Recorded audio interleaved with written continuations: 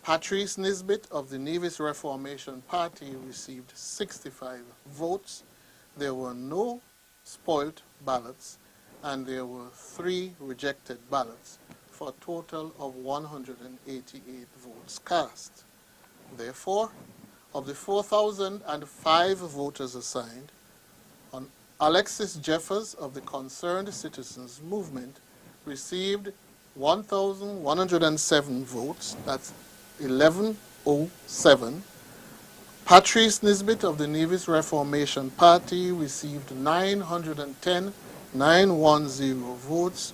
There were 4 spoilt ballots and 15 rejected ballots. 2,032 votes were therefore cast. Therefore, the member elected for Nevis 11 is Alexis Jeffers of the Concerned Citizens Movement. Back over to Master Control. Okay, so that wasn't results. That was a clarification. If we had missed something, sorry about that. Peter, you were midstream. Back to you. No, I mean, I think this would be a good point at which to pass back over to the other panelists and to hear their views on, you know, what happens here in terms of picking up the pieces for the Labour Party and its relationship with NRP, but more importantly, the future of the Labour Party and its leadership. Gentlemen. Because you're discussing the swing away from the Labour Party in terms of even the seat that they've won, how much they've won by. And of course, it's significant because that's 6 and that's a long time Labour stronghold. But we don't have the results back yet of four constituencies. 1, 2, 3, 4. Right. So is it... No, we don't have... it. Right. 1, 2, 3. So 4, right. So we don't have the results back from 4 constituencies. So are we jumping the gun by saying there's been a swing away from Labour? You don't think Labour will win any of those seats? I mean, when we talk about an electoral swing, we talk about a measurement that says there has been a change between one election and the other in the seat. So you can have a swing in a box, you can have a swing in an entire seat, you could have a swing in the election. And what we have seen is we've seen all 3. We've seen swings in boxes. We have seen consistent swings in every single box that has been announced tonight. We have seen swings at the level of constituencies that have been announced. And then overall, the level of popular support has moved. Going into this election, Team Unity was unpopular. Team Unity has already risen above 50%, so there has been a swing in their favor. Regardless of what happens in those boxes, we cannot, those individual constituencies that haven't been declared, we cannot deny the fact that there has been a significant swing away from the Labour Party that warrants a conversation about where the Labour Party goes from this point. At this stage, you're saying they need to be looking at the leadership? No, I'm asking you, what do you think? I mean, you're the Kittian, so what do you think? I mean, I've spoken a lot about my own views on the whole thing, and I just wondered what the panelists, what were their ideas on what the Labour Party needed to do going forward. Because, as I said, we spoke a lot tonight about Team Unity, Team Unity's leadership and leadership options, but I'm saying we haven't really discussed the elephant in the room, which is we talked about the overseas voting, but we have not talked about what does this tell us about the Labour Party. When the leader of the Labour Party loses 30% of his support in an election like this, when the Labour Party at a national level loses what appears to be something like 6% at the national level, what does that tell us about the Labour Party and what it needs to do going forward? Peter, stand by. I'm going to put that question to the other panelists. Dr. Martin? Statistics do not lie. The statistics are very clear this evening. Even in number 6,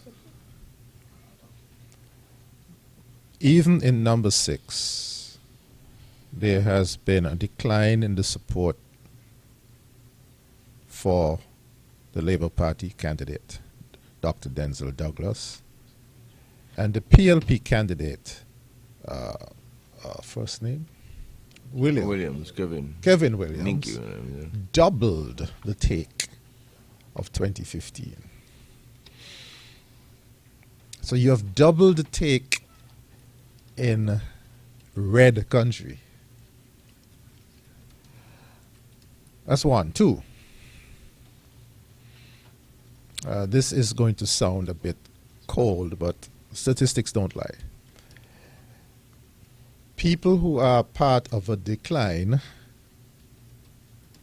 should reconsider their participation in any likely ascendancy.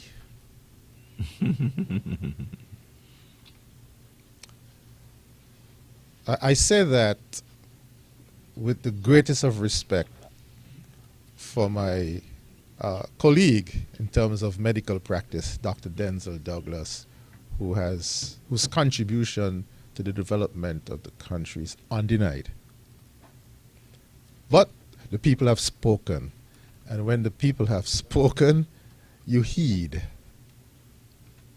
The people are asking for a different Labour Party, a different leadership of the Labour Party and a different Labour Party. That is very, very clear in all of the statistics on both sides of the pond. It's very, very clear. Yes, we have four constituencies to go, but 11 have been declared. And that's a majority of the constituencies have been declared. And there is a clear anti-Labour move.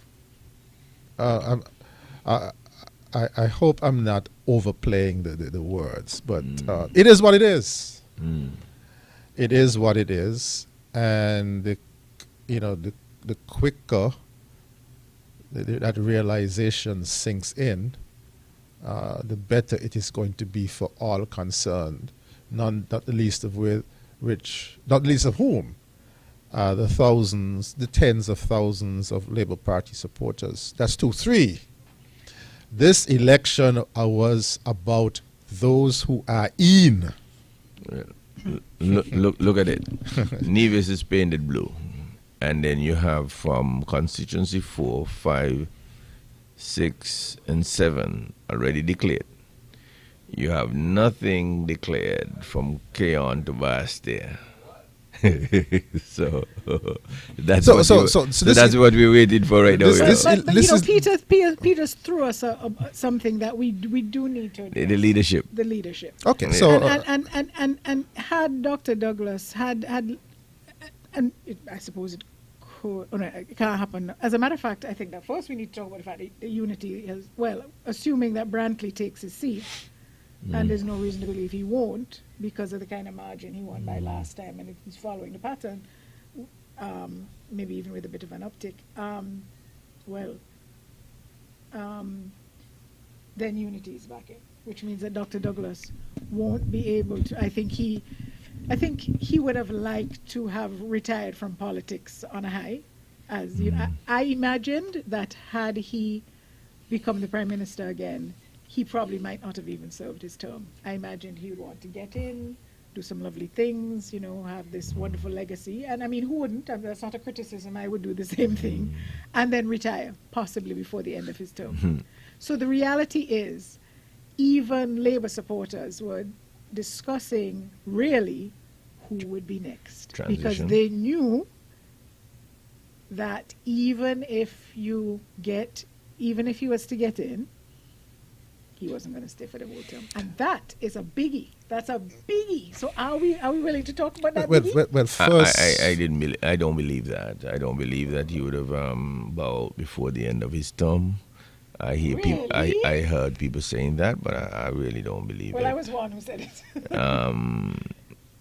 That's my feeling is that would not have happened. That is something they would say coming in, but I have not seen any politician who are quite willing to do that. So, does the Labour Party need change? Well, even if he had served his term, would he just keep going? I mean, how old is Dr. Douglas die now? in your boots? And perhaps some have said, I've also heard people say that was what he would have liked to have done. But all of that aside, when I interviewed him after the 2015 election and I asked him what his biggest regret was, and this was in 2015, he told me it was not having a succession plan in place. Do you think that the Labour Party has adequately put a succession plan? I see that they're pushing certain people forward, but I think there are people there who have expectations. Yeah. So Well, let's look talk at it. about that. Let's look at it. There was somebody going to come from outside the present group of people who are competing at this point in time. The people who are talking about Dr. Drew, who is the chairman of the party, but he hasn't won a seat.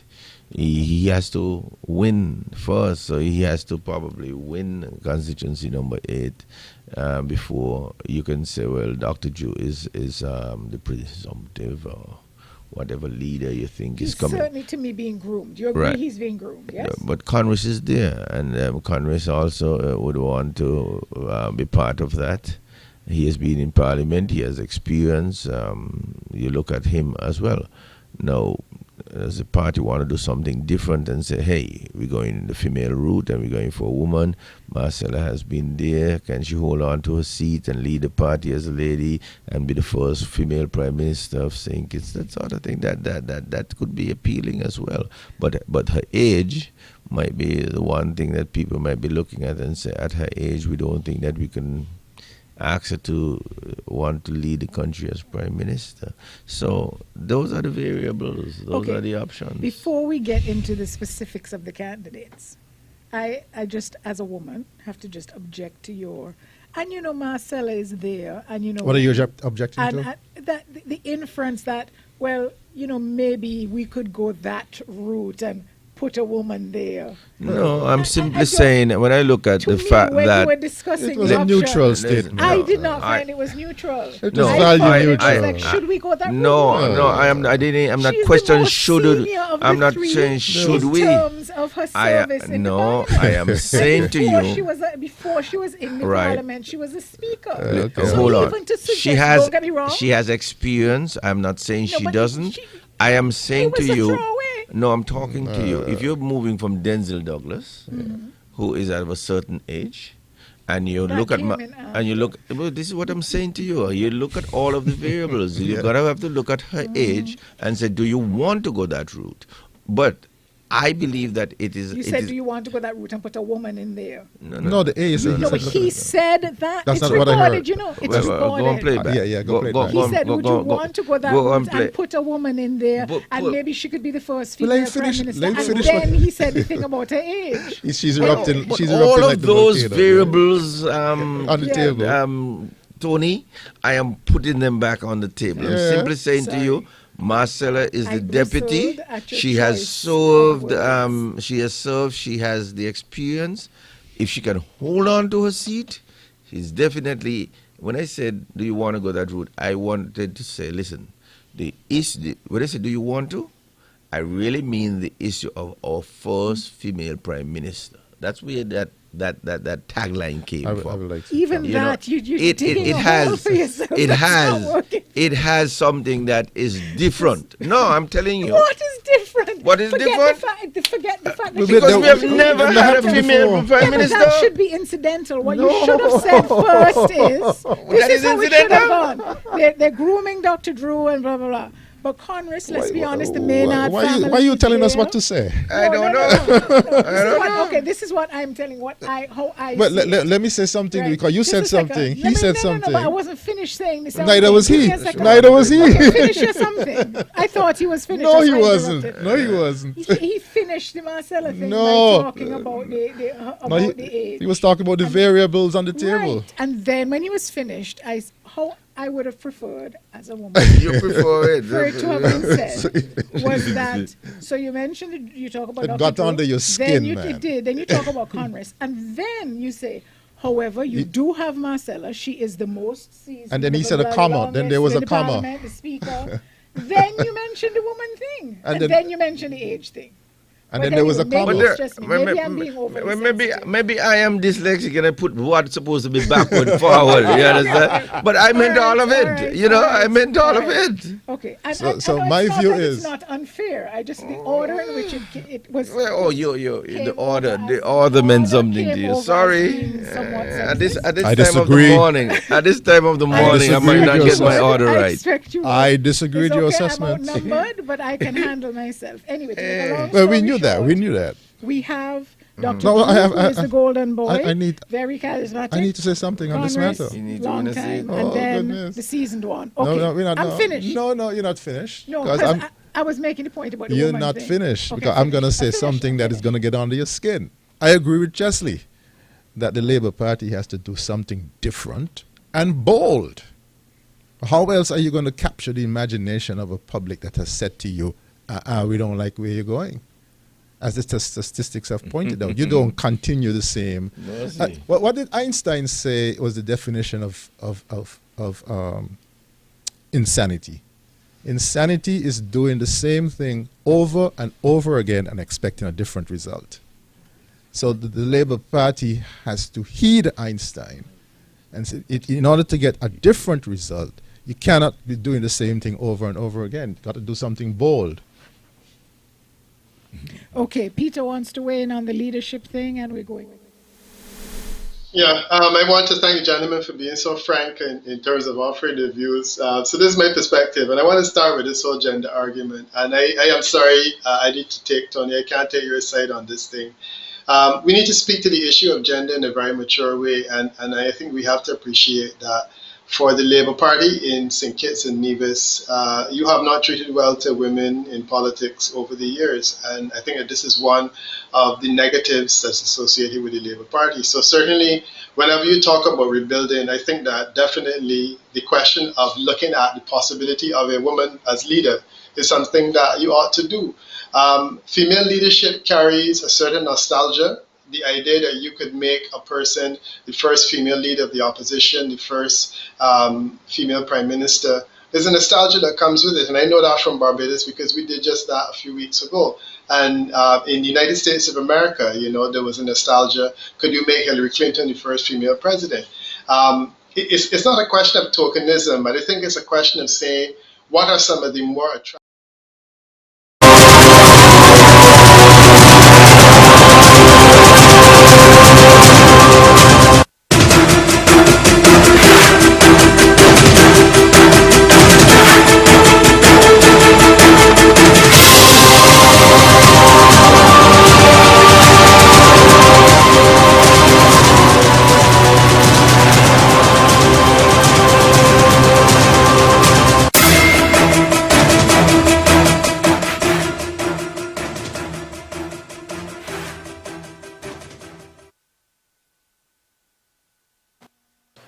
Good morning. Thank you for staying tuned to ZIZ's live coverage of the results of the St. Kitts and Nevis federal elections 2020.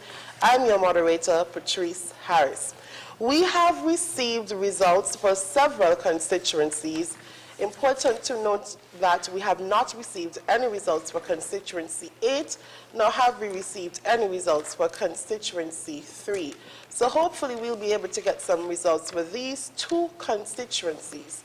However, we've been able to declare winners in constituency 4. We're seeing that Mr. Lindsey Grant has been returned as the elected representative for constituency number 4. In constituency number 5, Mr. Sean Richards has been returned as well as the elected representative for constituency 5. For constituency 6 as well, we're seeing that Dr. Denzel L. Douglas will be the elected representative for that constituency. We are still awaiting for the final results from all of the boxes from constituency 7. However, Dr. Timothy Harris will more than likely be the elected representative for that constituency. We're also awaiting results for constituency 9 in Nevis, and we have already declared a winner for constituency 10, and that is in the person of Mr. Eric Evelyn. We've also received results rather, for constituency 11 in the person of Mr. Alexis Jeffers. I'm going to allow the panelists to weigh in on. All right, we are going back. It was indicated that results were coming in. We did cut off Pete.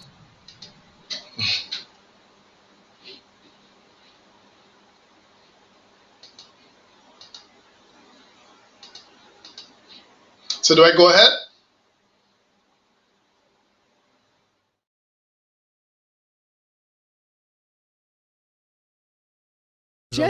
I know. Just as we were about to go, we saw. We're not sure what's going on, but it looks like we have some results coming in again. I do apologize. Forgive me.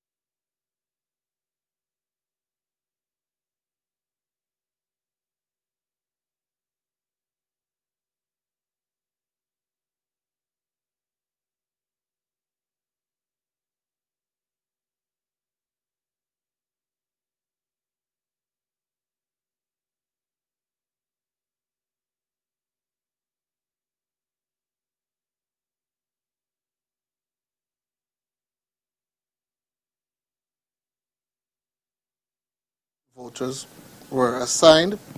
Timothy Harris of the People's Labour Party received 252 votes. That's 252.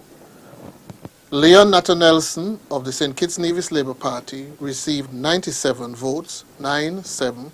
There were no spoilt ballots and 2 rejected ballots for a total of 351 ballots cast. At the Mount Carmel Community Center, Constituency 7, Polling Division 7, 307 voters were assigned. Timothy Harris of the People's Labour Party received 152 votes, 152. Leon Nathan-Nelson of the St. Kitts Nevis Labour Party received 59 votes, 5-9. There were 2 spoilt ballots and there were 2 rejected ballots for a total of 213 votes cast. At the Violet O. Petty Primary School, Station 8A, where 387 voters were assigned whose last names begin with A to those whose last names begin with M, Timothy Harris of the People's Labour Party received 180 votes, 180. Leon Nathan-Nelson of the St. Kitts Nevis Labour Party received 54 votes, that's 5-4. There were no spoilt ballots. There were 2 rejected ballots for a total of 236 votes cast. And in Station 8B, again at the Violet Petty Primary School, where 310 voters were assigned whose last names begin with N to those whose last names begin with Y. Timothy Harris of the People's Labour Party received 158 votes, 158. Leon Nathanielson of the St. Kitts Nevis Labour Party received 55 votes. There were no spoilt ballots. There were no rejected ballots. 213 votes were cast. Therefore, of the 37 and 22 voters allocated to constituency of St. Christopher 7, Timothy Harris of the People's Labour Party received 1,870 votes, 1,870 votes. Leon Nathanielson of the St. Kitts Nevis Labour Party received 607 votes. There were 2 spoilt ballots and there were 10 rejected ballots for a total of 2,486 ballots cast. Therefore, the member declared for St. Christopher 7 is Timothy Harris of the People's Labour Party. I will go over the last 2 boxes in constituency number 6, St. Christopher 6. The Sadler's Primary School, polling division 6, where 471 voters were assigned. Dr. Denzel Douglas of the St. Kitts Nevis Labour Party received 184 votes. Kevin Williams of the People's Labour Party received 97 votes. There was 1 spoilt ballot and no rejected ballot for 281 votes cast.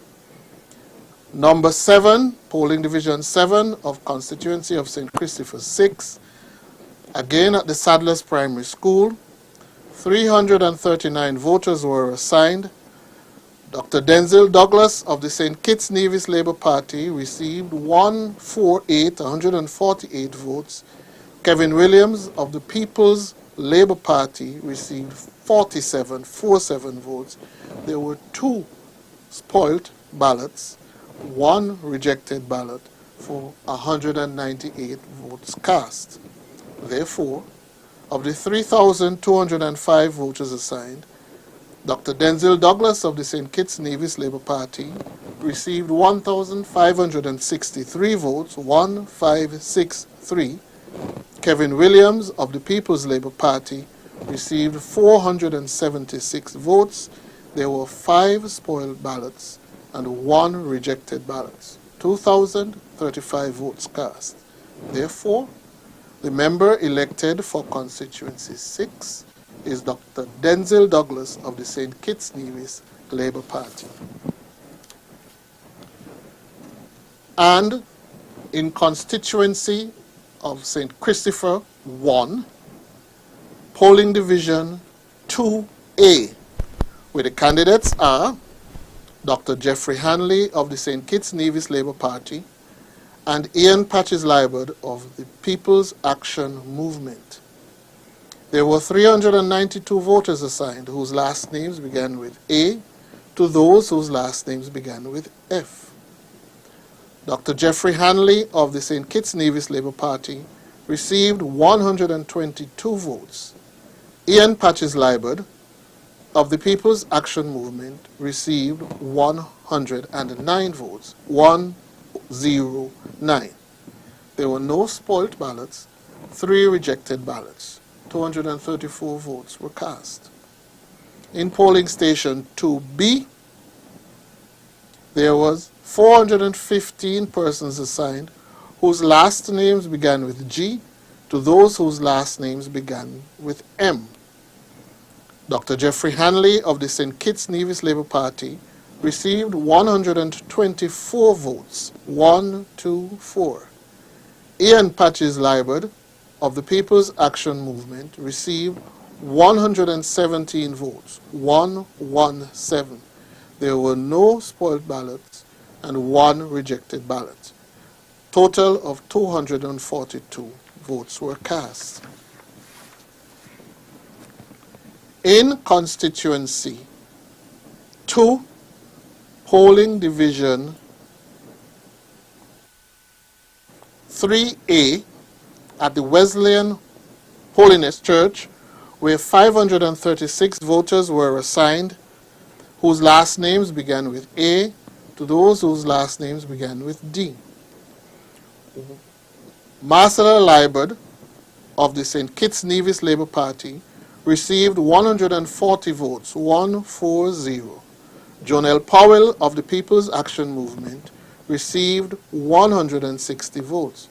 There were no spoilt ballots, and one rejected ballot. Let me go over that again. Wesleyan Holiness 3A, 140 votes cast for Marcella Liebert of the St. Kitts Nevis Labour Party. 167 votes cast for Jonelle Powell of the People's Action Movement. No spoilt ballots, no rejected ballots. 307 votes were cast. In constituency of St. Christopher 3, I have information for polling division 1 at the St. Johnson's Community Center, where 543 voters were assigned, and the candidates were Conris Maynard of the St. Kitts Nevis Labour Party and Akila Nisbet Byron of the People's Labour Party. Of the votes cast, Conris Maynard of the St. Kitts Nevis Labour Party received 182 votes, 182. Akila Nisbet Byron of the People's Labour Party received 175 votes. There were no spoilt votes. There were 3 rejected ballots. 360 votes were cast. At the Antioch Baptist Church, polling station 2 at Infirmary Road, where 271 voters were assigned, Conris Maynard of the St. Kitts Nevis Labour Party received 103 votes. Akila Nisbet Byron of the People's Labour Party received 57 votes, 57. There were no spoilt ballots, 4 rejected ballots. 164 votes were cast. At polling station 3, the Methodist Schoolroom on Cardin Avenue, 379 voters were assigned. Conris Maynard of the St. Kitts Nevis Labour Party received 107 votes, 107. Akila Nisbet Byron of the People's Labour Party received 106 votes. There was 1 rejected ballot, but there was no spoilt ballots. 214 votes were cast. At Station 4A, the Apostolic Faith Church on St. Johnson's Avenue, 449 voters were assigned, whose last names began with A, to those whose last names began with I.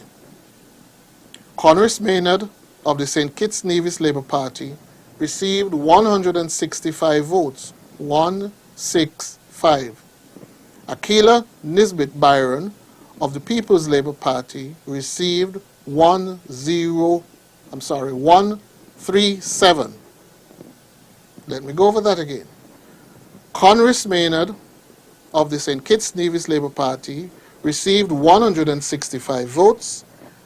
Akila Nisbet Byron of the People's Labour Party received 137 votes.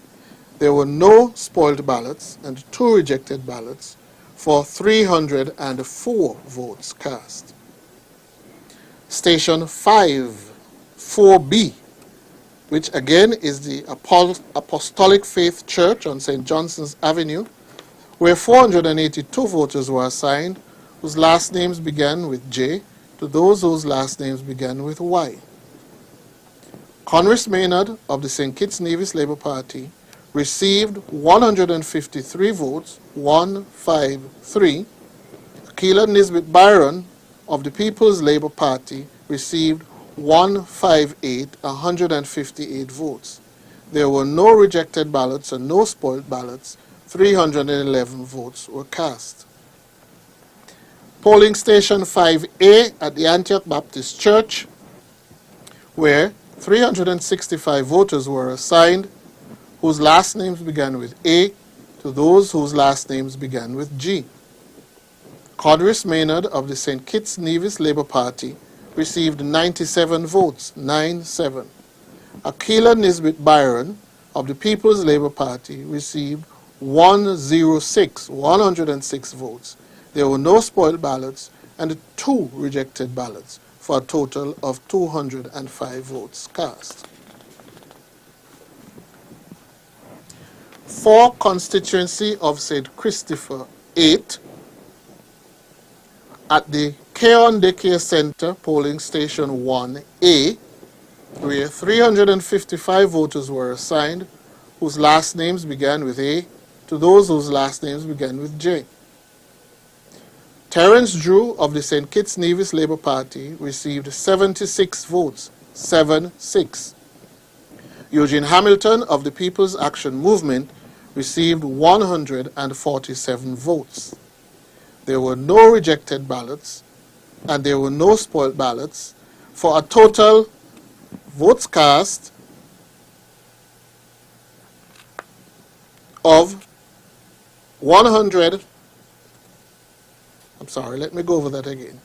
76 for Terence Drew of the St. Kitts Nevis Labour Party, 147 votes for Eugene Hamilton, 0 spoiled ballots, 0 rejected ballots. I have to add the total, so I will get back to you and go back over to Master Control. I'll be right back. Right. Well, it sounds as though he's going to be right back. I don't know if Peter wants to come in quickly, and in case, because I gather he's just going to go and add up something very quickly. Peter, you wanted to at least finish up what you were saying? Well, no, I mean, I think we have new stuff to discuss now because we're seeing the first information coming out of Constituency 3, where the swing already is about 3.4% away from the St. Kitts Nevis Labour Party. We have half of 5 and also 6.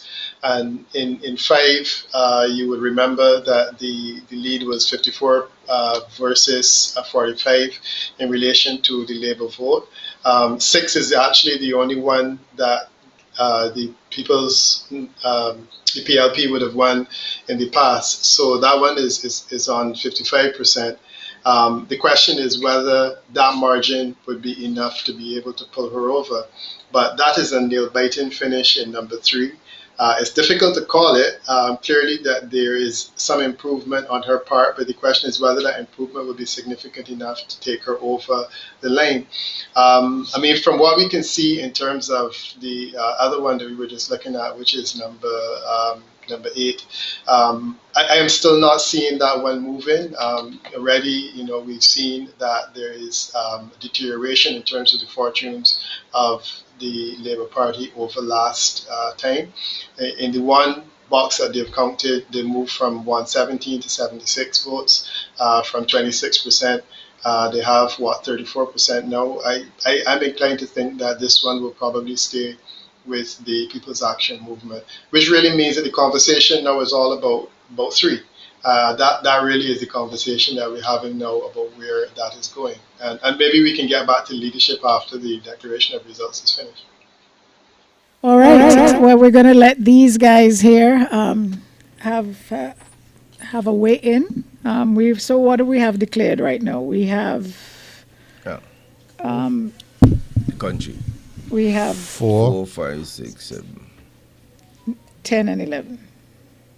Yeah. 4, 5, 6, 7. They haven't declared. 7 has been declared. 4, 5, 6, 7, 10, 11. Right.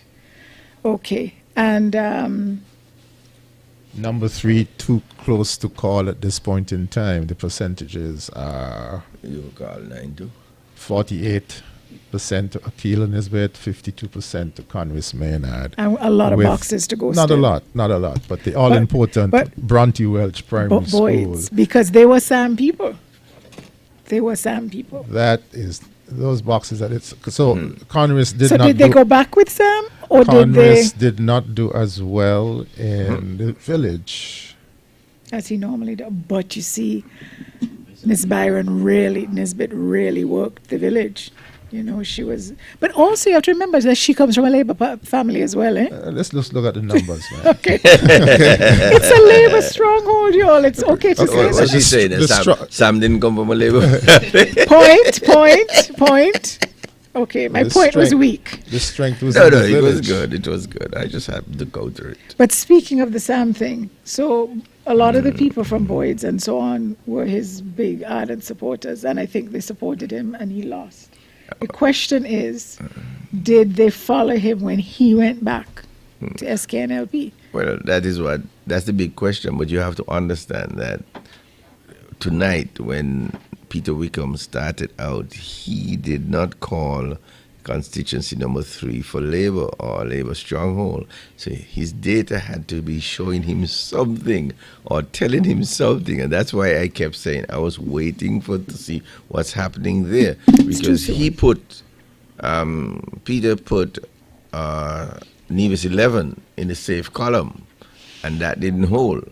So I wanted to see what he was seeing in constituency number 3, why he didn't put it in the safe column. And that's what we are seeing in the numbers. I think for me it's that overseas voter business, man. The registration in number 3 increased by 25%. This year? Mm-hmm. But the voter turnout is still, voter turnout? So did Congress relax and allow a killer to out-register him? You see, the numbers don't lie, you know. Yes, there's the borders are closed factor. Right. But there was a 25% increase in a Labour stronghold, which means, which just at least but one thing. But in terms of raw numbers, did Congress get as many people to vote for this him? This registration suggests at least one thing, that somebody was registering people. That's what they're supposed to do. Yeah. I see what you're saying. And now it appears that can change it appears that it was the PLP people registering people. And here's the thing: there's a system in place. People register. You have to keep your eye on the registration. But the other factor is that I'm not sure of the overseas contribution to number 3 in 2015. Me neither. I thought it might have been significant in. I'm not sure because I remember a couple of the planes that got in quite late. They actually held the polls open for them. It wasn't like hugely late, but it was after close. You know, they were about to close, and I remember that people were upset about that. So I do know that some of the charters went the fact that during the virtual campaigning, a persistently... We've got some results coming in, Dr. Martin. 30 seconds or so we're going to count.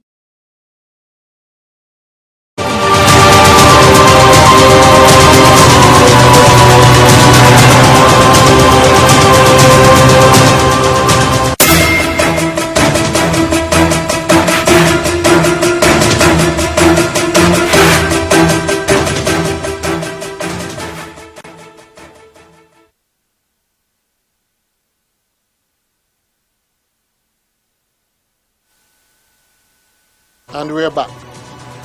We're going to announce 3 stations for constituency 1, polling station 2A, police station, where 390 signed whose last names begin with A, to those whose last names begin with F. Dr. Jeffrey Hanley of the St. Kitts Nevis Labour Party received 122 votes. Ian Patches Liebert of the People's Action Movement received 109 votes. There were no spoiled ballots and 3 rejected ballots. 234 votes were cast. In polling station 2B, police station, 415 persons were assigned whose last names began with G, to those whose last names begin with M. Dr. Jeffrey Hanley of the St. Kitts Nevis Labour Party received 124 votes, 124. Ian Patches Liberd of the People's Action Movement received 117 votes, 117. There was no spoilt ballot, and there was one rejected ballot. 242 votes were therefore cast. 2C, Warner Park, where 380 persons were assigned whose last names begin with N to those whose last names begin with Y. Dr. Jeffrey Hanley of the St. Kitts Nevis Labour Party received 126 votes, 126. Ian Patches Liberd of the People's Action Movement received 117 votes, 117. There were no spoiled ballots. There were 5 rejected ballots, for a total of 248 votes cast. In Constituency 8, Keon Daycare Center, where 355 voters were assigned, whose last names began with A, to those whose last names began with J. Terence Drew of the St. Kitts Nevis Labour Party received 76 votes, 76. Eugene Hamilton of the People's Action Movement received 147 votes, 147. There were no spoilt and no rejected ballots. 223 votes were cast. In Station 1B at the Keon Daycare Center, where 350 voters were assigned whose last names begin with K to those whose last names begin with Y. Dr. Terence Drew of the St. Kitts Nevis Labour Party received 60 votes, 6-0. Eugene Hamilton of the People's Action Movement received 165 votes. There were 2 spoiled ballots and no rejected ballots. 225 votes were therefore cast. At the Keon Church of God, polling station 2A, 462 voters were assigned whose last names began with A to those whose last names began with H. Dr. Terence Drew of the St. Kitts Nevis Labour Party received 74 votes. Eugene Hamilton of the People's Action Movement received 212 votes. That's 212. There were no spoilt ballots. There were 2 rejected ballots. 288 votes were cast. In Constituency St. Christopher 2, 3A, Wesleyan Holiness Church. The candidates were Marcella Liberd of the St. Kitts Nevis Labour Party, John L. Powell of the People's Action Movement. There were 356 voters assigned whose last names began with A to those whose last names began with D. Marcella Liberd of the St. Kitts Nevis Labour Party received 140 votes, 140. John L. Powell of the People's Action Movement received 167 votes. No spoiled ballots, no rejected ballots, 307 votes cast. Polling station 3B, Wesleyan Holiness Church, where 471 voters were assigned whose last names began with E to those whose last names began with I. Marcella Liberd of the St. Kitts Nevis Labour Party received 135 votes, 135. John L. Powell of the People's Action Movement received 160 votes, 160. There were no spoilt ballots and 1 rejected ballot. 296 votes were cast. At the St. Barnabas Church, where 456 persons were assigned to Station 4A, those whose last names began with A to those whose last names began with J. Marcella Liberd of the St. Kitts Nevis Labour Party received 124 votes, 124. John L. Powell of the People's Action Movement received 143 votes, 143. There were no spoiled ballots, and there was one rejected ballot. 268 votes were cast. For constituency 9, Nevis 9. Polling station 3B, Ivor Walters Primary School, where 321 voters were assigned, those whose last names began with E, to those whose last names began with L. Mark Brantley of the Concerned Citizens Movement received 96 votes, 9-6. Kelvin Daly, Dr. Kelvin Daly of the Nevis Reformation Party received 50 votes, 5-0. There were no spoiled, no rejected ballots. 146 votes were cast. Polling station 3C, Ivor Walters Primary School, where 352 voters were assigned, whose last names begin with M, to those whose last names begin with R. Mark Brantley of the Concerned Citizens Movement received 83 votes, 8-3. Dr. Kelvin Daly of the Nevis Reformation Party received 84 votes, 8-4. There were no spoiled ballots. There were 3 rejected ballots for a total of 170 votes cast. At the Cicely Brown Integrated School, Station 3D, where 295 voters were assigned, whose last names began with S, to those whose last names began with Z. Mark Brantley of the Concerned Citizens Movement received 75 votes, 7-5. Dr. Kelvin Daly of the Nevis Reformation Party received 55 votes, 5-5. There were no spoiled, no rejected ballots. 130 votes were cast.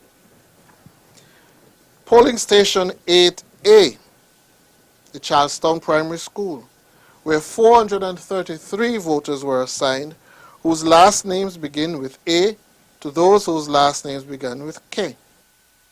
Mark Brantley of the Concerned Citizens Movement received 128 votes, 1-8. Dr. Kelvin Daly of the Nevis Reformation Party received 68, 6-8 votes. There were no spoiled ballots. There were 4 rejected ballots for 196 votes cast. That's all we have for you for now. Back over to Master Control. And we are back. Let's go to Peter. Peter, the floor is yours. We're still right. Yeah, I mean the picture is becoming more clear, and we're still waiting on number 3.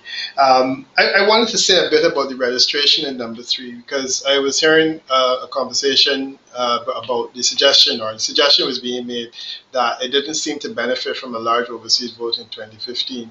I was making the point that if you look at the registration statistics from 2015, they actually increased by 40%. Overall, nationally, the increase in terms of registration was 29%. So if you look at what happened in number 3, clearly there was an abnormally high level of registration.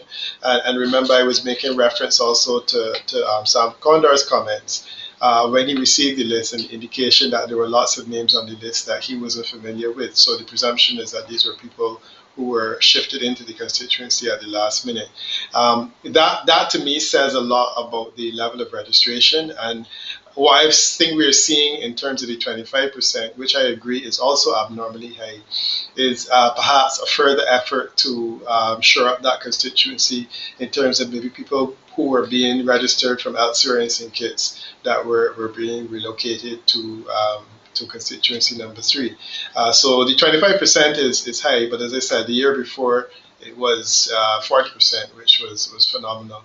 And the suggestion is that that constituency would have a high level of the overseas vote. If we can see in terms of number 3 what the voter turnout is like, that would probably give us an idea of what it has been. And the voter turnout so far has been in the 50s and 60s, like 59%, 60%. telling me basically that, yeah, the 40% of people that were registered is probably people who are overseas and are not in a position to vote. So this is a localized campaign. One of the other panelists was asking about polling in number 3. I would have done polling in number 3 before, I think probably about a year ago. And that polling was showing a very marginal lead for the People's Labour Party at that time, which was, in my opinion, not the kind of lead that you could take to the bank, so to speak. When we have in an election where the swing is likely to be within the range of 2 or 3 percentage points, and you have a lead of 2 or 3 percentage points, and that's nothing material. But when I look at these numbers here, it tells me that the poll was consistent with what was being said, that ultimately the outcome of the election is going to be somewhere in the range of 2 or 3 percentage points, and whoever wins it will not win it by more than that kind of margin. The other point I was making earlier about leadership, and we were talking about the leadership of Dr. Douglas, and I was trying to suggest that, yeah, I mean, it might be an idea to look at female leadership as an option. I was particularly disappointed that Marcella Lightbird was not made leader of the opposition. You know, I thought to myself that coming on to the end, there wasn't a whole lot to lose by making her leader of the opposition, having her make history in the Federation. I said before that the Labour Party does not have the best of reputations where women are concerned. A political party that has been in office for 20 years and has never really made a serious goal of having a significant number of female politicians. You know, it needs to consider its gender stripes in that regard. And then it's questions what to do with Dr. Douglas. You know, I have every respect for the individual, you know, contrary to popular belief. I think that he has made his name as one of the more respected leaders across the Caribbean. He's done an excellent job. My question is that I don't understand why Dr. Douglas, when he was considering the idea of succession, that Dr. Harris was not a logical option. And I mean, truth be told, anytime the conversation would have come up with me, I've always said that to me, the most logical person to lead the Labour Party after Dr. Douglas was Dr. Harris. And I've said it again, you know, where would the Labour Party be now if Dr. Harris was leading the Labour Party? It would be unstoppable. There has to be a fundamental reason why Dr. Harris could not be considered as an option for leadership. There has to be a good reason why any of the people who are there now are not considered an option for leadership. You're running a next-gen campaign and talking about all of the alternatives to the current leadership. And the next-gen campaign is being essentially led by two of the oldest people in Parliament. It doesn't make sense, and I think that there's an illogic that comes across with it, where Dr. Douglas says on the one hand, I'm considering the idea of succession planning. But on the other hand, the person that was most logical to succeed him ultimately was kicked out of the party, and now is the individual that is stopping him from becoming Prime Minister again. So it doesn't make sense. I've never understood it. The Labour supporters tell me that it could not happen. And I'm saying, well, you know, if it couldn't happen, then this is the consequences. So who do you turn to now? I do like Dr. Drew. He doesn't seem to be able to win a seat, so he's no longer an option. If Congress Maynard loses his seat today, then he's also no longer an option.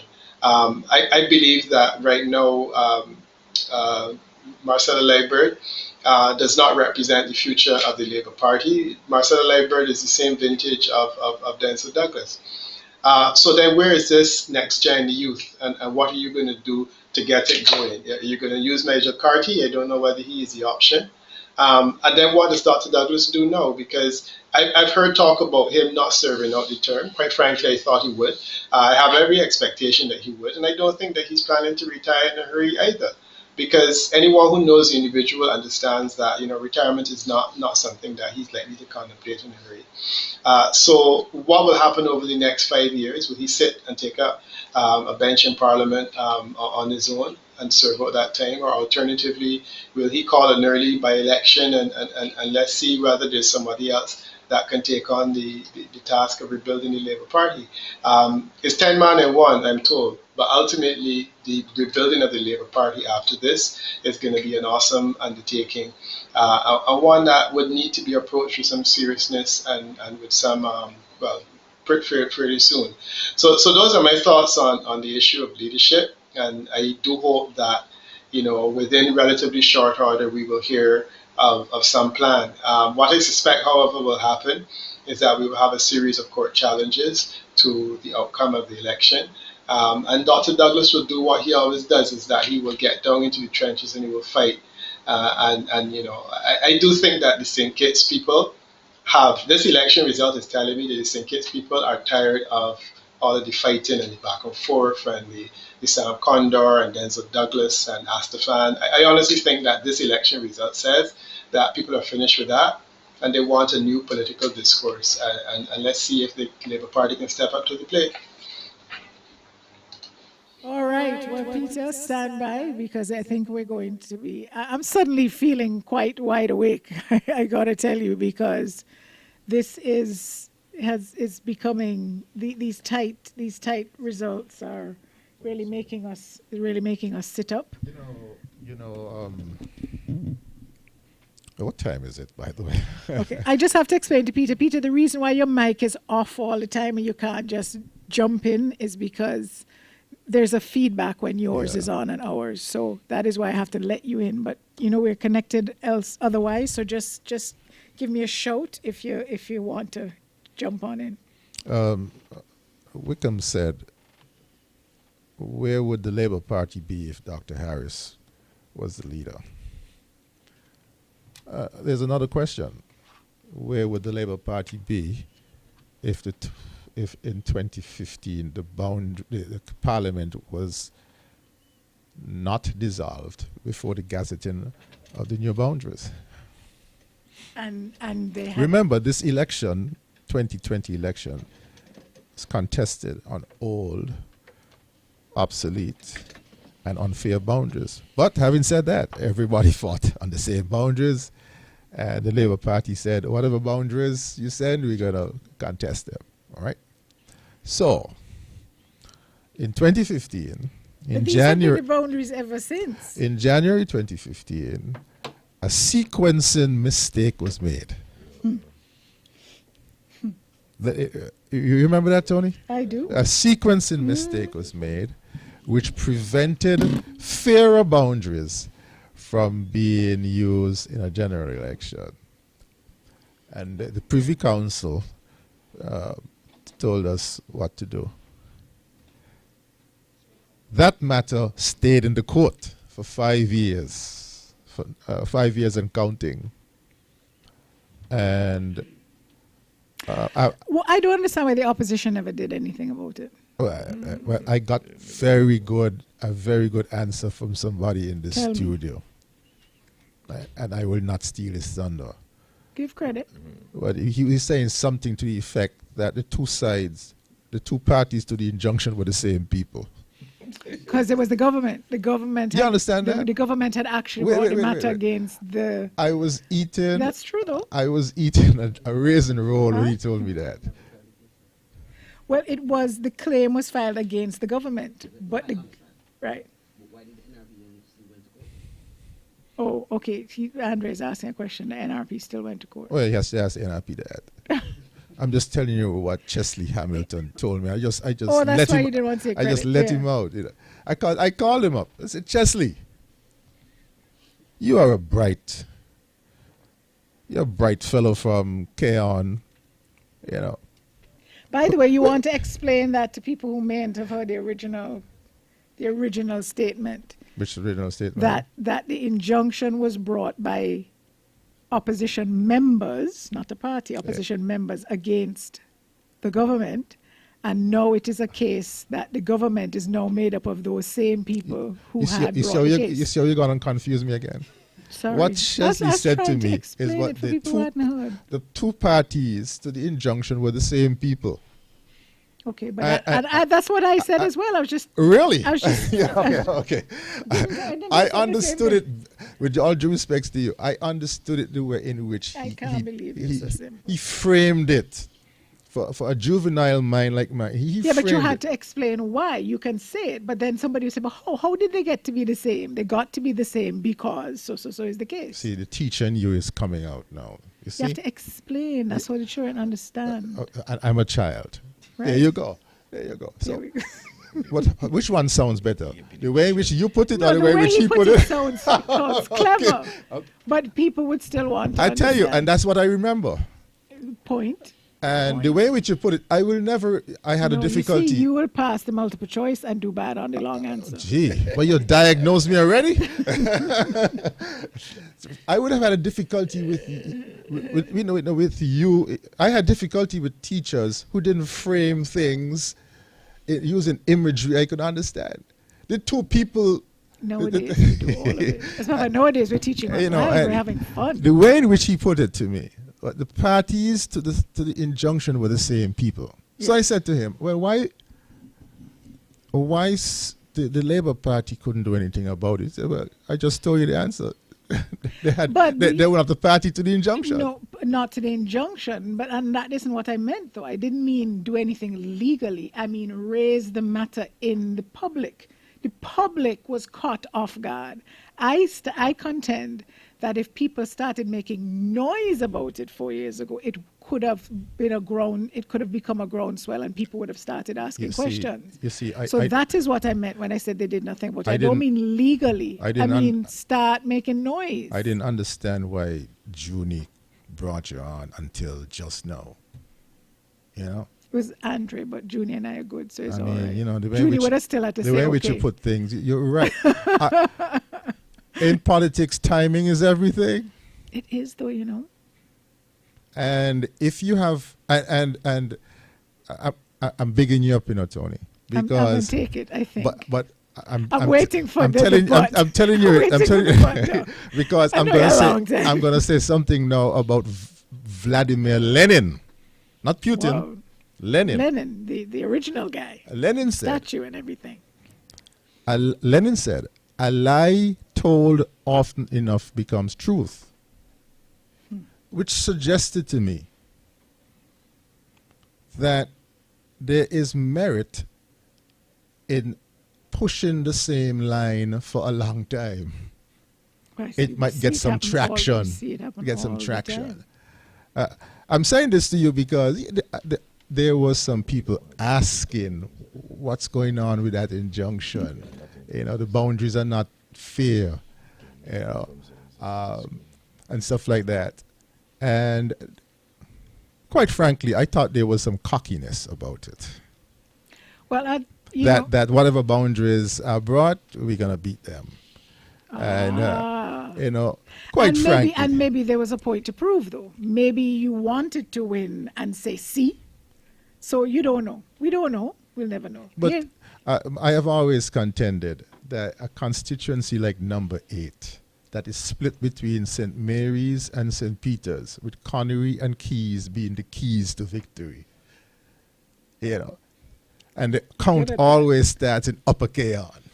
And if the Labour candidate comes out of Keon 600 behind, and even Stevens and Connery and Keys, Labour loses. Well, that has been the historical, and so to try to fight in a constituency like that, with Keon has the bigger population. Yep. It's actually the largest. Well, at that time, historically. But it's still the largest constituency in terms of. Yeah, but the St. Peter's area has grown tremendously. It has. I think it's probably the most popular. And so to fight an election with a schizophrenic, a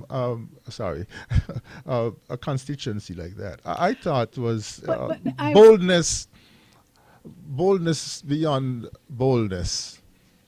That needs to be split up. Well, I have always contended that they were too unequal. Nevis 9 is another big one. It's huge. Nevis 9 is bigger than 6. You know, and so on. But I'm not convinced that how the boundaries were, and I can't remember them exactly now. But I'm not. But I remember at the time being concerned about how they were redrawn. That I understood the rationale for doing it the way it was done. I personally would have liked to go back and And it was rushed, and there were people who hadn't agreed, and then there was confusion over the committee meetings, and 5 years have passed. So and the populations may have changed. As you said, St. Peter's is growing. So I we say have whoever makes a government tomorrow morning needs to start the electoral reform process. You can't Monday. force people, apparently. No, the people I'm of just St. saying, Kitts and Nevis seem to like it so. Do they? The point is, the elections are decided by constituencies. Can we talk about that? You may have the popular vote overall, And still lose. but that popular vote may be skewed. Didn't that happen last time? Yes. Yeah.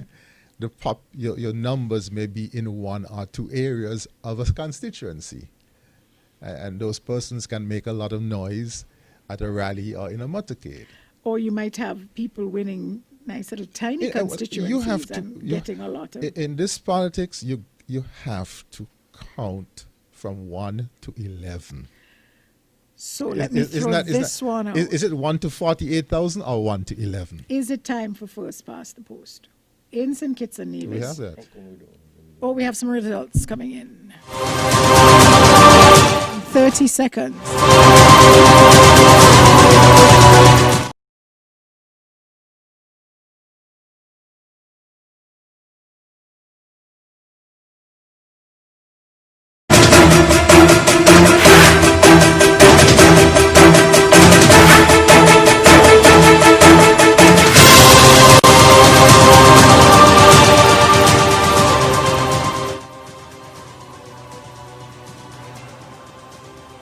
Good morning once again. We have a final result to share in the constituency of Nevis 9. Constituency Nevis 9, polling division 4A, where 282 voters were assigned. Those whose last names began with A to those whose last names began with G. Honorable Mark Brantley of the Concerned Citizens Movement received 92 votes, 9-2. Dr. Kelvin Daly of the Nevis Reformation Party received 46 votes. There were no spoilt and 4 rejected ballots for a total of 142 votes cast. Station 4B, Marion Heights Education Department, where 292 voters were assigned. Those whose last names began with H to those whose last names began with M. Mark Brantley of the Concerned Citizens Movement received 101 votes, 101. Dr. Kelvin Daly of the Nevis Reformation Party received 44 votes, 4-4. There were no spoiled ballots, and there were 2 rejected ballots. 147 ballots were cast. Station 4C at the United Pentecostal Church, where 456 persons were assigned, whose last names began with N to those whose last names began with X. Mark Brantley of the Concerned Citizens Movement received 105 votes, 105. Dr. Kelvin Daly of the Nevis Reformation Party received 45 votes, 4-5. There were no spoiled ballots and no rejected ballots. 150 votes were cast. At Station 5A, the Albertha Payne Community Center, where 394 voters were assigned, those whose last names began with A to those whose last names began with J. Mark Brantley of the Concerned Citizens Movement received 116 votes, 116. Dr. Kelvin Daly of the Nevis Reformation Party received 80 votes, 80. There were 3 rejected ballots, 199 ballots were cast. Station 5B at the Albertha Payne Community Center, where 407 voters were assigned, whose last names began with K to those whose last names began with W. Mark Brantley of the Concerned Citizens Movement received 128 votes. 128. Dr. Kelvin Daly of the Nevis Reformation Party received 55 votes. There were no spoilt, 3 rejected for 196 votes cast. At the Magistrates Court, polling station 7, there were 423 voters assigned. Mark Brantley of the Concerned Citizens Movement received 102 of the votes cast. Dr. Kelvin Daly of the Nevis Reformation Party received 71 votes, 7-1. There were no spoilt, no rejected. 173 votes were cast. And finally, at Station 8B, Charlestown Primary School, where 463 voters were assigned whose last names began with L to those whose last names began with Y, Mark Brantley of the Concerned Citizens Movement received 111 votes. Dr. Kelvin Daly of the Nevis Reformation Party received 90. There were 3 rejected ballots for 204 votes cast. Therefore, of the 6,497 voters allocated in constituency of Nevis 9, Mark Brantley of the Concerned Citizens received 1,689 votes. Dr. Kelvin Daly of the Nevis Reformation Party received 1,155 votes. There were no spoilt ballots. There were 34 rejected ballots. And therefore, Mark Brantley of the Concerned Citizens Movement is declared the winner of Nevis constituency, Nevis 9. Back over to Master Control. And we're back. You're tuned to Freedom FM and SKN Newsline's Election Watch. And we're going to take a quick pause for a cause, and we're going to come back.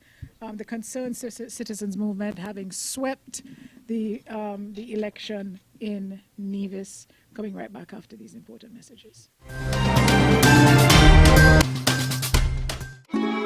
In these stressful times, you need relief, a way to release your stress and care for your health. You need serenity. Yes, Serenity Mobile Spa, where we come to your home and offer the very best in massage and spa treatment. Your health is our priority as we practice the highest hygiene procedures before, during, and after your treatment. Choose from massages to meet your physical needs, scrubs, facials, waxing, and much more. We also provide our customers a complimentary serving of refreshing local coconut water with each massage. During these restricted times, we urge our customers to stay healthy.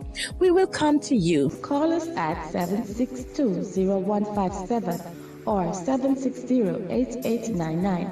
Find us on Facebook, Serenity Mobile Spa St. Kitts, or email us at serenitymobilespa869@gmail.com. Serenity Mobile Spa. The hurricane season is upon us, and these are the times we need to get the best shutters to protect your property. Look no further. Conquering Storm Shutters and Industrial Home Styles and Rentals Limited. At Conquering Storm Shutters, you get a variety of shutters: roll-in, accordion, panel, colonial, and Bahama. Get windows, garage doors, railings, gates, and much more. Need scaffoldings and prop jacks for rental? Then get the best deals at Industrial Home Styles and Rentals Limited. 2 companies offering quality service and products. Located at 2 locations in the Federation: Lower Monkey Hills and Peters, and Low Ground Estate Proslow Industrial Site, Charlestown, Nevis. Telephone 764-7189 or 663-6296. You think it, we build it. Clear your mind and clean your hands. High Five Sanitizer is committed to changing mindsets in personal hygiene. Educating families in St. Kitts and Nevis about the importance of keeping our hands and surfaces clean is our top priority. It takes a village, And it starts with all of us setting a good example and inspiring a positive mindset. Our pocket-sized 2-ounce hand sanitizer bottles and their convenient dispenser caps are the perfect size for you and your kids on the go. You could also purchase our 1 or 2 liter refill spigot bottles for instant top-up. Our superior hand sanitizer is made with local aloe vera from our farmers in St. Kitts and Nevis, blended with 70% alcohol, approved by our Bureau of Standards. So clear your mind and clean your hands with High Five hand and surface sanitizer. Coming soon, our car sanitizer. Contact us on 869-760-6229. When it comes to prescription and all your health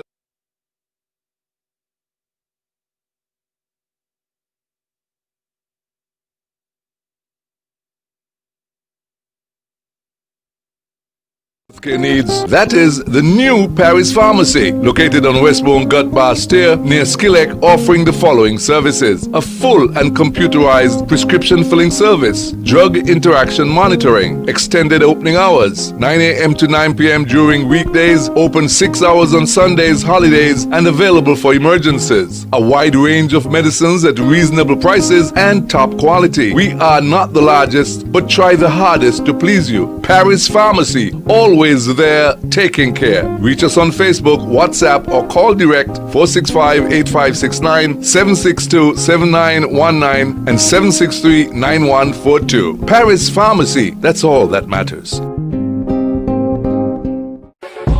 Auto Plus Car Wash, located on the College Street Gut, Bastille, St. Kitts. Bring your car to Auto Plus Car Wash to remove water stains, wiper marks.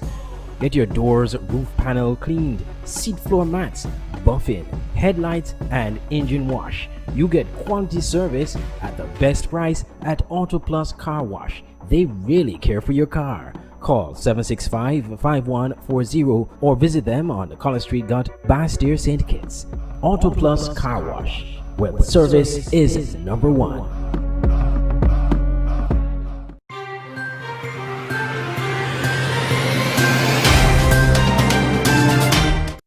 Seen number 3 has been very close, and I'm not sharing the same sentiments as Patrick with when it comes to West Farm Boyds. So that could go the way of the statistics that the pollster Peter Wickham was intimating. That is, it is no longer a safe seat, and it could go the way of the Team Unity as well. Since he mentioned my name, yeah, but specifically the comment on the leadership of the party and if you put new wine in old bottle, right? The boundaries. If Dr. Harris was the leader of the St. Kitts Nevis Labour Party, fighting, all things being equal, fighting on old boundaries, they would have lost too. You got to count from 1 to 11 first before you count from 1 to 48,000. Is where those voters are. So you don't think he would have made a difference?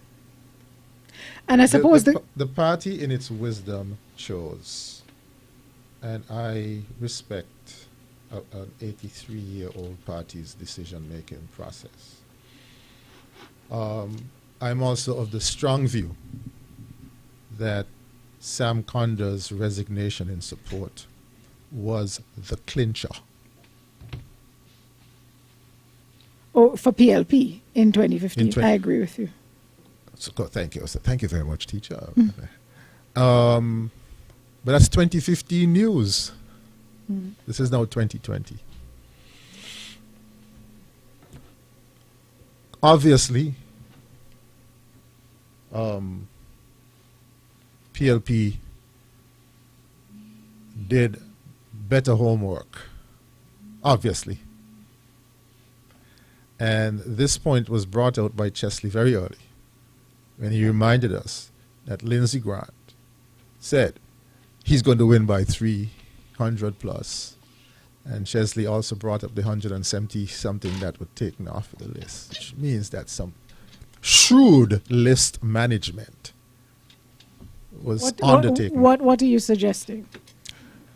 You have to be able to count from 1 to 10, 11, since you have 11 constituencies. What are you calling list management? Are you saying that the list was... Or the essence... Are you questioning the integrity of the list? No, the essence. The essence of an election is the numbers on the list in each constituency. And you manage each party, you manage those numbers within the four corners of the law to the extent possible that you can get away with. Because it's a numbers game. So if you looking at it strictly from a numbers standpoint, if somebody figured that in order for me to win by 300, I have to get those 178 off the list, and it happens. What do you have to, okay, boss, you had a formula and you executed it. See you next time. You see, that was why I was asking if it was important that he won by more than that, so nobody could question the win and say, oh, you only won I don't because. know. He, according to Chesley, he said, I expect to win. Expect to? What those his words? Expect or want? He wants a He wants to win, big wants a He big wants a win, big big win. win by 300, which means that he already had something factored. Okay? And then he moved to the court to get, he moved to get, not to the court necessarily, to the court, yeah, to get 178 names off the list. No, they No, were 178 probably names were removed and they were off taken to court because to challenge the removal. Fine. because the supervisor had already moved them out. I'm not challenging, but and the process, the Labour Party challenged the process or the procedure by which they were moved. so I'm not questioning the legality or illegality thereof. I'm just saying that the moves suggested a formula and an execution of the formula to perfection. Okay. Lesson learned. Okay, I'm going to go back to Peter. I don't know if Peter. We tried to have a conversation around to address what you had raised about the issue of of Harris and the leadership of the party. I think they have addressed it, and I. No, I'm gonna let Peter weigh. Yeah, no, I mean, I think it's clear that the two gentlemen disagree with me to some extent, and I think that Dr. Harris could have led the Labour Party successfully to victory. I don't agree that the last election was about boundaries. I do feel that, yeah, the boundaries helped Tim Harris to win. But, the fundamental issue was that Labour was hemorrhaging support for some time. And I feel that a big part of the reason why Labour was hemorrhaging support, and I tried to explain this as best as I could at the time, within the confines of that same organization, that you have hardcore supporters and then you have people who are floating voters. In almost every country in the Caribbean, you have 20% of your population that ultimately decides the outcome of an election. These people will never put on a party shirt. These people will hardly ever go to political meetings. They're not hardcore supporters of either party, but ultimately they determine who is in government. And it's 20% of the population that is relatively well educated. A number of them are women, of course, because that's the way that our populations are constructed. And it's a discerning voter. Over the years, the discerning voters lost touch with the Labour Party for several reasons. And the whole fracas with Tim and Sam and all of that confusion spoke to an environment that people who supported the Labour Party or were inclined to support the Labour Party did not like. I don't know if I ever said this publicly before, but I was walking down the street in Bastille once, and a gentleman who ran a business, I can't say who his name is, called me in and told me, next time I see Dr. Douglas, I need to tell him that when you are in the United States and you're driving on one of those superhighways and you miss the exit, sometimes you have to drive a real long time to get back on. And I think that's the problem, that he missed the exit. I went to Dr. Douglas with that same statement. because I said, I was asked to carry a message to you, so I carried the message. This idea that the last election was about boundaries, I think it misses the point that fundamentally, for a while, Labour has been hemorrhaging. And those challenges and issues related to the fact that I needed to do something different. I felt that Dr. Harris could have brought something. Clearly, Labour prefers to be outside of government than to have essentially decided on him as leader. Because the fact is that I am confident that if he were leader now, the Labour Party would have been able to hold on to office in this way. But, I'm willing to stand corrected if it is that people are not inclined to believe that. But one way or the other, they're going to need to choose another leader now. And the fact is that the best option available to them is no longer available to them. And they now are faced with a situation where this is the poorest showing that the Labour Party has had from the time of its inception, to the best of my knowledge, because I don't think it's ever done this badly before. If it is that it will reduce to 1 or 2 seats. Now, the percentage support suggests that there are still thousands of people out there who will support Labour, and that is good. But ultimately, there needs to be a new imagining. And as I said, if we're going to say that, you only won the last election because of boundaries, my question is, well, how is it that he won this one? What exactly is the magic? And the one consistent factor in all of this is Dr. Douglas. Think about it.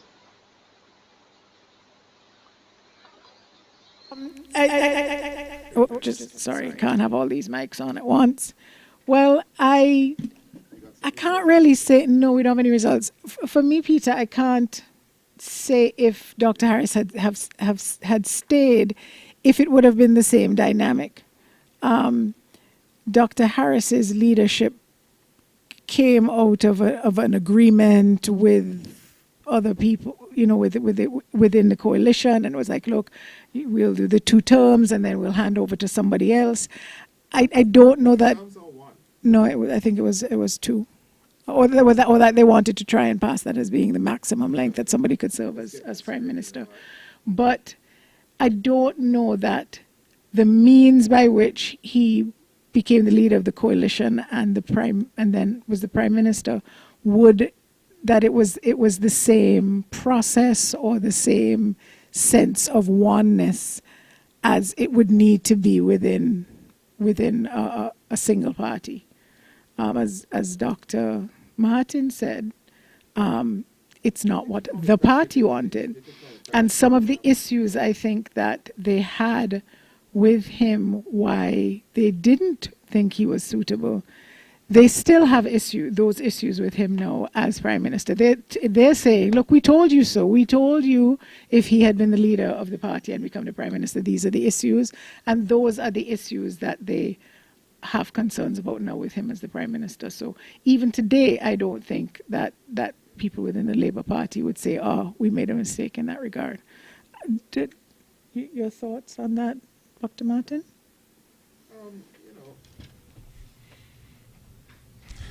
No, I don't think I can improve on your outstanding intervention, and I don't. I think there is also merit in what Peter Wickham is trying to advance. A personality like Dr. Harris will have his supporters and will have his distractors. Which is why he wins his seats. I think, in observing his stewardship over the last 5 years, he is prepared to take risks for his own and his group's longevity. I mean, he said some things about his colleagues which ordinarily would have caused the Pope to blush. Or should I use the Pope? I mean, things were said which should have caused some fracturing in the unity. So he is prepared. He is prepared to a game of football. He is prepared to tackle you at the risk of the referee blowing a foul. So the question is, do you think that his MO, if you will, would have worked if he was the leader of how he is as leader and how he is as prime minister, would that have worked for The Labour Party is a democratic organization, and I suspect, looking at it from the outside, there would have been some tremendous restraints. Okay, we have some results coming in, folks.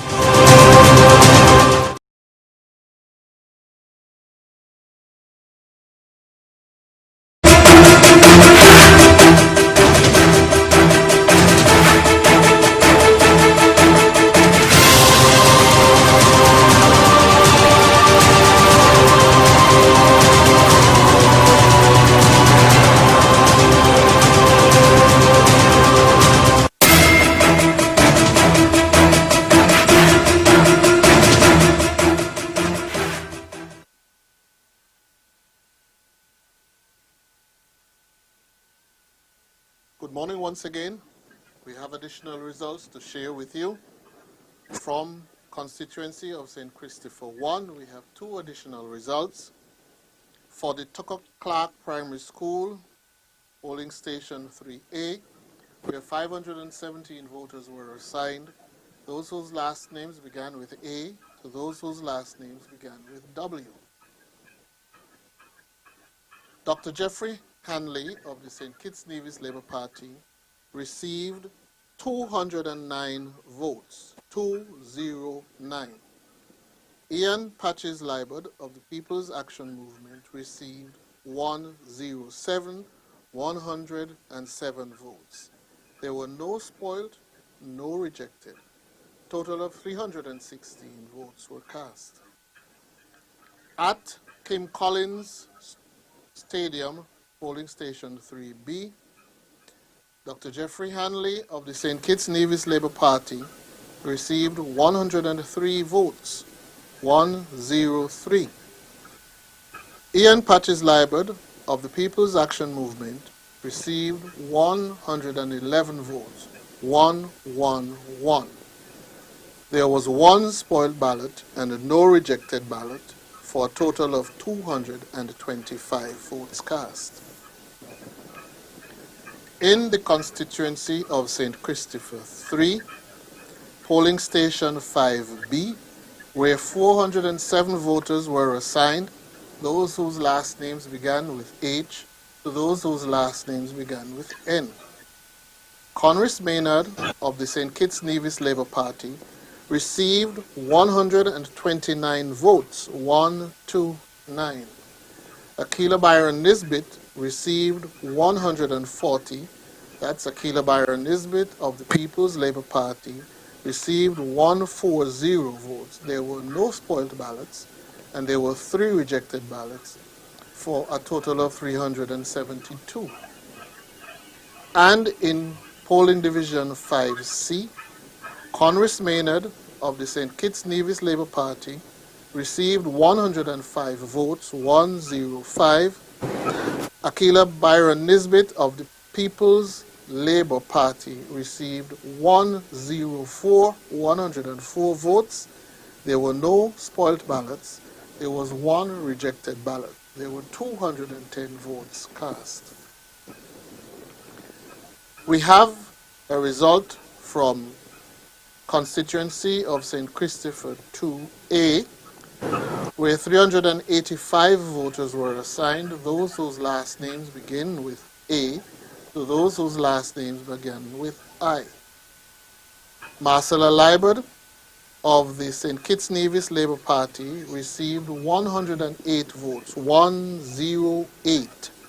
Jonelle Powell of the People's Action Movement received 115 votes.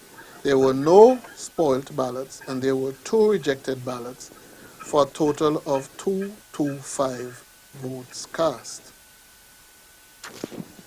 And in constituency of St. Christopher 8, polling station 2B, Anglican Church Hall, where 454 voters were assigned, those whose last names began with I to those whose last names began with Y.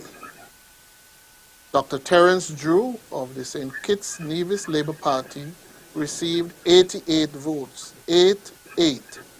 Eugene Hamilton of the People's Action Movement received 187 votes. There were no spoiled ballots, and there was one rejected ballot for a total of 276 votes cast. And now back to Master Control. And we are back. Okay. So we have some more results coming in. It's looking like Just do some analysis. Yes, we're going to do some analysis. Let's let you guys have a go at this. Have we lost, Glenn? It's been a long night.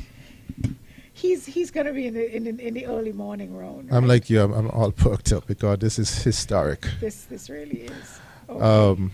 Let us not forget that Nevis is painted blue. Well, first of all, before we even look at the analysis, Unity has actually won the election again. They have 6 seats. They have 6 seats. We arrived at that. But we didn't state it. We have not stated it here. We arrived at that. The Team Unity Coalition has 6 of 11 Remember, we had a 3 called. CCM, 2 PAM, and 1 PLP at about 12 o'clock? Yes, okay. But we have not stated it as a fact. So before we go any further, if you're just tuning in. We projected it strongly. We projected it very Thank strongly. you very much. But there's still some very interesting seats, and as Peter I'll start with said, number 7. A lot of it is everybody's going to be actually looking at the Labour Party. We are still in K-On in number 7. Seven. Number 8. Yes. Number 8, sorry. We are still in K-On in number 8. And 2. By the way, on the so-called new boundaries, K-On would have been in number 7. So we're still in K-On. And Boyd's would have been in number 4. We're still in K-On. We are now down. Well, you by should be going backwards. You're going from 8 up instead of 1 down. We came down the hill from Upper K-On to what I call Middle K-On, Waterworks, Cabinetry area. And what's going on in K-On? Hamilton is ahead by 404. 403. I have 404. Okay, 404. The K-On Primary School is next. That's Lower K-On. What has to happen here? Wait, I'm getting to that. I'm getting to that. Okay. K-On Primary School is next. Drew should pick up some votes there according to Historic Farm. Yeah, Lower K-On. In Lower K-On. Traditionally, the PAM candidate who comes out of K-On 650, 700 ahead will win that seat. However, something has happened. St. Peter's area has grown tremendously.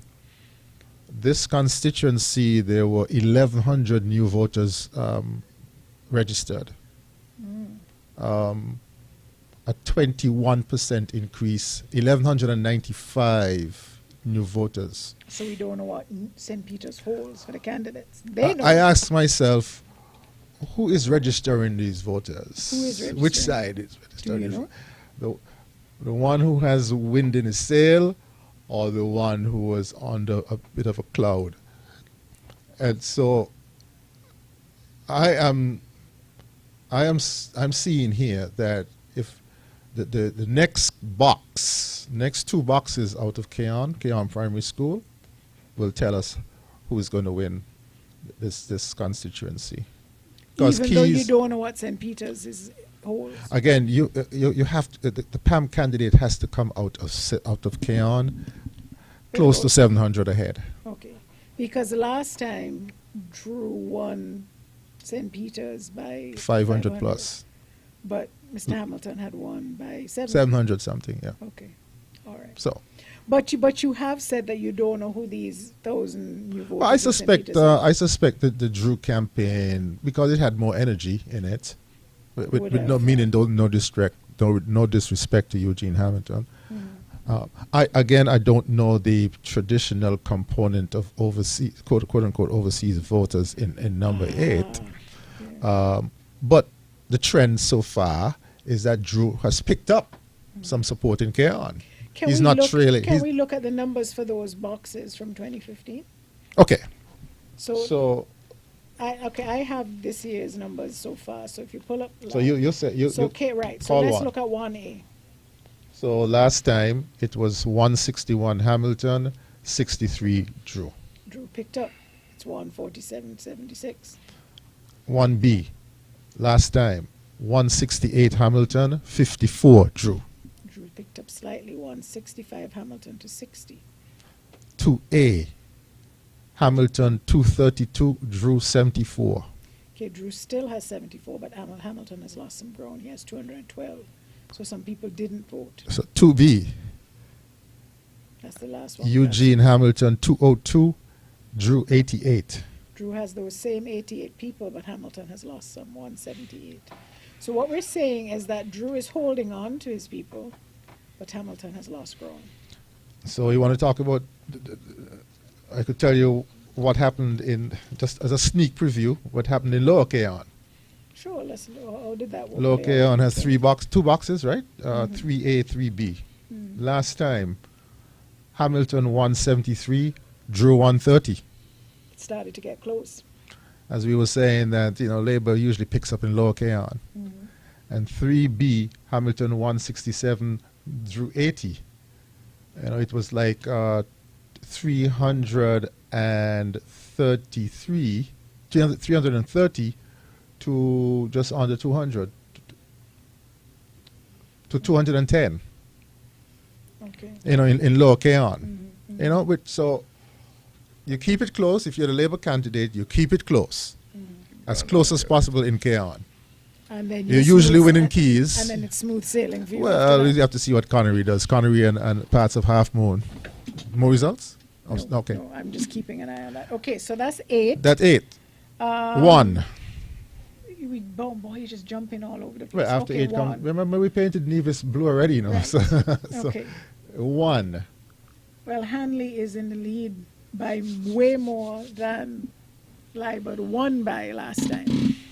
Hanley has picked up votes in areas that Libert won. That's what I'm saying. Yeah, I mean, he already is in the lead by more than Libert won by last time. Has Hanley lost any? Can we look at those boxes from last only time? lost by 4. Okay. I mean, 1 by 4. So Okay, so let's look at those Parish boxes. Center last time. 148 Libert, 130 Asim. Okay, so Hanley isn't quite where Dr. Martin was. 2A Wait, what you said Libert was? 148. Okay, he's 147 and Hanley's a little down. Okay. Let's go to the next one. 2A. Libert 125, Asim 112.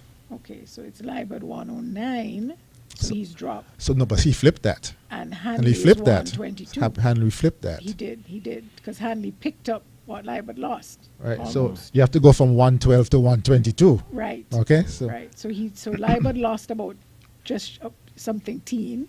Okay. And Hanley picked up about 10. All right. 3B. Libert 125. 3B? Hang on, there's not a 2C? Sorry. 2C, they have 2C. 2B. Right. My bad. Libert 125. Asim 114. 117 to 124. So Jeffries flipped up again. He flipped that one right. again. And right? it's almost as though the number that Libert is down by Hanley's taking. I'm trying to remember the police station people, if that's police station box, if that's King Street and that kind of area. Okay, so 2C now. 2C. Ian Libert 114, 108 to Asim. What you have for that box? I have 117 and 126. What you have? Yeah, 117 and 127. Hanley has flipped it again. Okay. 127 or 126? Did I put that wrong? Well, I 117 to 127. Okay, sorry. Let me just make that correction here. If other people have other numbers, let us know. Okay, so 117 to 1. So he had 117 twice in 2B and 2C. Is that right? Yeah. Okay. And then 3A. Tucker Clark. So Tucker Clark is in Bonds Pasture. Labour stronghold. Last time. Sound like celebration on the outside. 114 to 231. 114 Libert to 231 Asim. They're both down. Libert is 107. He's down by 7. 209. Okay. What does that say to you? overseas voter, or people just confused and don't know what they want because they're not happy with anybody? Let me think about that some more. Okay. But there's some motorcade started already. You could hear some boom boom outside. Yeah. Who do you think that is? Okay. 3B. And I hear police sirens. 3B. Yeah. Kim Collins. Last time. Libod 189. Asim 152. Wow. Well, they both lost, but Libod lost almost half. 111. What you said he got last time? 189. 111. And Hanley's 103. So that's what? That's the Frigate Bay people? Not yet. Frigate Bay is So ENF. These are Bud Rock, Suncrest, Harborview, Earlmore. All right. They're not happy. Okay. Okay. So Hanley's ahead by how much? Well, it's 708 to 811, so that is 92 and 11, 102, 103. So who needs a calculator? 103. In a seat that was only won by 4. Okay. All right. He's in a better place than where Asim was the last time. It looks like it appears at that stage. Yeah. And we had some results coming out of 2. Powell has now taken the lead based on the boxes we have so far. Well, he didn't win any. Did he win? I don't think he won any boxes last time. Yeah, he did. Let's see. Yeah, man. He did. He did. Did way better than Roy Fleming, who didn't win any. Let's see. He won Wesley and Holiness Church. Which box? All 3 boxes in Wesley and Holiness last time. He has 3B and 3C so far. Yeah. But he has also won at that Skellig building 2A. Well. Who is that? What area is that? Skellig, Irish Town. Okay, so he won there. Irish Town area, Westbourne, Irish Town. John L. Powell is doing much better this year. He's won 5 of the 6 boxes. John L. Powell is doing much better this year. Okay. And his lead is now what? He's 766 to his Libod's 690, so that's 76. Oh, and again, and that was a close seat. He lost by what, 30 something last time? No, he lost by 98. 98. 40, 98, 40 and 50. Okay, all right. So the McKnight boxes are not coming home for Marcelo this time, it appears. Okay, all right. So that is 2. And that has been, well, that's gone back and forth because that used to be Dr. Simmons's, that was Dr. Simmons's seat for a while. So it's been both Pam and Labour. Right. Number 3, well, I think we still have Maynard in the lead, but Maynard is in the lead. Yes, 1,041 to 983. What is that lead? Do the math. It's not that big. Okay, and we have what to go? And we 41 and 17, so that's 51, 61, 158. With Bronte Welch. But here is the thing that's very, very interesting. Yes, you were saying something. Academically. Yeah. So, just to talk on the street, and I have people in that area. But the Boyd's people were traditionally Sam people. These were the people who would campaign for him and walk around for him and so on. So I'm assuming they voted Sam, and the boxes showed that. So it is interesting now, those are the boxes we have left. It's going to be interesting to see because they felt really wronged. They felt that they had supported Sam and he lost anyway. So they were kind of upset. But I know a lot of them weren't so happy with how things played out for Mr. Conda under Unity. But I know some of them weren't happy that he went back either. So I have no clue what Boyd's has in store for these 2 young people. But on a personal level, I like both of them. I think they're wonderful young people, and it's exciting to see young, energetic people in politics. And whatever happens, I hope that they both stick with it because I think that they can give a lot to their country. And that, you know what, that's the age group we need in politics right now. So, but they certainly have the energy, and they certainly seem like nice young people, you know, that you would wouldn't be ashamed to bring home to your mother. The Samuel Duggins factor in Boyd's West Farm, is that a factor? But isn't he a Sam person? Yes. But I don't know what that means anymore. Well, they are upset about him not getting the nod over Aquila. I'm asking you. Have you heard anything? All I can say is that my understanding is that he was and is a Sam person. What that means now, given what has happened with Mr. Conda, I don't know. Like I don't know where that puts him. But I do know that and as far as I know, he's still a Sam person. But I don't know. I think the two of them are always close. No, anyway, I'm asking you how the people react. I do know that he was interested in. That's the impression I got. The question is how people in Boyd's West Farm reacted to Samuel's non-nomination. If you have any information on that.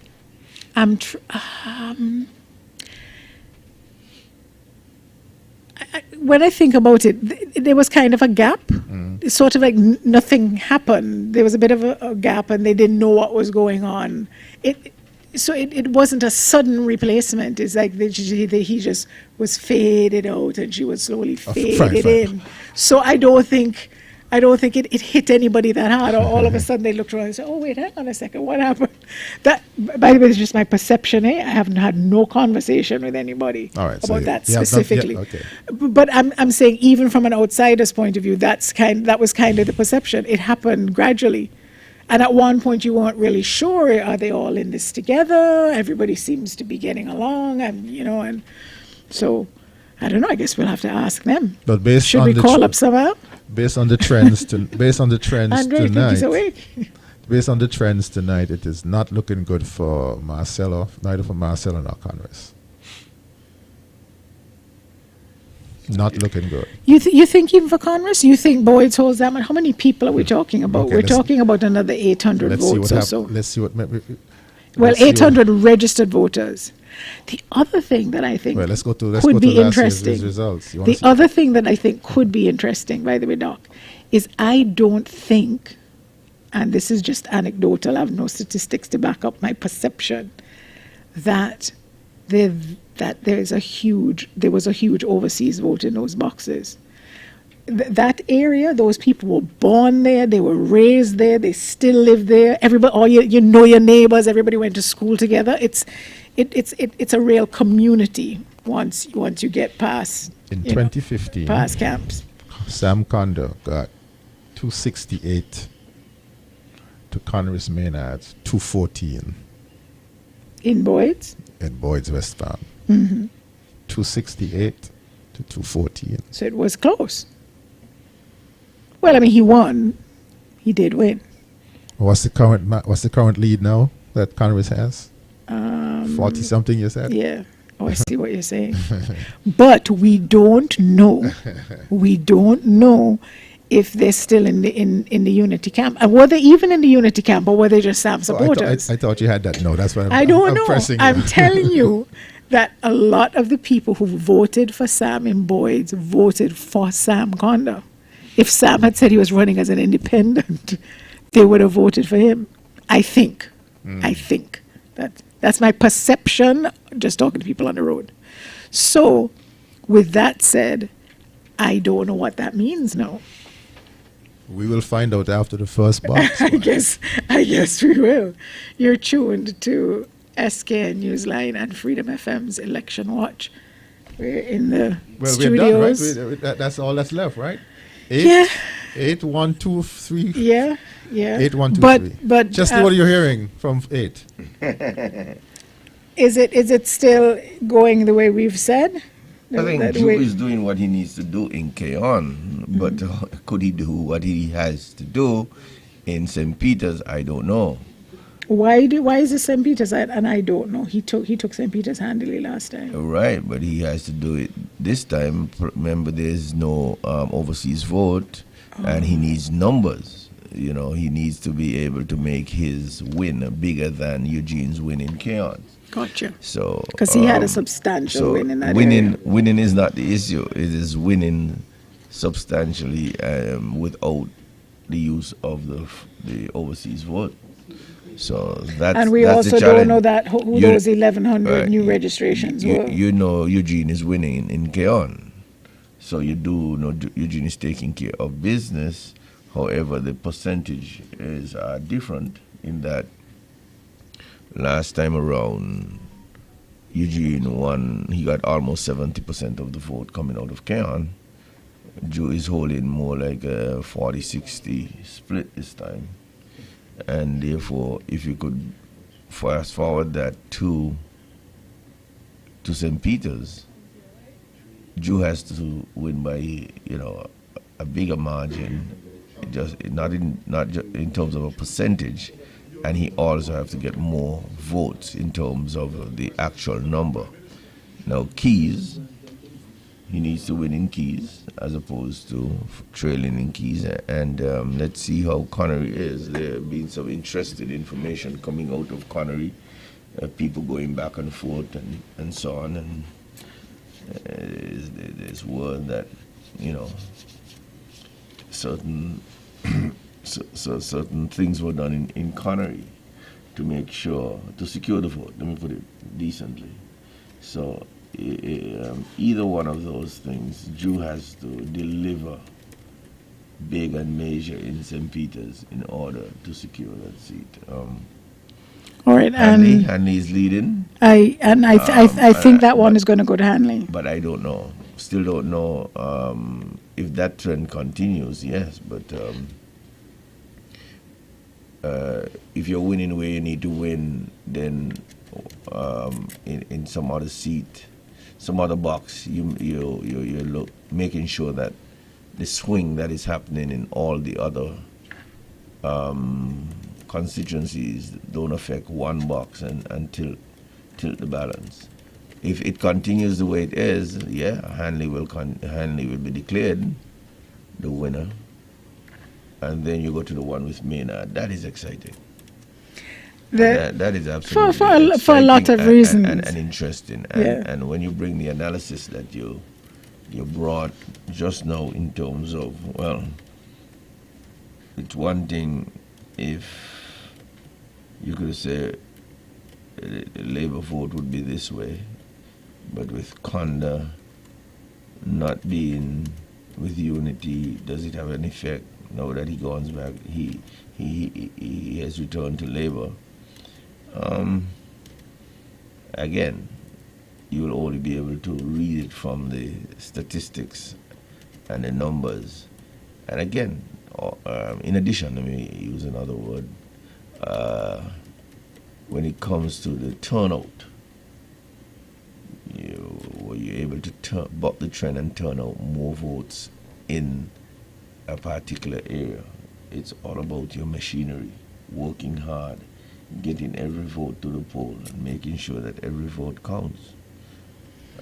Who had the more dedicated team on election day? It was a very hot day, and people tend to wither in the heat, and some people get out early, and when you get out early and get your vote out, then you could relax. But if you didn't, then you're working in the hot sun, and you're up, and you're trying to get people to the poll late, and so on. I don't know, and I don't know if Congress underestimated Aquila, and didn't do what worked that he had. I don't know if he underestimated Aquila and didn't do the work in terms of registration, etc. Because if that is the case, then you allow her to creep in and creep up, and now you're getting real competition. No, we do have to take a break, a pause for a cause, but I want you to think about this for when we come back. Yeah. So if Congress, and by the way, I'm hearing from a number of reliable sources that there has been a request for a recount in the remaining boxes in 3. I'd prefer not to say who at this stage, but there has been a request. But if Congress was not to retain his seat and his parliamentary membership, so to speak, and Drew was the one who comes through and becomes an MP. Does that whole conversation we had earlier about the leadership, well, it could be Drew, he's the golden boy, but Congress is sort of like long-time Labour family and kind of was groomed, if you will, to be a somebody. And then Marcella has been around for a long time, she's the most seasoned and so on. But that it really changes the game. But if Marcella, if we don't know if Marcella is going to hold on to. Exactly. And so that really puts, that strengthens Drew's positioning, if you will. Rising star in the party. Okay. All right. Well, let us take a pause for cause, and we'll get Peter to weigh in on this when we come back after these very important messages. Our sponsors for this evening's Election Watch, SK Newsline and Freedom FM, brought to you by American Bakery, Island Purified Water, The Cable, and Domino's Pizza.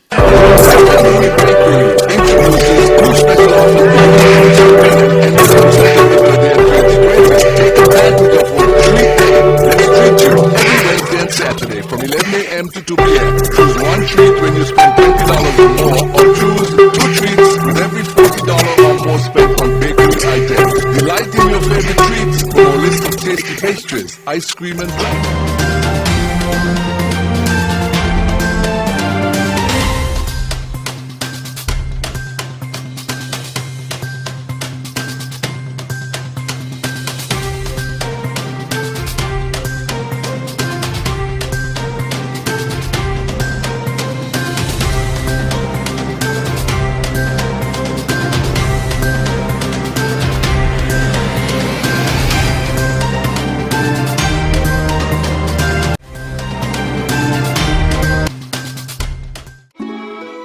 Stressful times, you need relief, a way to release your stress and care for your health. You need Serenity. Yes, Serenity Mobile Spa, where we come to your home and offer the very best in massage and spa treatment.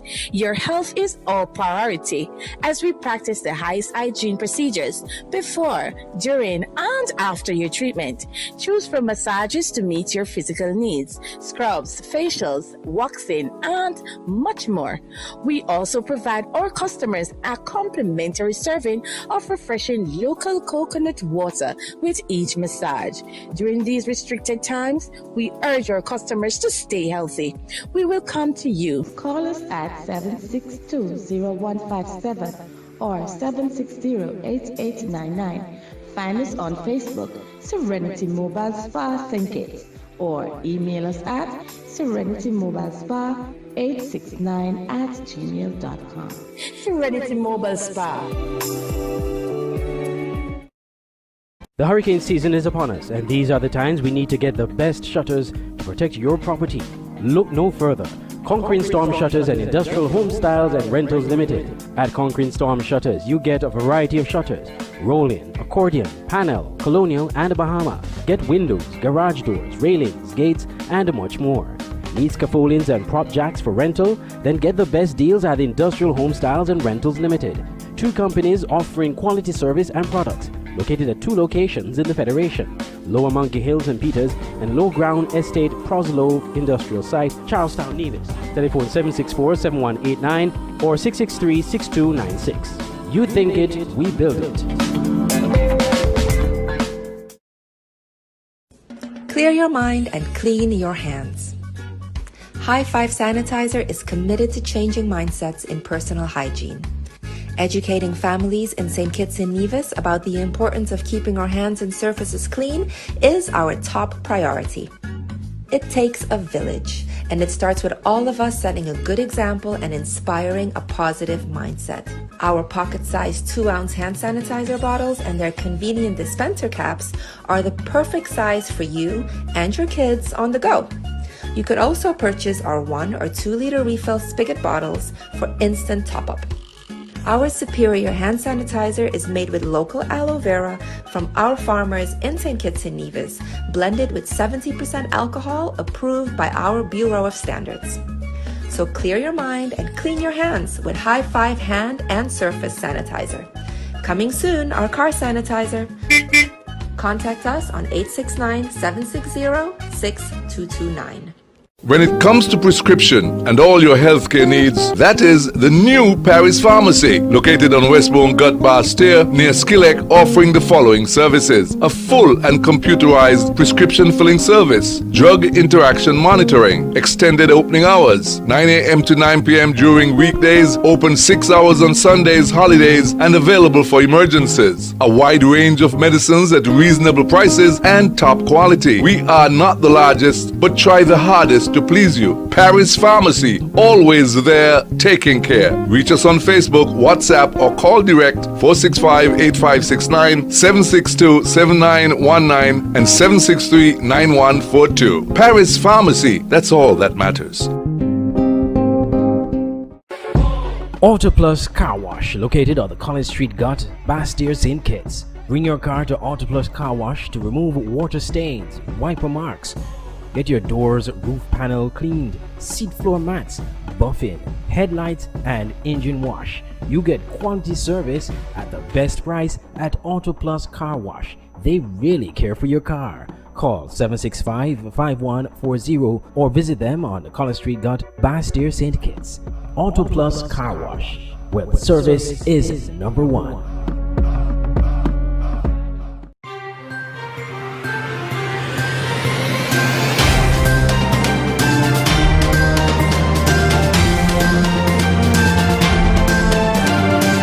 To Freedom FM and SKN Newsline for Election Watch. And we're going to go over to Peter Wickham, let him weigh in on what we see happening in these boxes. And we've also been giving our opinions on some things.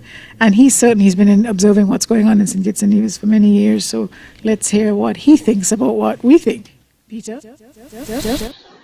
Yeah. Well, I remember my first election in St. Kitts. I became infamous for this comment that a political earthquake, it would take a political earthquake to shake Labour, based on the strength of the results I was seeing in terms of my polling. I said that it would take an earthquake.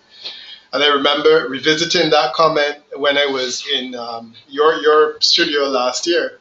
And I made the remark that, there has really been a political earthquake. I think that this earthquake has essentially been seismic, and it has been continuous, because this is ultimately been another earthquake.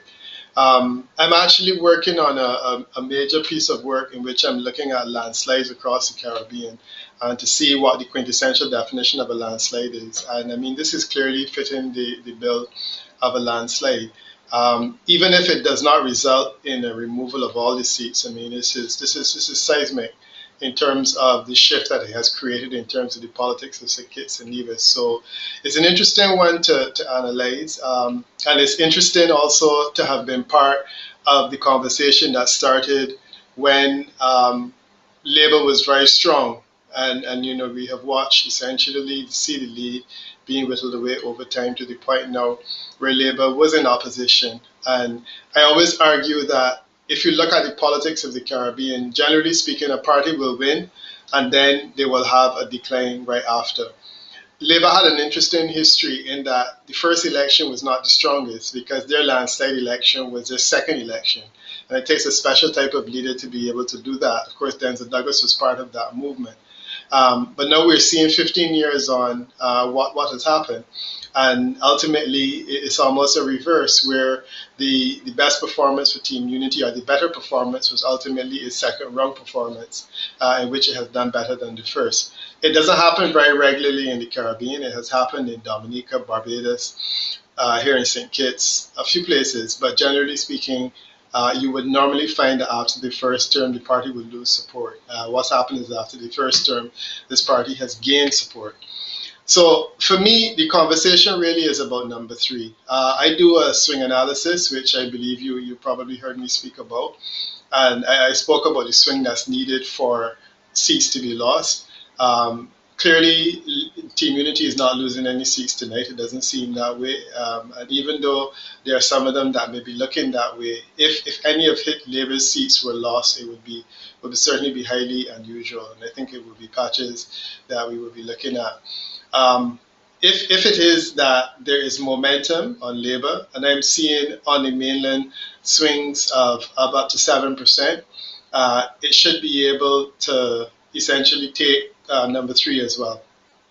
However, that doesn't seem to be happening already in terms of the results that we're seeing.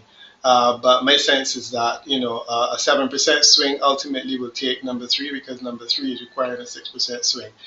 The analysis that you were engaged in just now is useful because you're on the ground and you're seeing the different boxes and the movement and the culture and so on and that. But a broadly statistical analysis, we're looking at outcome tonight that is essentially 1 seat for the St. Kitts and Nevis Labour Party and 11 seats for Team Unity. I think that this is, as I said, is seismic, and it is certainly an interesting election to be part of the commentary on. I'm actually fading, and I'm not sure if I'm going to be able to stay up to see the declaration in relation to constituency number three. I'm anxious to do so, but it looks to me as though that's what we're looking at. We're looking at an 10-1 situation. And I'm curious to know whether any of the other panelists saw that. I think at best, I thought that Team Unity would be able to beat Labour down to two. Two in the sense of one CC, one NRP. But I clearly overstated Patrice Nesbitt, a good friend of mine actually, in Nevis, his capacity, and he's also slipped under. And now I think that we're looking at a situation where Dr. Douglas may very well return to Parliament all on his own. And that would be an interesting point. So as I said, I wonder whether some of the others may have seen this coming in terms of this level of defeat, or whether they thought that it would be a different type of scenario that would have played out now.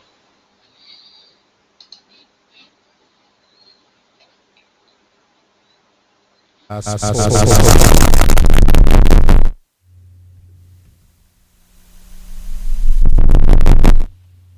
the factors that led you to conclude that there was wind in the sail of Team Unity, especially number three. Yeah, that's an interesting question. Well, let me say the factors that led me to believe that this election would have been winnable in this type of way. I think one of the more significant factors was the overseas vote, and I've spoken about that a lot tonight. The other point I made is that normally natural disasters help the incumbent, and COVID is a special type of natural disaster. One is that it's not a natural disaster that you can blame in any way, shape, or form on the incumbent. Normally, incumbents do well when you have a natural disaster, because immediately after, what you do is you provide the basic assistance that people need, and usually there is enough money around to be able to do that. The challenge with COVID is that it's a long-term natural disaster, where we are likely to have the effects of this in December of this year, and maybe even in January, depending on how long the tourist season takes to come around. It will be harder for Team Unity to manage that in the context of an election, and to me this is the reason that they would have gone quickly, because as time passes the situation will get worse. There's really nothing that Team Unity can do about it, because the St. Kitts economy is dependent on a resource which ultimately will not be available to you for some time. The medical schools are closed, the medical schools will probably not be reopening again, there's no tourism, people are not going to be investing in citizenship. So for all of those reasons, the idea of having an election sooner rather than later made a whole lot of sense. So I would say that was another factor, and I would say strategically that was a slam dunk for Team Unity. We know one can argue, and certainly Doc said it, that he has been fortunate leader in that the first election, well, the boundaries were a gift. And the second election, this natural disaster that we are dealing with is another gift to Team Unity. And he's played it well, clearly, in the sense that he's called an election. He has used the idea of the COVID to ensure that his greatest concern, which was the declining of voters, essentially was taken off the table. And it has worked out well for him. So I would say that is a strategic mastery. So those are a couple of the factors that I'm seeing. As I said, the idea of a second-term government in which there is a natural disaster that helps. Clearly, the leadership of Dr. Harris is certainly respected and is acknowledged. In the polling that we did, we found that Dr. Harris was the more popular leader. In the polling that we did, we also found that most people who had concerns about Labour had concerns about the leadership of Denzel Douglas. Of course, I know that there were other pollsters that had different views, and they were offering $1,000 to say that they were right and whatnot. I'm not into those games, but I'm saying that my polling and my research said to me that Dr. Harris was a factor in the victory that we have to consider. So that's also another factor that we would want to put on the table. I think that Kittians, to me, are saying that they thought that the leadership of Team Unity was at least respectable and respectful enough to give them a second term.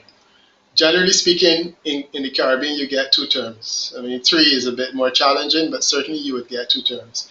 And I think people saw no reason why he should not get a second term because he didn't do half badly in relation to the first. When I say he, I meant Team Unity, I'm sorry. Didn't do half badly in relation to the first. So that would also be another factor. I think so. When you bundle it all together, the absence of the overseas vote, the strategic advantage of using the COVID, the fact that we have a natural disaster that seemed to have helped the incumbent in that regard, and the 2 or 3 other things, it seemed to all come together and deliver clearly what is a landslide victory in favor of an incumbent government. The other point I wanted to mention too is that I think that there's a style of politicking in terms of the Labour approach, the what you call bacchanal politics. So you have Sam Condor coming back and, he says, he's tired of this thing. And then you have Astafan on the same program, the operating room, and he also has these documents that he's waving. And I don't really know that Kittians are impressed with that.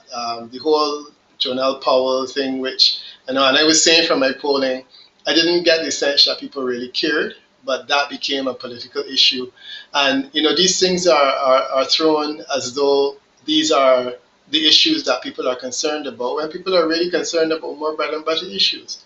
I can only hope that the lesson has been learned, and we will have a different kind of situation going forward. The 2015 election campaign, in my opinion, was one of the nastiest in St. Kitts. This one was better because it was online, and I wonder whether that was also a factor, because people were able to sit in their living rooms and to take in a message that was a lot more sanitized than the kind of rabble-rousing that you would see on the platform, people shouting at one another and whatnot. And maybe that appealed to a different type of voter. I think the Labour Party was out of its depth because the Labour Party is a big political machine that requires a big platform and loudspeakers and music, and it requires all of that. You don't place Dr. Douglas on a television screen because that constrains him. If you place him in a crowd in front of thousands of people, that helps him. And clearly, he was not able to manage the small screen environment that he was forced to operate in, and that also is a factor that has contributed.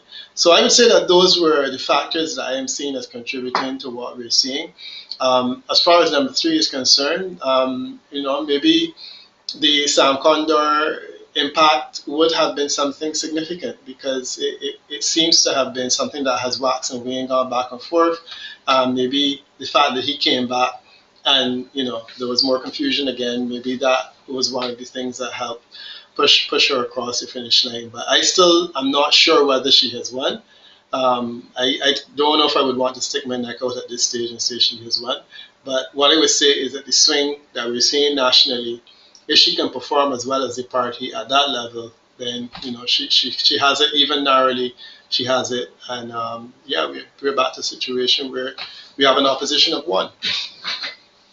Which, interestingly enough, last time it happened, we had an opposition of 3, I think. Hanley is leading Ian Batch's Libert by nearly 100 votes in constituency 1, and that's a seat that Libert had only won by 4 votes. You're not convinced that is going to go Labour?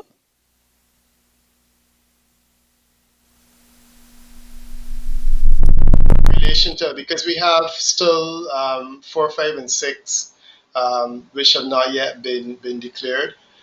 Based on the numbers that I am seeing, there is still ample opportunity to make that up.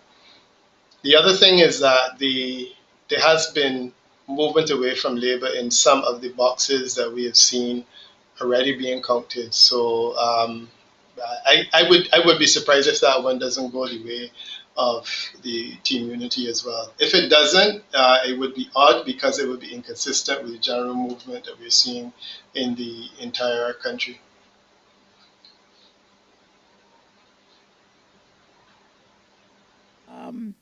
The pattern, as we said, coming out of Keon has been that the PAM candidate, that Hamilton, would have a lead of maybe, he'd come out with about last time I think, about a 700 vote lead. And then when we got into the St. Peter's area, you had Drew picking up a 500 vote lead. And then it balanced, it worked out with Hamilton being ahead by 200. It's following the same pattern of Hamilton being in the lead in Keon, but it's a significantly reduced lead. So he might come out with like a 400 vote lead instead of the 7. So if Drew has held on to his support in St. Peter's, Hamilton could be in trouble. But you still you believe Hamilton would win that? You don't think it's close or anything? I just think that he will win it. I mean, it's probably going to be close because, there have been close results, but I'm inclined to think that he will win it because, as I said, if I look at the country as one and the kind of conversation that's been taking place, the presumption is that if his falls into line with that same conversation, he should be able to win it. Of the old boundaries in all of this. So far you've said some of the things that have worked in favor of the incumbent would be the no overseas voters, the COVID situation, the virtual campaigning.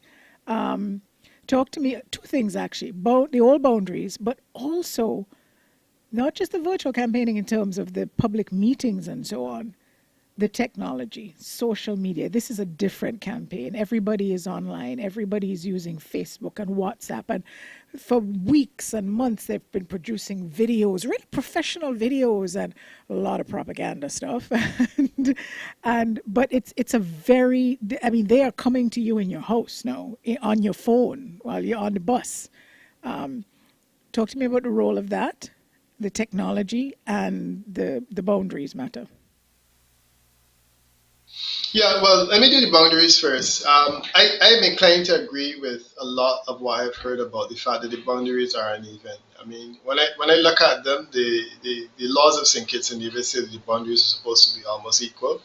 In almost every Caribbean country, the boundaries are unequal. And I think that there's a basis for the argument that there needs to be equality in terms of the boundaries. You have a peculiar situation in St. Kitts where I believe that you can't start to fix those boundaries until 2 years after the previous election.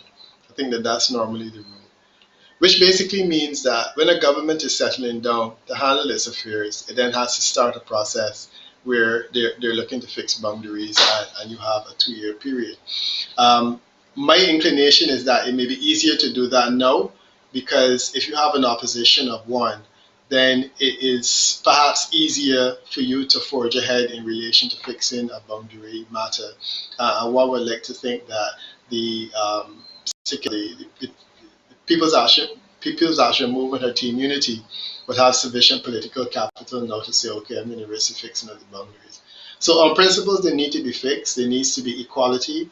They're highly unequal.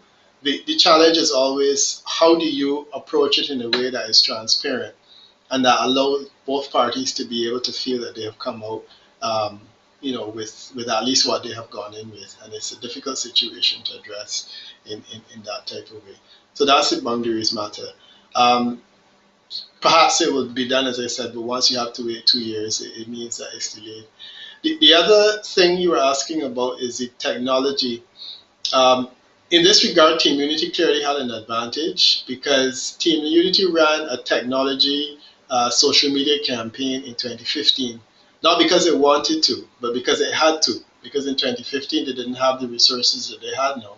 So they were forced to run a social media campaign on Facebook and Instagram and whatnot.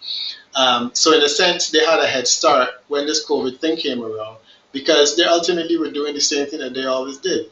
While Labour had to relearn campaigning without the benefit of big meetings, without the benefit of singers and dancers, and without the benefit of all the red. That was a challenge that Labour was facing. In the case of Team Unity, as I said, they went in already having managed the 2015 campaign, and generally speaking, you could see the difference in terms of the ease with which they were communicating using social media and stuff like that. I like social media. I like the social media campaign. I'm not a big fan of paraphernalia. And I do hope that this inspires political parties to say, well, in the future, let me fight this way instead, because it's probably a lot more effective. All right. Oops, sorry. Okay. And we're back. All of a sudden, everybody sat up. I thought it meant that we had some election results. What say you, gents, in terms of what Peter has suggested? He has. Are we in agreement? The COVID, the.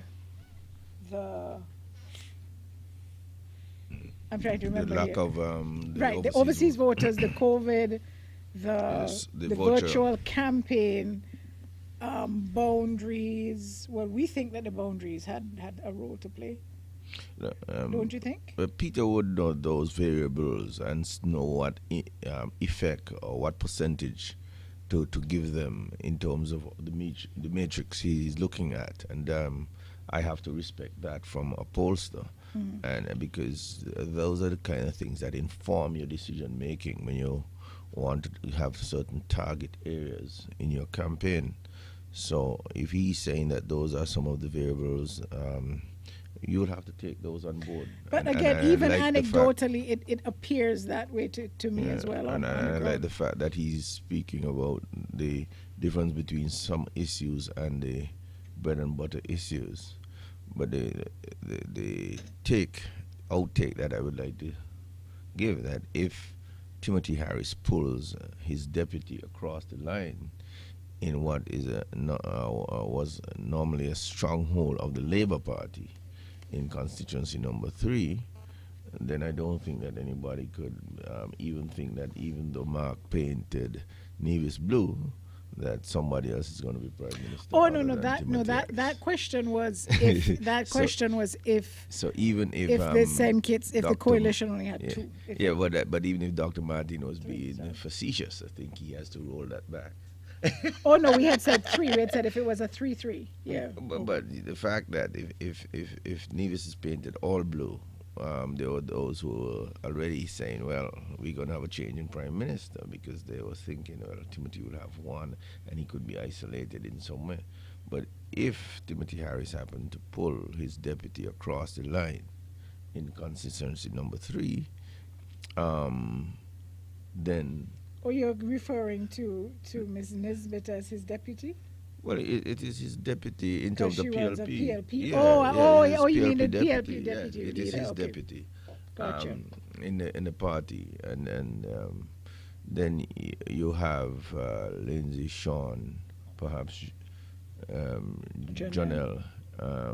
We're waiting to see what's happening with Patches and Hamilton, but even if it's, as Peter is saying, if it's a 10-1. With Pam having 5 seats, okay, Timothy having pulled his deputy across, I don't think anybody is going to question that. It would be interesting, right? Because last time, if they don't have 5 and they happen to have 3, Pam, and let's say Hanley and Dew pull themselves out, then the only casualty in anything is going to be the fact that Dr. Douglas will have to either step aside, step down, or step back, while allowing them to go, or one of the others to go forward in terms of the leadership of the party. And so that's and then NRP will have to reboot. Yeah. And NRP, has to.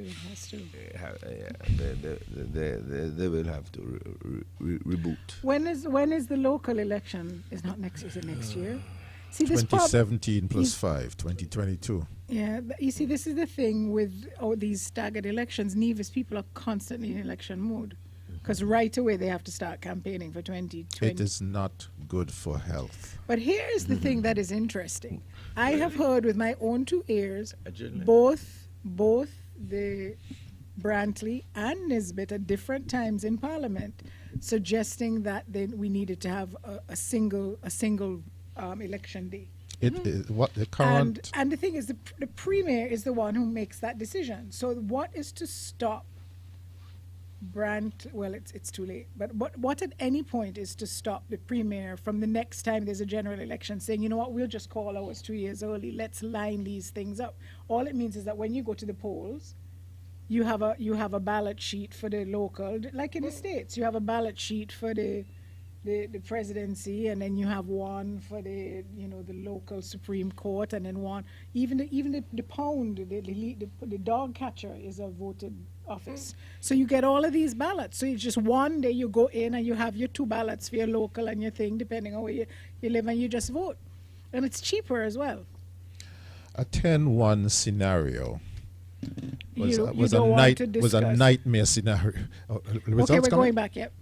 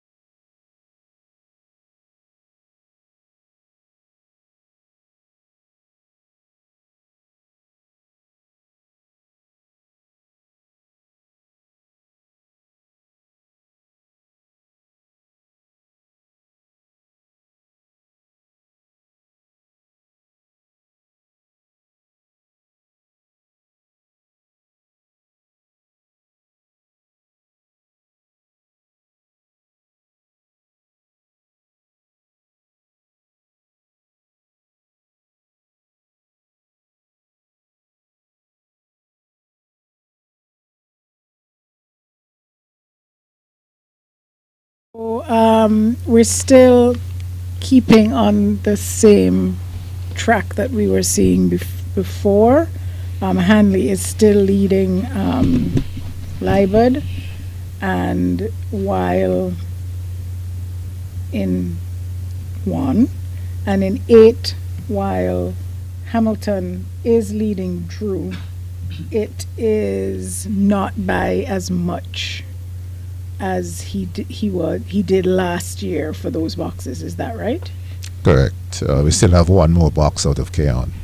Lower Keon, which can we do one of those comparison things? What's the lead right now? Box by box. The lead is 500. Yeah, 485. 45? That's a lot. Yeah, that's what I have. And he's going to win bigger in the other one. But you said he needed to win by 700. But then again, I mean, he could win by 500 and something, and Drew could win by 500 and something. I could be a really close election. Right. The keys to victory will be Connery and Keys. Yeah. Connery and Keys. Connery and Keys. Are the keys to victory. Let's do the box by box for 8 compared to 2015. So 1A. 161.63.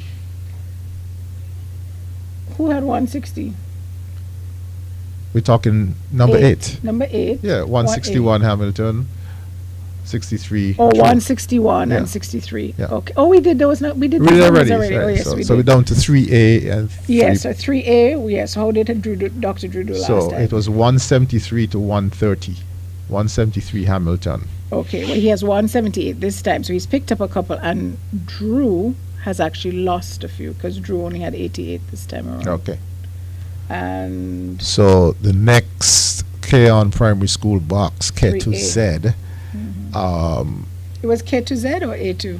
K to Z, 3B. It was 3B. Okay. Now, if Hamilton.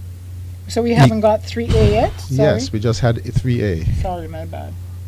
3A, you just had it. You just called it out. So 3A and 3B. Okay, gotcha. So the next, so Hamilton is leading just under 500. Tell me what you had last year for 3B. 3B, 167 to 80. Okay, so we're now at 105 for Dr. Drew, but 186 for Hamilton. No. You said 3B. 3B hasn't been called yet. Oh. What he called is 3A. Okay. So what That's one. Okay, so 3A was what to what? Sorry. 3A the last time was 2. Was 173 to 130. Okay, so this is 186 to 105. So Drew lost ground in that box. Yeah.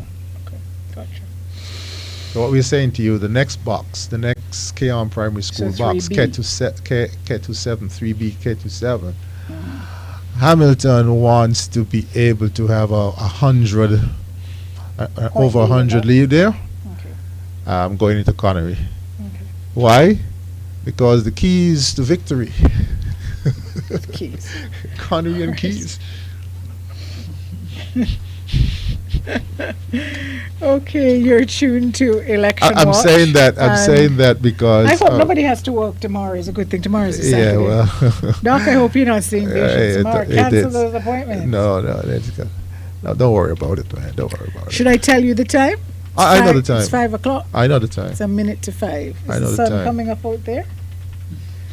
Okay. I know the time. Let me just check and see if Peter's still with us, because he did say he was He's fading. fading. Yeah, Let's just check. Peter, are you still alive? Yeah, I'm still here, and this is reminding me, it's eerily like last election, because I think last election when we stepped outside, the sun was bright, but of course that was the one when votes were not being counted. This time around, votes are being counted, and it's still taking a long time. I think at this stage, though, I may very well sign off for the night because, as I said, I'm fading. I guess I don't have the intestinal fortitude of the others. So I probably will say my goodbyes, and I want to thank you guys for allowing me to be part of the panel. These election exercises help me to learn a lot more about the markets in which I have to work, and I'm happy to have been part of this experience in seeing the workings of a very different electoral system. As I said, I started in St. Kitts around 2004, and I believe I've seen the ebb and flow of one of the strongest governments that this Caribbean has seen.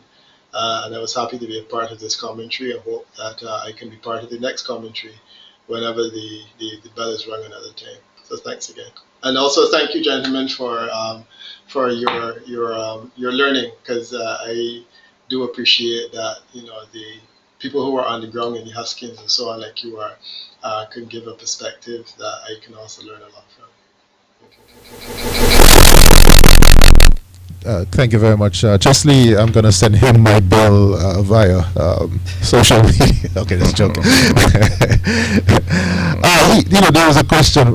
Just before he goes, I just wanted to say thank you to him as well, and then we can let him go to sleep. So it was really interesting, and we heard the rooster crowing in the background with a Bayesian accent. Bayesian rooster.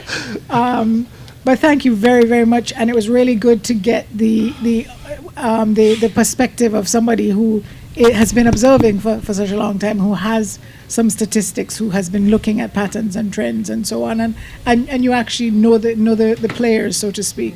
So we really appreciate your input. I'm sure Andre is going to WhatsApp you all of those results. So the first thing when you open your eyes, in a few hours, you can check that phone of yours. Have a... Thank you again, Peter, for coming in the team. I know I asked you very early in the day, long before the elections were announced, and you agreed. So thank you very much. Your insight was very useful. Andre set this up. Okay, I think he's gone. Andre, I'm not, no kidding. Over a year ago, he called me and he said, yeah, Peter will be on. And it really was over a year ago. Well, I agree to this because this is not only this is a numbers exercise. It's an exercise in looking at polling, bringing in different information from different perspectives.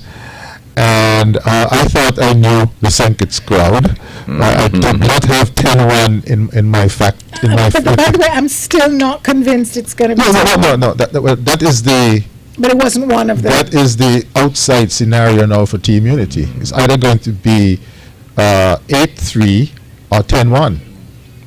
Gotcha. Okay. So from a Team Unity standpoint, I did not have 8-1 at all, and what that says to me now, that 3 CCM with 10-1, if there's 10-1, all of the parties in the Team Unity have been strengthened.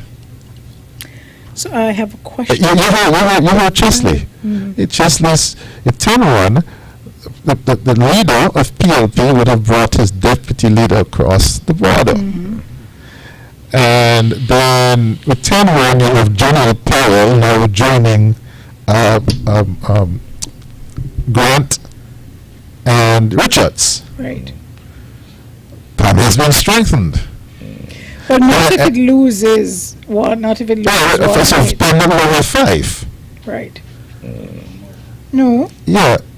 No, 3. 10-1. 10-1. Yeah. Who are you counting as PAM? Who are you counting as? What? You're mixing up Unity. 10-1. Right. Unity is a construct. Unity is a coalition. Right. You're not listening to the 10-1. Right, but 10. Right. 2 PLP. Right. 3 CCM. That's 5. And 5 PAM. Yeah. Right, but you're assuming that PAM will get the 5 seats. Well, that's the Team Unity's best scenario. Yeah, okay, 10-1. Got you. And in the 10-1, all 3 parties are strengthened. And we have a situation where the People's Action Movement would be sitting in the Parliament with the most number of seats. Well, that's just what I just said. Not looking at Parliament, looking at Cabinet, you know. That's what action is, right? I've been up now for 24 hours. All right, no. Then, PAM got some stick for allowing itself to have the majority and not the prime ministership. Will this happen this time if there's a 10-1? Well, I don't know what the arrangement was before. I don't know what the arrangement. You don't know what the No, arrangement is this time, but let me tell you what happened before. I know. Not just the fact that they had agreed before and campaigned saying that if they won, Dr. Harris would be the prime minister.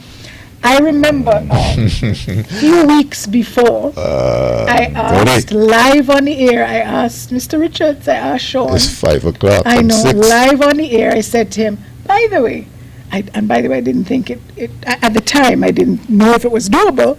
I said, what if it happened that the People's Action Movement did not need anyone to form the government?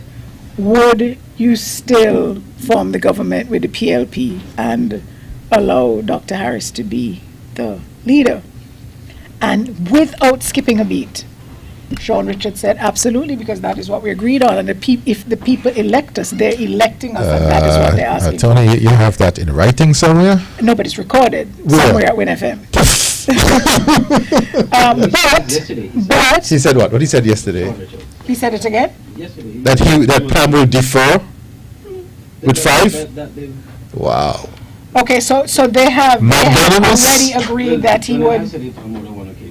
That they had already agreed amongst themselves that Dr. Harris would be. Okay, so that's what I'm saying. I didn't know if there was an agreement this time around, but I know the first time around it was an agreement, and they had said they were. Not only that, I was made to understand from very reliable sources that Richards was offered the prime ministership and asked, wouldn't you, at the time, like right after the election, before Dr. Harris was sworn in, he was invited to form the government. Tony Frederick, you have information. I have information. Sorry, intel. I have intel. You have intel. And I will stand by that intel. Wow. Chesley can support me on that. Chesley's Trenton. The Governor General asked Mr. Richards to form and Mr. Richards said he supported Timothy Harris. But that is the thing to do. In his own deliberate judgment, he felt like Sean had 4 seats, and he asked Sean, but whether he felt that was a little malicious or not,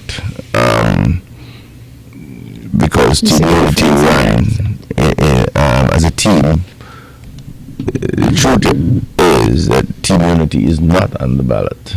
What is on the ballot is CCM with the hammer, the saw, and the hat. So if the Governor General disnotice anything named Team Unity and asks the person with the most seats, with 5 or 4, to form the government, then that's... Yeah, but I mean, it was understood. It was understood. And then they had proof. I think they went back and signed a document and took it to the Governor General. And then the Governor General asked, so in Timothy Harris and Vincent Byron as the Attorney General, which technically formed the executive, and then they were able to apportion the necessary ministries. It's going to be good to see with the strengthening of the hand if the hand is strengthened by 1, and then you have the senators, see how the ministries this time around would be allocated. That would be interesting. In a 10-1 scenario. In a 10-1 scenario, in an 8-3 scenario. You have a 6-5. In any which in an 8-3 scenario, it will be CCM 3, PDP 2, and PAN 2. No, PAN 3. I like your counted. I'm counting like the supervisor, man. Remember, there is Grant Richards, and you could have Powell. Yeah. In the 3. If you're counting 5, you then count Hamilton and right. So we finished that. So in an 8-3 scenario, who has the okay? I'm being told by Tony and Andre that the leadership has already been settled. So I told you that too. You did? I said once Timothy Harris pulled his deputy across the line, he settled. I said that. All right. You did. I just remembered that. That's the two. That's the two for PLP. Okay. In an A3 scenario, that's the 2 for PLP. Right. Yeah. No one can. No one can divide. No one can point the finger now.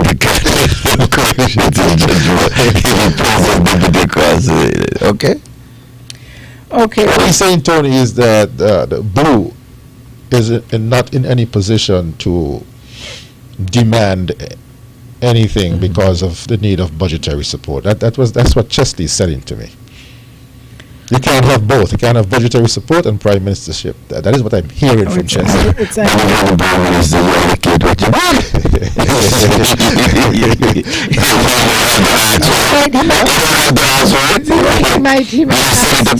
He might ask to be Minister of Finance. Exactly. So people... Isn't Mr. Daniel? Sim Daniel was Minister of Finance. Oh, you're right. So the putative dry clean people might be on their way across the shark-infested waters to do a deal.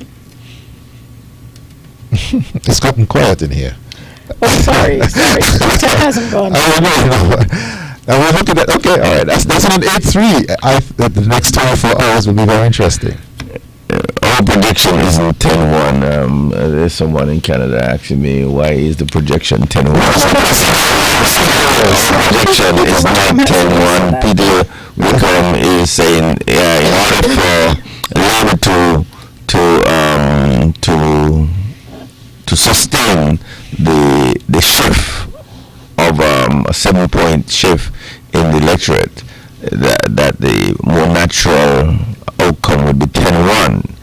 They would have to do something that buck that trend in 2 seats if they want to buck that trend of the swing to unity. So we are looking at the seat of constituency number 1 and constituency number 8.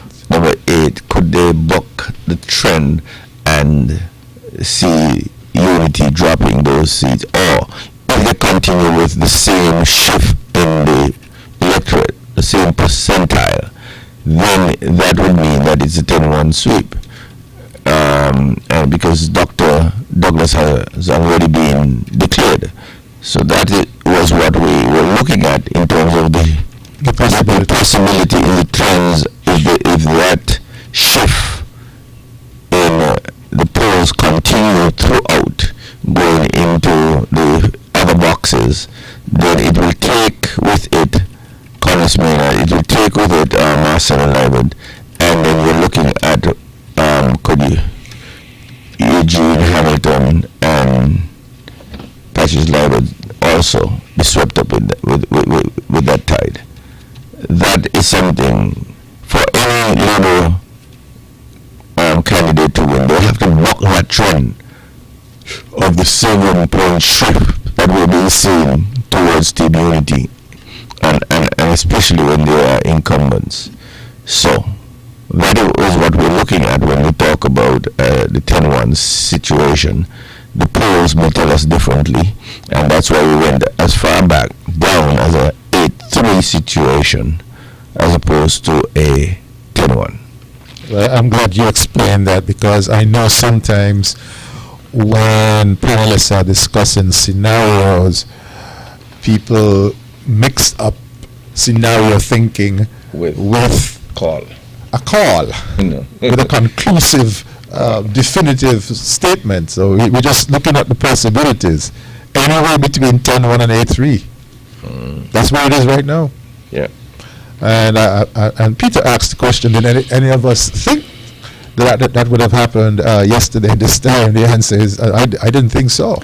I honestly, somebody abroad asked me who I thought would win, and I've got to tell you, I wasn't sure. There were just too many seats that I thought were going to be tight races, for me to have called. And for me also, I really was not, and I still am not sure about the overseas vote factor, just how much of a difference it's going to be it's going to have made at the end of this whole process. Speaking of tightness. And will we ever really know? Speaking of tightness, the seats with 5% or less margin of victory were 1, 2, 4, 8, and 11. So far, and you can see what has happened there. 1, 2, 4, 8, and 11. Okay, so seeing as we've been up for 24 hours, I have a question for you, Dr. Martin. Only 24. I'm sure if Peter is listening, he's going to be sorry that he's not connected right now. Do you envision that given some of the things that have happened just in the past week, the election observers, are they coming, are they not coming, the court matters that were decided at the very last minute, the injunction against the state media regarding access to the media, the challenge to the constitutionality of the state of emergency and if it was properly gazetted. Do you envision that there may be election petitions saying, look, the election was not fair, or we could have won, or we were disadvantaged because of X, Y, Z, and all of these things? Especially if the margin of error is margin of victory is 5% or less. So the only thing that would make that less likely is if it's a significant margin that you less likely. But I correct me if I'm wrong. There was a tweet from the OAS or some other agency. Somebody from one of the agencies. Yes. Speaking to the fact that the international observership question was not settled will bring victory into question. But am I correct? No, but that what? That it would... The absence of the usual and customary international observer missions will cause a victory either way to be called into question. But Peter Wickham thinks... No, I just want to make sure if that's what you saw. No, I didn't see. I heard a tweet that Junie wrote, that Junie read, from somebody from the OAS. Okay, fine. And that's what I'm quoting. And it was to the effect that they'll be watching closely. What was interesting is what Wickham said, because he's saying from his questions that he asked, it is not that the OAS observer mission was invited and then the invitation was withdrawn. It is that the opposition, the opposition party, or the St. Kitts and Nevis Labour Party, we don't have an opposition right now, we don't have parliament, they had asked the OAS if they were coming. The OAS then expressed an interest, and the response from the government was, as it was, that, well, we have a quarantine and you all can't come, essentially. Not that they had invited them and then uninvited them. So that was what Peter was saying. No, the chamber boils down to the same thing. No, the government had asked. No, when I say earlier, Chesley, I know you were very concerned, saying to have expected there to have been a local observer mission. There was a local observer mission before. But there is also the international ones. In 2015. Look at here from Lewis and Margot. Right. Okay. Right. So on election day in St. Kitts and Nevis. So this is not a statement from the OAS's Twitter. This is a statement from somebody who works for the OAS. Do you understand the difference? I'll just read this. Right. Okay. So this person is saying, on election day in St. Kitts and Nevis, we wish the people and political parties a democratic celebration. The OAS has observed elections in the country since 2010. Regrettably, the government withdrew the invitation to observe this time. Through OAS team has COVID-19, though OAS team was COVID-19 free and ready to deploy. Okay. No, and I saw the letter from them. I'm telling you what Peter Wickham said from his investigation. I saw the letter that certainly appeared to say they were invited. They even gave the date. It was dated the 19th, invited on the 20th, and then we said we could come, and then they said, oh, you can't come. So I did see that letter. But the thing about there not being local, remember one year, man, Ron Collins, it was the Evangelical Association and the Christian Council. They usually are local observers and chamber people, but it's them and the international. It's a supportive role. Right, but Chesley was saying earlier that they've never been and they should never be. No, I didn't get it that way. The chamber, however, said, nah. The chamber wrote a letter and said that, you know, they didn't have the resources on the ground, and that, you know, there's a certain amount of training that's involved in preparing to observe. You know, you have to be familiar with the laws and what you can and cannot do and how you engage the voters as you're observing and so on. So the chamber is the one that said that they're not in a position to get together a team, and they're the ones who put the pressure on the government and said they really feel that they need to. I misspoke. This is Saran Sanders replying to Almagro. Yeah, but the withdrawal of the invitation was most regrettable, particularly as the OAS will not be able to validate the election whoever wins. That's an opinion from Saran Sanders. Right. That's what I was alluded to. So it was not an OAS statement. Are you satisfied about the CARICOM? Are the CARICOM observers enough for you? I have not heard any information about the terms of reference and stuff like that. I don't know. I've never actually known what the terms. But I just like to correct something on the record, if you would let me. Sure. I never said that local observers. We never had local observers. I'm basically saying to ask local observers to oversee an election where they are on the voters list. But they're all usually registered. Yeah, but the observers. You're the ones who are overseeing an election and you're on the register of voters. Something is not ethical about that. No. But if you are in conjunction supporting some other team and so on, then I could understand that you're not the one writing the report. You're not the one making the decision. You're not the one making the call. They made the report because I have a copy of the reports. In the past, there was a local observer mission, I guess, and it was the chamber, the evangelical separate association. and apart from the international observers. And they had a separate report as well. I haven't seen that. Okay, I can probably get one, and that was in, I don't think it was 2015, I think it was 2010. That'd be nice to see that, yeah. Okay, well, I would have to check with the place I used to work before, but yes. And I think I remember that Collins was the chairperson. Okay. Okay, but yes, that did exist. But I wanted to ask you something about, this is where I brought it up, the CARICOM observers. There's certain, according to the press release, there's certain protocols that have been put in place in regards to the COVID, and they said that they did a molecular test on them. Mm-hmm. Medical doctor, what is a molecular test? That's the PCR test, the gold standard. Okay. That's the one that we have here. Okay. That's the one that it was just a different term, and I didn't know what it meant. That's the one that was used to diagnose. Okay, so apparently they're testing that's the one that was used to diagnose the 15 confirmed cases. Okay. PCR. The PCR. It looks at the DNA, the amino acid structure of the DNA of the virus. Very, very accurate. So let me ask another question, because whenever we open our borders, I'm assuming there'll definitely be, at least until there's a treatment or a vaccine, we'll be looking at quarantines and those sorts of things and testing and so on.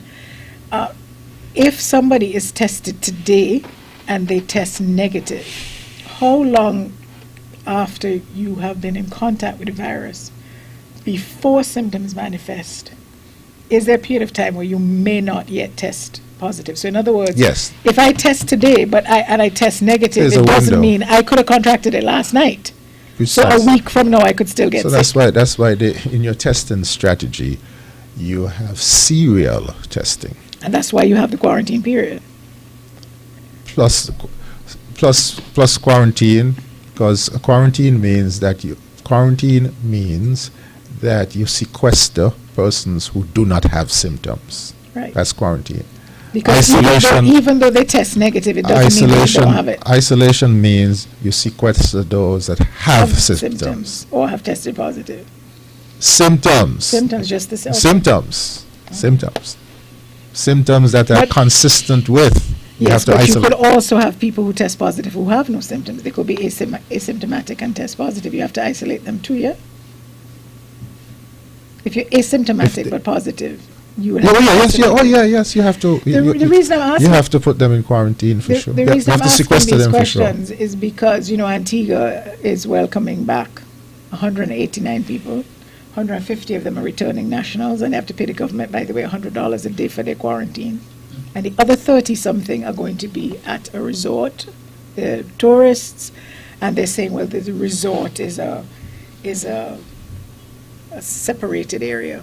It's much bigger than that, right. Tony. And they're going to test them and so on. But how are we going to do this on the ground when the time comes? I was going to say to you, let me say that I heard an interview with one of the doctors in Antigua, very good friend of mine, James Knight. He's related to Kitishans, who is on the ground with this. The Antiguans have developed a protocol that is very detailed, painstakingly so,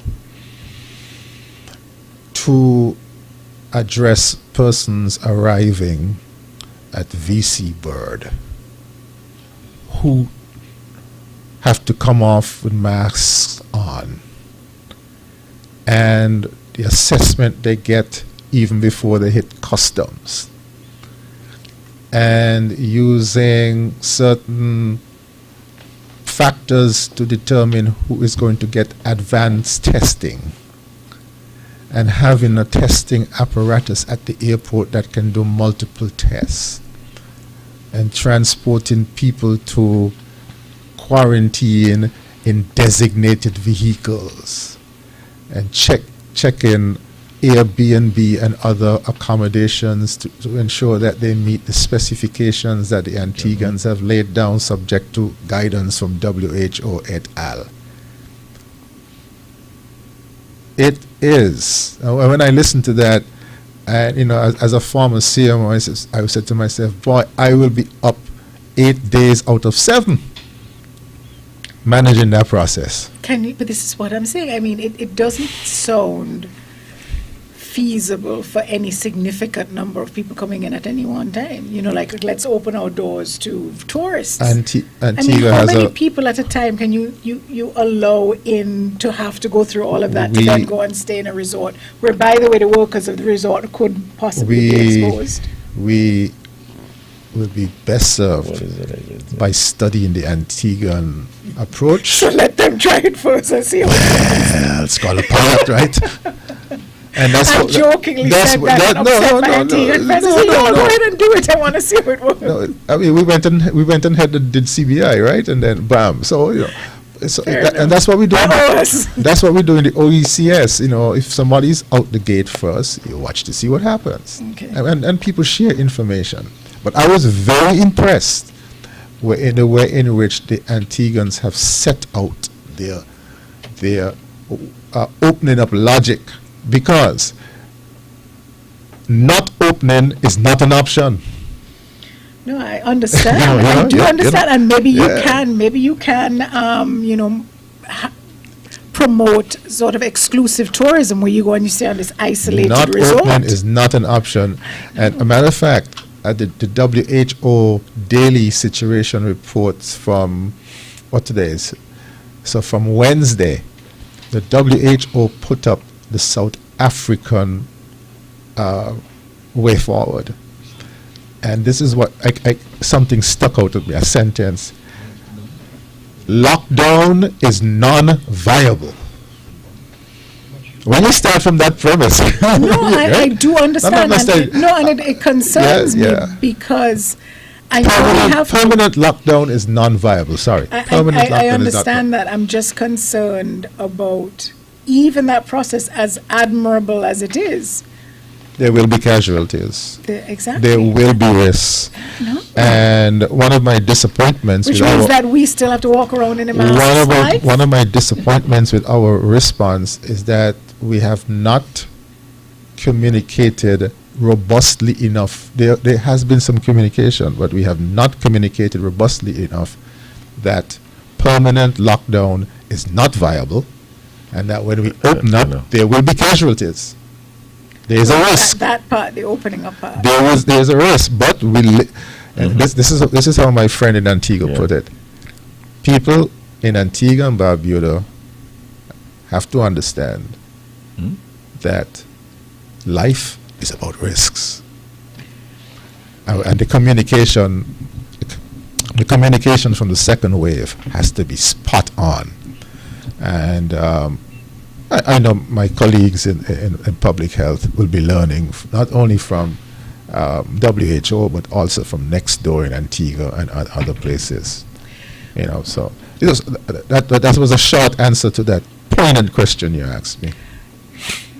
For me, what I've been hoping for. Game changer. It is.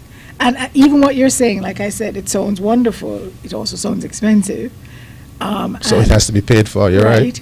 And again, how many people can you move through that kind of system? Perhaps, we could look, as I said, at exclusive resort. So a resort is quarantined and you're not going anywhere else on the island. You're staying in your lovely resort. Maybe you can, celebrities who want privacy, maybe that's the kind of tourism we have to be selling, because we know once they get here, they have to stay in their area. I understand the first delivery came in last night. It was more Antiguans returning and several dozen visitors. Yes, 189, 150 of which were Antiguans. After 11 o'clock at night. Oh dear. Well, but again, there's a practicality. The fewer people who are around while they're moving these potentially, while they're moving people to the airport, you don't want them to land when the airport is crowded and you have international flight. Oh no, well, not international flights yet, but you don't want a lot of people around. So I can get that part. What I'm hoping is going to happen, even though it's not looking really good right now, is that they come up with either a vaccine or treatment. Even a treatment, you get sick, you take this pill, and you get better. What you are hoping, right now, not right now. I just don't see it happening. No, not right now. 2021, maybe first quarter. But I think that is what's eventually going to happen. We're just going to have to live with it. But I think it'll. I'm happy that you're raising this point, because life and the conduct of government as we know it has changed because of COVID, which is not only a public health, not a health matter, is a economy, finance matter. So things have changed, things will continue to change. One of the most important aspects of this is the communication and being out there, being available to the public to answer all of their questions, but no backing down. The authorities cannot back down on the basic tenets, which are permanent lockdown is non-viable. Have you got the impression that is what that's the message? But there are certain messages you don't put out there in the pre-election period, because elections are about popularity, and certain messages will not make you popular. But public health is not about popularity. So public health has come up against that pushback during the pre-election period. Okay. What was the second basic tenet? That there will be risks of illnesses and risk of death. So we might as well tell our people now that the election is won, you have more space now to tell our people that. So the reality is we're going to be socially distancing and masking up for a long time. Okay, so the reason why that is important, and the COVID-19 did an excellent job in communicating those aspects, the hygiene, the social distancing, physical distancing. These are designed to reduce the burden on the health system. They're not designed to eliminate the burden. Because there's not reduce the burden, which means there's an understanding that we will have cases, but it's to be able to manage them, which means flattening the curve. Instead of having 50 cases in 2 days, let us see if we can scale up services so we have 50 cases over 50 days, which is much more manageable. Right. But there's no such thing as no cases in this COVID environment. No such thing. As Peter was saying, I think it was Peter, somebody was saying tonight that there's some tough decisions that are going to have to be to be made in regards to COVID and how we go forward, and our economy is Absolutely. going to be really starting to feel it, because there are all of these people who are not working, who are not spending, and whose loans and mortgages Maybe and that's the reason bus why. payments are getting I think that's the reason why motorcade should be contained a bit, because we haven't really felt the full economic and financial blow yet. But it's coming. It's coming, and it's coming during the hurricane season. And this is going to be good for us as a people, because only the strong. Well, let me put it this way: it's going to be a big test of our capacity to be a country. The biggest test since independence for sure, but since Noah built the ark for us, right? So that is in answer to what you said Peter Wickham said, and it's good that we kicked off June 6th. So is it a good thing? Was it a good thing to get the election out of the way? Because they could have had it over 90 days. In hindsight, is a stroke of genius. Okay. In more ways than one. Yeah, and because next week there are some matters on East Independence Square. Well, there's that. But yes, things are going to get a little tougher, and we're going to have to be asked to tighten our belts and wear the masks and socially distance, and none of those are pleasant. But I think we, the people, also need to understand that whatever government was in place, that is our reality. When a government, a person, an organization takes a risk that can boomerang, but it worked, they come out smelling like a rose. If it doesn't work, you get kicked about and abused, for the next 100 years. But when it works, you come out smelling like a rose. And so there is merit in judging persons by the calculated risks they take. Indeed. And you elect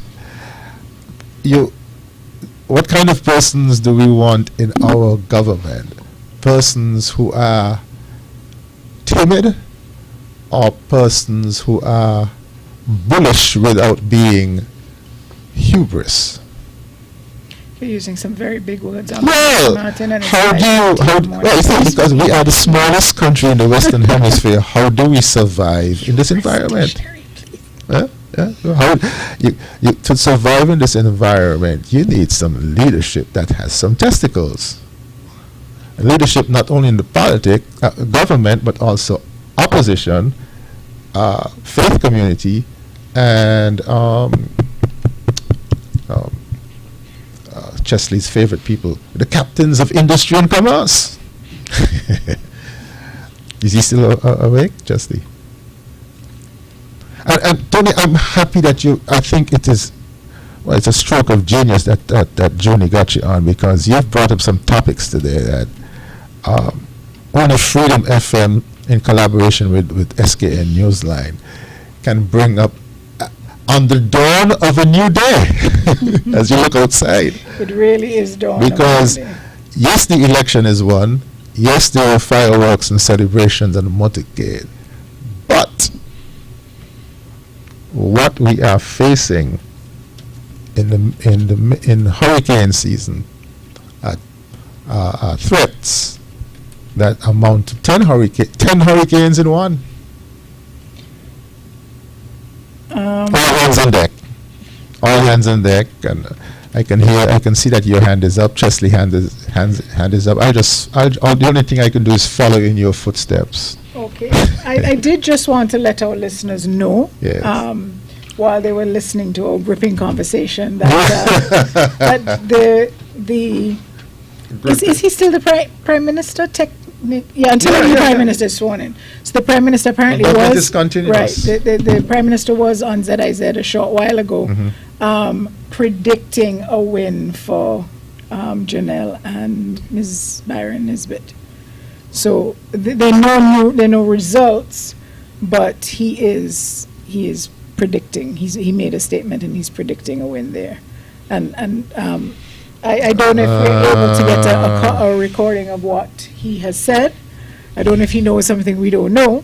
I think that's for the supervisor of election, with all due respect. But what I would have expected, and I didn't hear it, but unless there was something urgent, I think that's for the supervisor of election to announce first. Well, as it wasn't an announcement. To bring to the public first. But we are here predicting who is going to win. The man was on. I understand what you're saying, but the supervisor has his day. But here's a question: if Unity has won the election, Unity has won the election. Okay, good. Does the opposition have to concede? Normally when you call and you say, "Hey, guy, you did," and then people say, "Okay, they've come." Congratulations. See you next time. Right. Okay. No, I was just curious if that is. It's not in the Constitution, but it's the done thing. The done thing. But with that said, technically, the government is not formed, because remember we have 3 parties here. So the government is not formed until a majority of members indicate to the Governor General. Correct, and that will be done by 8 o'clock, 9 o'clock this morning. Right. So if it hasn't been done already, it could be done already. You don't know. Okay. Because we have to get on. It's June 6th, and we are promised an active hurricane season, among other things. Okay. Well, I'm getting all sorts of information. People are telling me that that the election is over, but I don't know if they mean that there are results that have not been announced. But certainly there are no official results from the other boxes yet. So we're still standing by. We know that the government is won by Team Unity, so we're just waiting. But in terms of who won what seat, I mean, and that's still something that's important for people to know. I think we can put it and go home. We've got some results coming in now, great. so let's go over to that.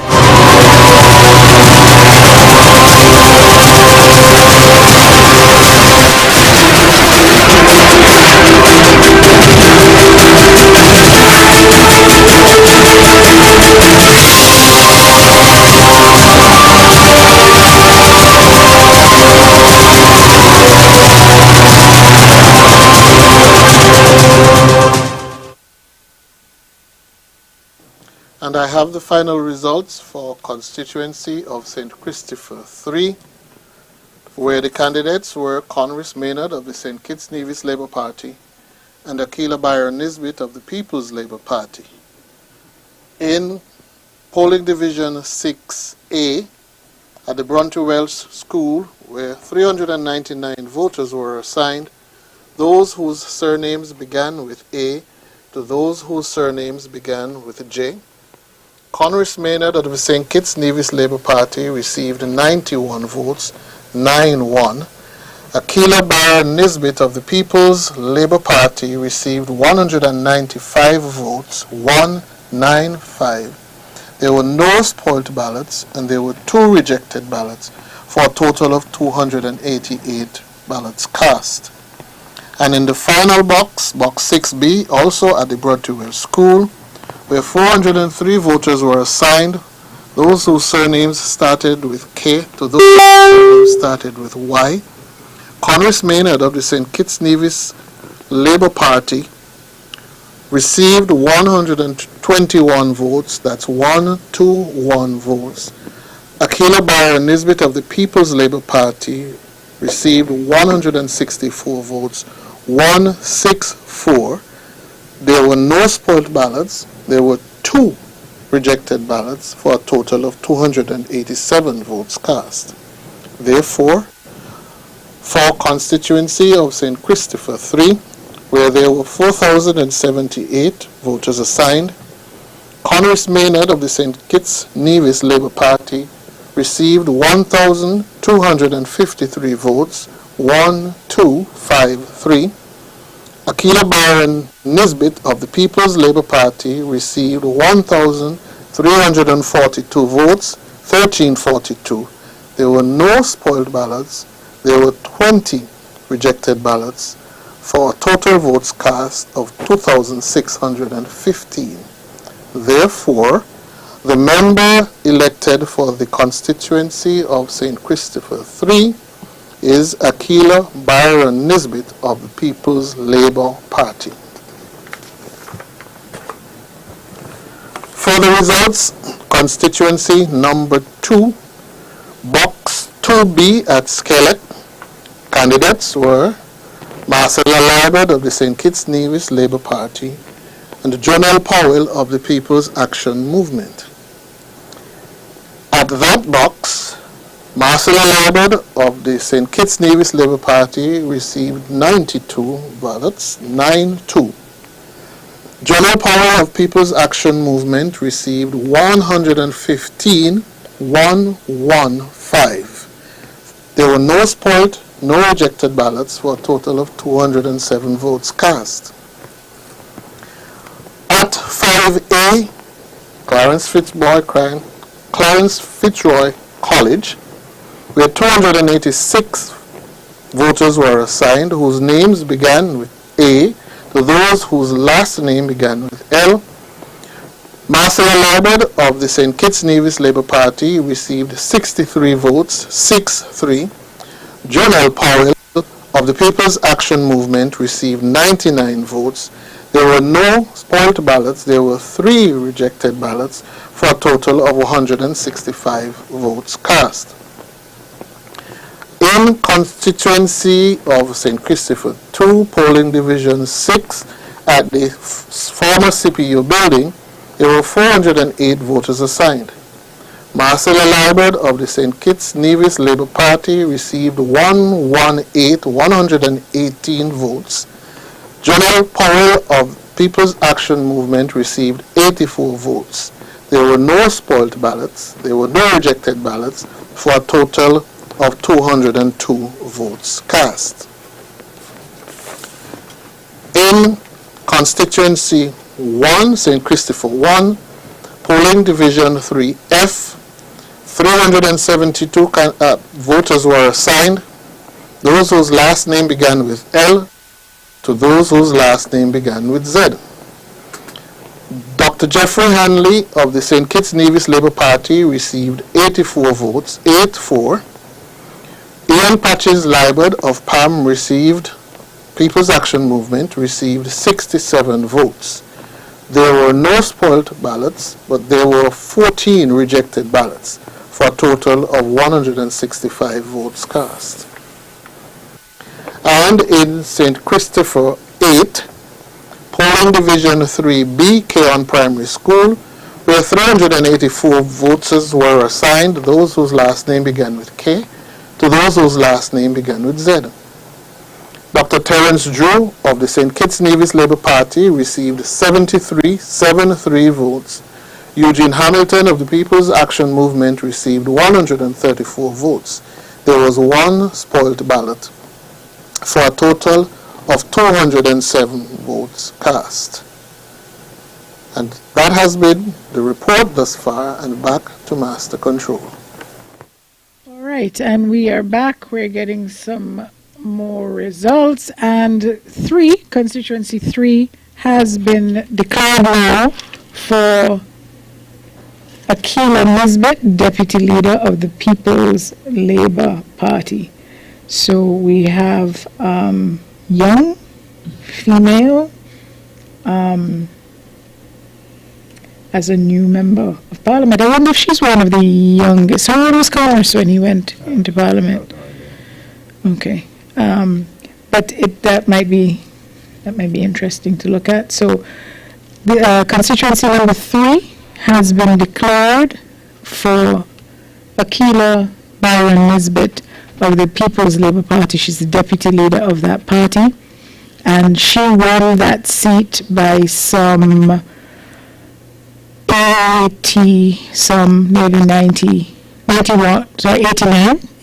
votes over the incumbent Congress Maynard. And we will give you, we'll just give you the final figures there. Congress Maynard of the St. Kitts and Nevis Labour Party, 1,253 votes to Akila Byron Nesbitt's 1,342 votes.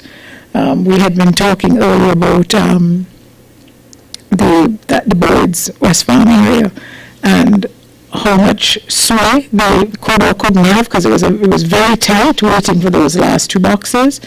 Those were the areas that had been sort of, as we had said, strong supporters of Condor, and it seems that his return to the SKNLP, they didn't go with him. So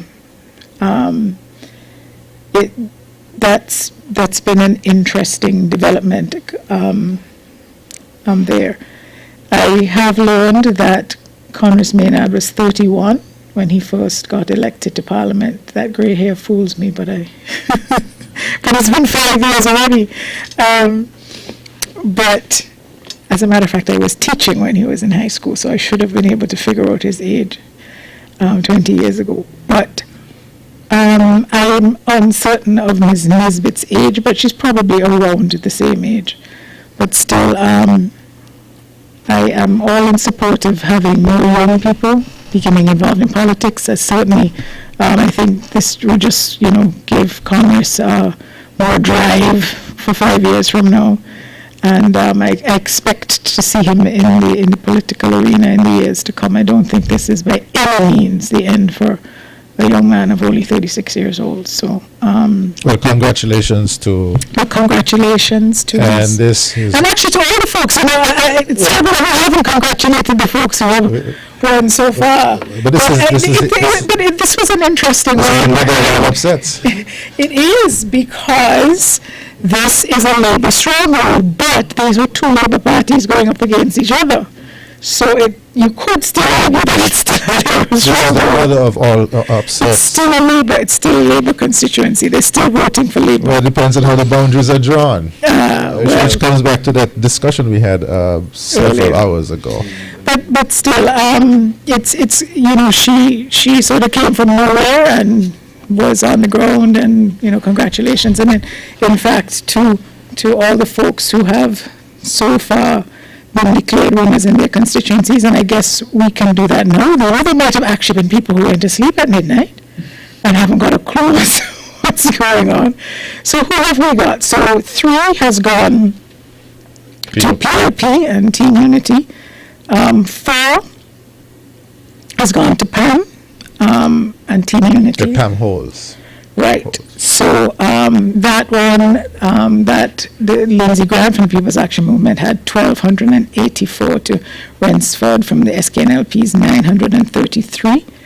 5, not surprisingly at all, also went to Mr. Richards, who I think increased his margin over. That's correct. Over his opponent. So nearly, I think something 575, so nearly 600 votes over. So I don't think there'll be any questions in that one. 1,296 to 721 for Douglas. Oops. I have to tell you, listeners, that song of the ocean waves was my alarm that no one wakes me at 6 o'clock in the morning. So I officially have been awake for 24 hours. 575, right? Well, 575. He won by 575 votes. I think he won by about 400 and something last time. St. Christopher 6, again, not surprisingly at all, went to Dr. Denzel Douglas's St. Kitts and Nevis Labour Party. 1,553 votes to Williams of the PLP's 519. It is interesting to note, though, that Williams has received the most number of votes of anyone who has challenged Dr. Douglas before. So that's just, an interesting point to note in the figures. St. Christopher 7, again, no surprise there, went to Dr. Timothy Harris of the PLP, and Mr. Nata Nelson of the SKNLP had a wider margin. 607. So that is a margin of 1,200 plus votes there. So he actually won by more votes than their voters in some than voted in some of the smaller constituencies. 8, St. Christopher 8. We're still awaiting results for. The figures have Hamilton in a significant lead, but this pattern's last year a bit, but he's behind a bit of the last election. So Hamilton is leading by 555, whereas this is out of Keon, whereas the last time he was leading by over 700. And last time Dr. Drew won the St. Peter's area by about 500, so it came out with Mr. Hamilton being about 200 votes ahead of him. So it actually is going to be a close one after all, because if he goes in with 5-something, but Drew doesn't make the 5-something, or it could go the other way as well. So I think that's going to be close, definitely. If Drew holds on to the kind of figures he got last time, and his visibility has been a lot greater in the 5 years, and certainly in recent months. And so I expect that he will do well again in St. Peter's. So we're not even going to attempt to call that one at this stage. But Dr. Drew is certainly giving Mr. Hamilton a run for his money, because he has increased, I think, in nearly all boxes, except maybe one. And in that, and Hamilton has it's been working both ways. If there's a decline in Drew, there was also a decline in Hamilton. So again, but is that people staying on, or is that again the unknown overseas voter? They were missing exit polling quite a bit here. Well, the parties normally do that, right? I'm not sure. How it's done? Okay. I didn't see any of that in the areas that I was surveilling. Okay. Then we move on to Nevis. That was a sweep for the CCM. I wouldn't be surprised. Mm-hmm. I wouldn't be surprised if it's been done, if people are asked as they come out. Well, I know that the parties normally do, just to get an idea of how their candidate did. Yeah. But I don't know if it's done by any sort of polling or media house. Independent, right. So, again, to those just waking up and joining us, the Concerned Citizens Movement has swept the election in Nevis, and they have won all 3 seats. Mark Bantley, the Premier, winning his seat again by a sizable margin, 1,693 votes to 1,155 votes, so that's an over 500 vote lead. So again, he's increased his lead there, and that is over Dr. Kelvin Daly. In 10, where we had Bjorn Hanley going up against Eric Evelyn in what had been Vance Amory, the former premier seat, Eric Evelyn won 710 to 166. So not just did he win, so people would say, oh, well, it was Mr. Amory's seat. He did very well for himself, but he's a very 3-1 margin. Yeah, but he's an affable guy. He's quite likable, and a bit of a social butterfly, and so on.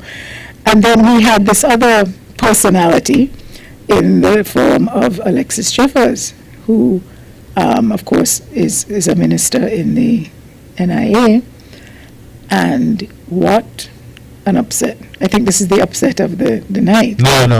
It's not? You think there's number three? No. This is Nevis's number 3. Because what has happened in number 3 here is that this Labour stronghold that has been Labour ever since you can remember, is no longer. But I just thought it doesn't cushion the blow that it's another Labour Party. No, that doesn't work for you. She comes from. It doesn't cushion the blow that it's another Labour Party. This is like Chelsea beating Manchester United. She comes from a Labour family. It's like a Barcelona versus Real Madrid. Okay. It's not working. Okay. All right. So that is a big upset because this was a huge upset. This has this been, probably is the. How has that seat been held by Labour? Always. Always. And I think I wonder about the overseas vote contribution or the lack thereof in this. But again, we don't have data on that. It will come out from the. I would think it will come out. But how does it come out? Because the people on the list are not listed as overseas voters. The parties know who the people are. Right. Yeah. But again, is there an independent? Is there somebody? Authorities going to be looking for their own. I did some number crunching. Okay, there are 48,000 registered voters in a population, in a resident population of 53,000. So how many of those are over 18? Right. So do we have 43? Was it 48? We have 48,000. We have about 39,000 persons who are over 18 and over. 39,000. So we have an extra 10,000 on there who don't know where they are. There you go. All right. But we know where they are. They're not here. They're not here. So the borders are closed. And the borders were closed. So in fact, it could have been worse. Okay. But again, we do know as well the kinds of numbers that come in. I believe in 2015, it was estimated that there were 26 charters that came in for the election. And a charter has anywhere from 150 to 200 people at least. So right there, you're talking about 4,000 people, 5,000 people. So. And they'll be targeted for certain constituencies. Right. And I think that is always one of the concerns as well about the overseas voter, that they are registered in, conveniently. You and I are obliged to register where we live, but somebody overseas can come and register where they are assisted in registering. I think the electoral law speaks to, you have to be able to prove a link to the constituency. Don't know what that means. I suppose if you used to live here and you were registered before you left, but for people who have never been registered to register, they just have to prove a link of some sort. Maybe their Auntie Tony lives at New Road, so they could say, well, when my mother lived here in 1967. It makes for a fascinating next couple of years in terms, as we sort out some of the anomalies in our constitutional setup. So I was going to give the results. Our peculiarities. Yeah. Well, I think I have said how I feel about overseas voters. So maybe you all don't want me to be part of your conversation. But we were going to talk about Nevis. I am hoping, and I think we should work towards this collaboration between Freedom and SK and Newsline is a way forward, and with other media, that we do not wait for the political parties to set the agenda, that with the right kinds of support, that we get people across society to come and discuss these topics in an objective way. And so our people have as much information as possible to be able to make informed decisions about our constitutional setup for 2025 or before. Dr. Martin, I still have to give the results for Nevis 11 for those folks just waking up. We did mention that it was declared for the CCM. That is Nevis's big upset. A seat long held by the NRP, at least going back to independence, which is how many? 20, 30? How many years? 83 to now. Right. You know the math. 37, yeah. And we had. But what's the word I'm looking for? Poignant about that victory in number 11 is that the by-election results in St. Thomas's did not translate to NRP's advantage 3 months later. But how isn't the carving up of the island different? No. So number 11 is comprised of 2 parishes, right. St. James and St. Thomas's. Right. And so the boundaries are lower that. In Nevis Island administration. Same boundaries. Okay. In terms of the parish boundaries. So you just combine 2 boundaries to form 9 and 2 boundaries to form 11. Okay. So 2 parishes to form 9 and 2 parishes to form 11. This is the reason why Nevis 10 is always, how many registered vote of just over 1,000, and then you have and then you have Nevis 9 nearly 7,000 and Nevis 11 nearly 4,000 because of the combination of parishes in those areas. And so, Dr. Martin, we had, and by the way, I think with everybody is just disappearing on us, Dr. Martin. Everyone else is running, just the 2 of us. We have the whole place to ourselves. What are we going to do? I have to call home to ask permission for that. I'm just trying to do the same thing myself, but let me give those results for the facts. Wake up justly, because I just got something. You got summoned? Just got something out of 4A St. Peter's Community Center. So well, we have some results coming in. Here we go. All right. Well done.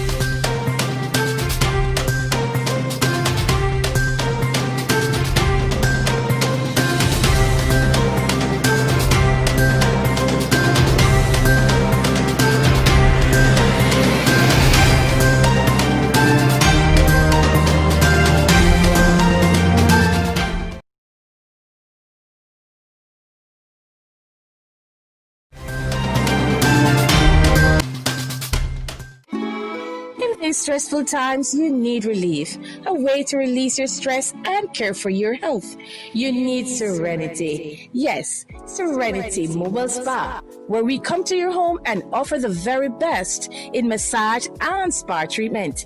Your health is our priority as we practice the highest hygiene procedures before, during, and after your treatment.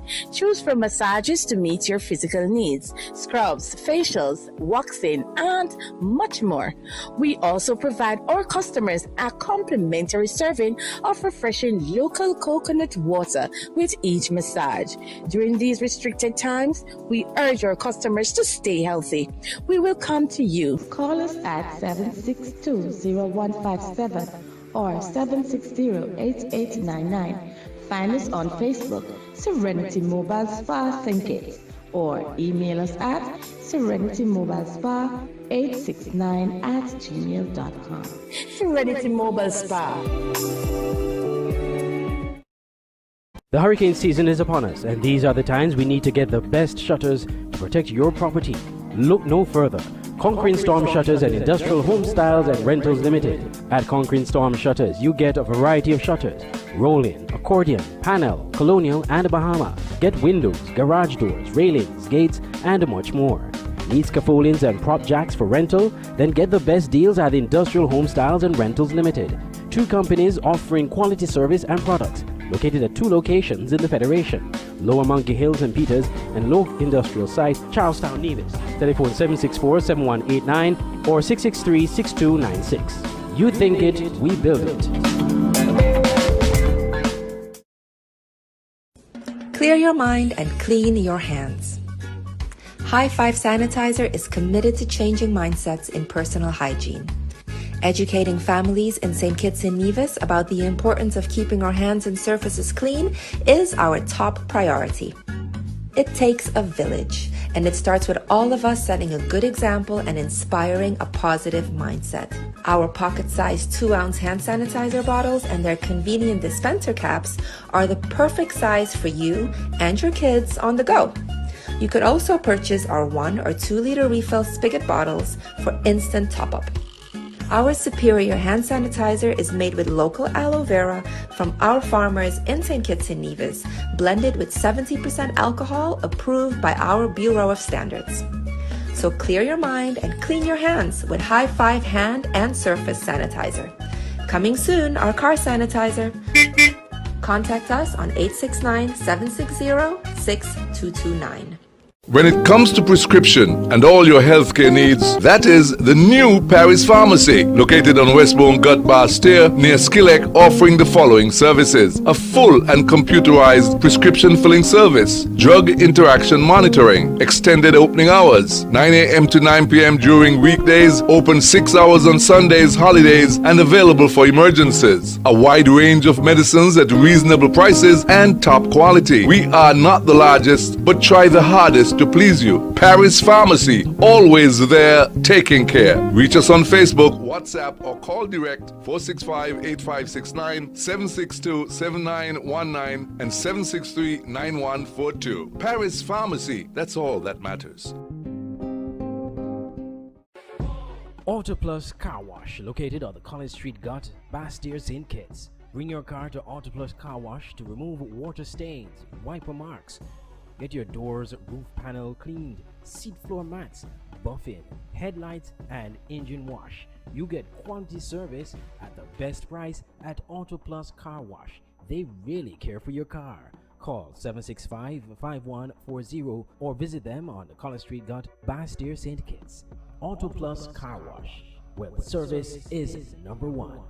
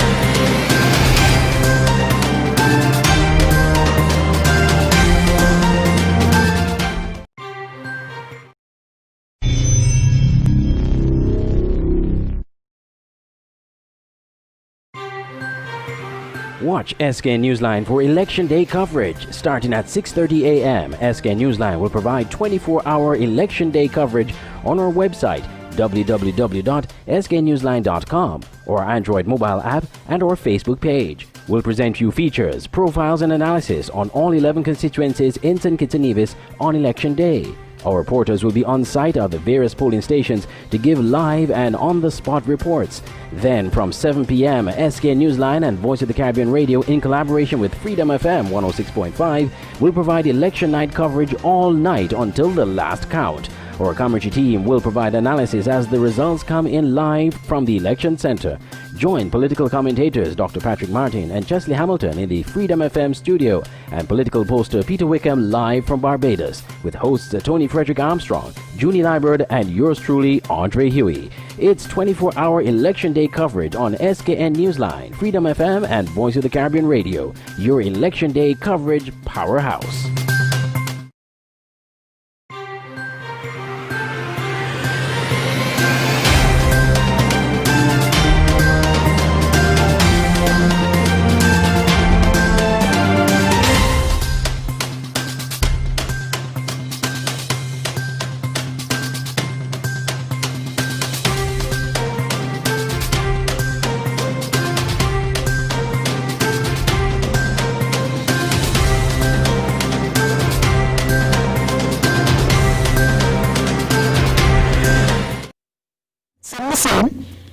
But they have a couple of rounds. So 7 seats so far for Team Unity. 1 so far for St. Kitts Labour Party. And the breakdown for Team Unity is they have all 3 leaders with the Concerned Citizens Movement. They have for the People's Action Movement Lindsay Grant in 4, Sean Richards in 5, and for the PLP, the leader and deputy leader Tim Harris in 7, and newcomer Akila Elizabeth Byron in 3. Big upset there for the St. Kitts and Nevis Labour Party that has held that seat for decades. Nobody seems to be able to remember it not. Because that long. Yeah. Well, before there was ever an opposition, because the Pam only came along in the last show thing, so to speak, for about 50 years or so, 50, 65? Just so 50, yeah, 55. So prior to that, it was, yeah. So it's been a Labour stronghold. It's been a Labour seat. People thought that when Sam Conde crossed the floor and formed the new party in 2015, that this was it. He was so popular, and everybody thought that Labour would lose a seat there, not even close. So I think this is a shocker. Well, once again, there's some variables. The overseas vote, which is worth several thousands, did not factor. And what the COVID did not factor. And remember, the overseas vote usually targets certain constituencies. Right, I believe that was one of the ones that was. So COVID-19, the border closure associated with COVID-19 was an advantage. But Peter Wickham also, and that's supposed to be Peter Wickham, who spent most of the night with us, he is of the opinion that the handling of the COVID-19 situation, it was actually beneficial to the incumbent as well. So not just that the border closure created the situation where we had a lot of people who were not able to vote, which would have affected certain constituencies worse than others, but also the handling. Yes, because in this financial downturn and economic recession, which is surely going to be a depression, you're in a position to help people financially, at least in the short to medium term. And Wickham says he has the data to show that incumbent governments fare better when they're effectively handling a crisis. Not to get completely off track, but that is not working out for the current United States government. comment. But moving on. Well, there's a reason for that. Moving on. The United States is a confederation of states. True. So it may work in one state, but not in the other. True. But that would certainly get us off track. So some of the other things. No, there are lessons to be learned from the United States situation. But I think we're spending too much time watching that. We should be spending more time looking at Taiwan and how they handle it successfully. Okay. Well done. That's what. But let's get back to our factors. He promised to call me to talk about that. Okay, and I'm looking forward to that conversation. But when I wake up in about a week's time. Now, going back to our factors, we had discussed earlier. For those of you just waking up, all nice and fresh, and wide awake, having had some sleep last night, we were discussing some of the factors that would have influenced or affected the election in one way or the other. So we're counting off. We've got the overseas voter, the COVID, the handling, the borders, the virtual campaigning. He thought that community won that war. Well, Wickham had an interesting perspective, and he was saying that the virtual campaign and the streaming of it in some ways hinders a more flamboyant, energetic, I want to be in front of my people in the thousands, I'm prancing up and down on the stage and I'm feeding off the crowd's energy. And it becomes a different animal, if you will, to rally and have your rallies on video when you might have just 10 crew in the studio with you, and you're forced often because you don't have the safety, if you will, of just being out in a field with the people. Everybody can listen in, so it almost limits you to some of the wilder things that you might say if you're on a stage in a field. It proves that if you're not a natural in front of a microphone or camera, you need training.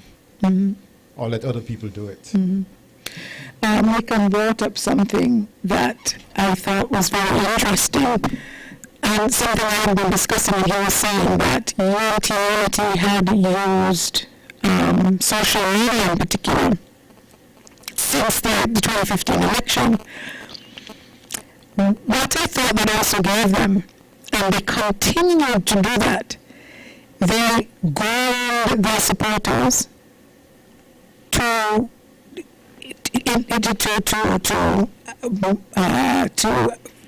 accept that technology and communicate to them that way. So for the last 5 years, when the media was streaming it, and they send me WhatsApp to say tune in, because this isn't just this past week or this past month or this past year. For the last 5 years, their supporters have become more tech savvy. Everybody's on social media, everybody's on Facebook and their WhatsApp groups, and they really used the technology well.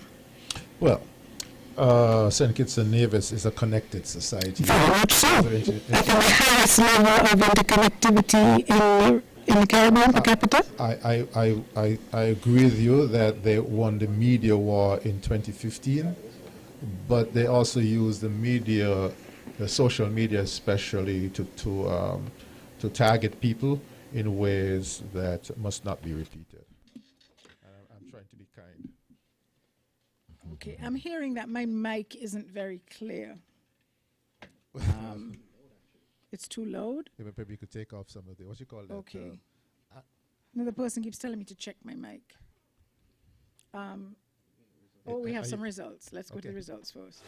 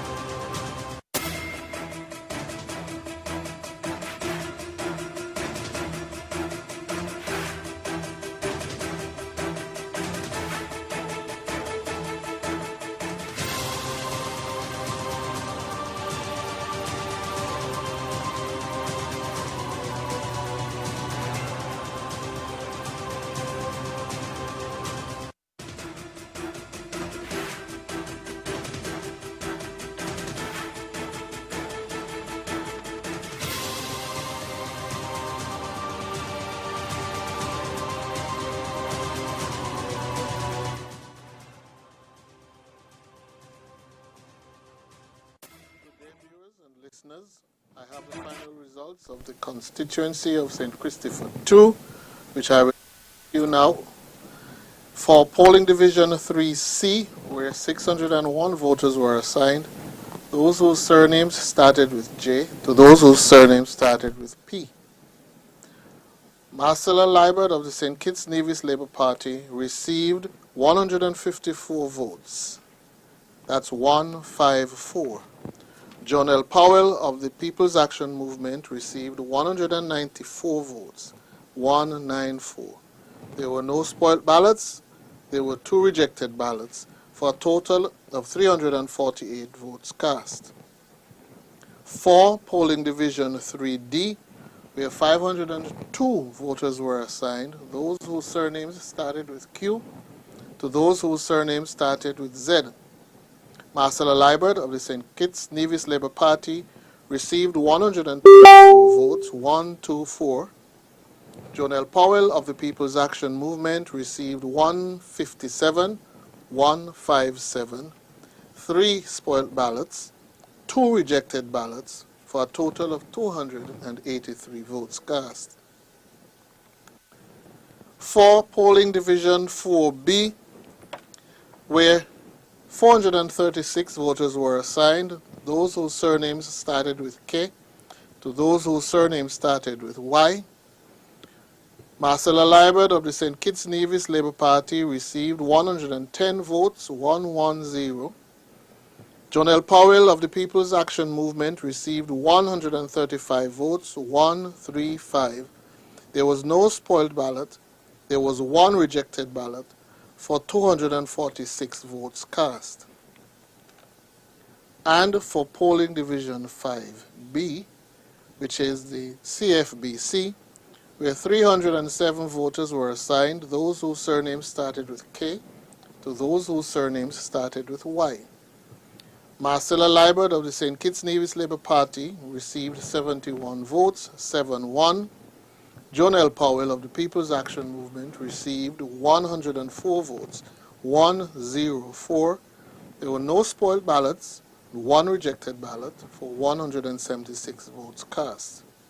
Therefore, of the 5,418 voters assigned to constituency 2, Marcella Liebert of the St. Kitts Nevis Labour Party received 1,422 votes. That's 1,422. John L. Powell of PAM received 1,654 votes, 1,654. There were 3 spoilt ballots and 13 rejected ballots for a total of 3,089 ballots cast. Therefore, the member elected for the constituency of St. Christopher 2 is John L. Powell of the People's Action Movement. Back over to Master Control. And we're back. Okay, so that is a loss for the St. Kitts and Nevis Labour Party. Marcella Liebert, who has now, she's held the seat for two terms, has lost that seat to Janelle Powell of the People's Action Movement. Now, this is a seat that has gone back and forth between PAM and Labour over the years. I think it was, who was it before Simmons? Remember, there was a case where Ribeiro had won, and then there was an election petition, and the judge actually counted the ballots in the courthouse and declared that Simmons had won, and then after Simmons, but I can't remember who was there before Simmons. Bradshaw.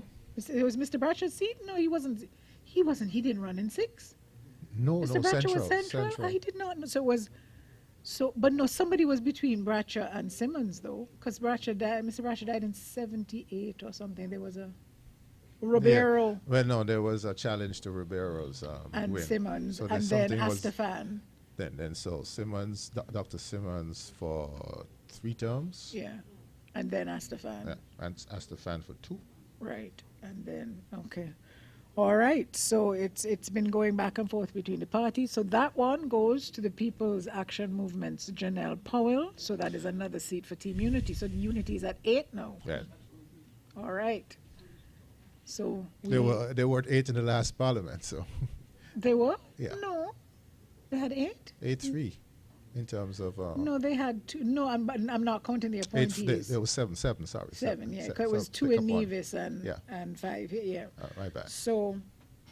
I forgot that Nevis is now blue. Nevis is completely blue. Yeah. To those of you just waking up and tuning in, all 3 seats in Nevis went to the Concerned Citizens Movement. On St. Kitts, I miss something.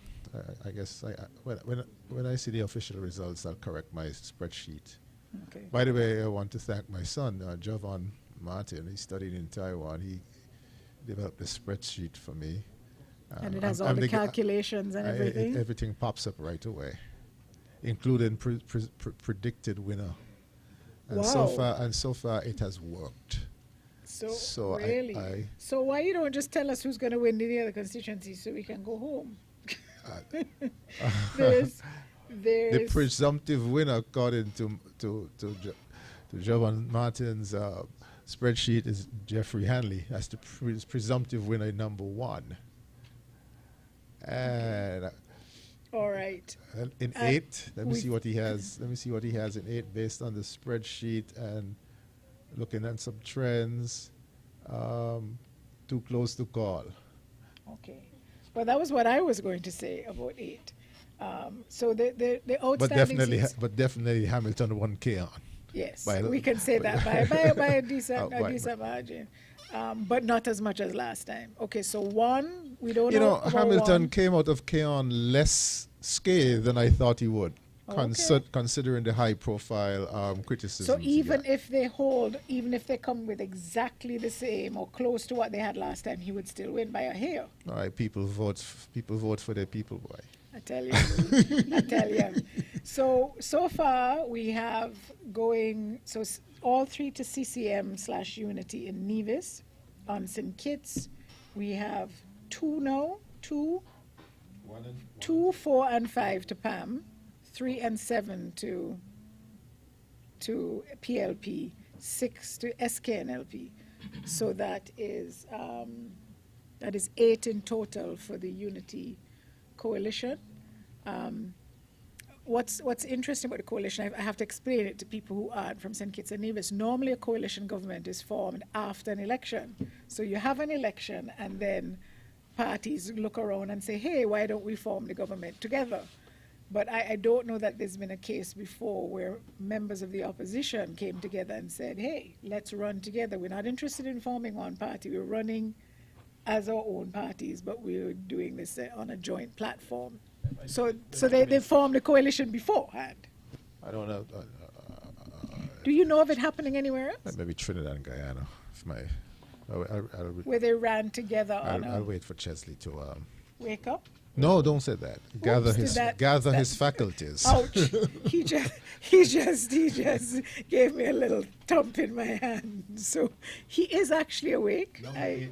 Number 8 will be the last to be declared, and that is going to be. That happened in Is it that happened in management? 2000. That's going to be somewhere around that midday. happened in, I think, either 2004 or 2010. Yeah. I remember. My brother didn't finish counting the vote until about 3:30 the afternoon. Wow. 3:30. Why is that though? Is that there's a problem? 7,000 votes of there. there. 7,000. Lots of recounts. So lots of recounts as you go along. Yeah. Okay. And it's now 7,000 registered voters. Yeah. That constituency is the epitome of unfairness in terms of boundaries. It is, and it's number 8.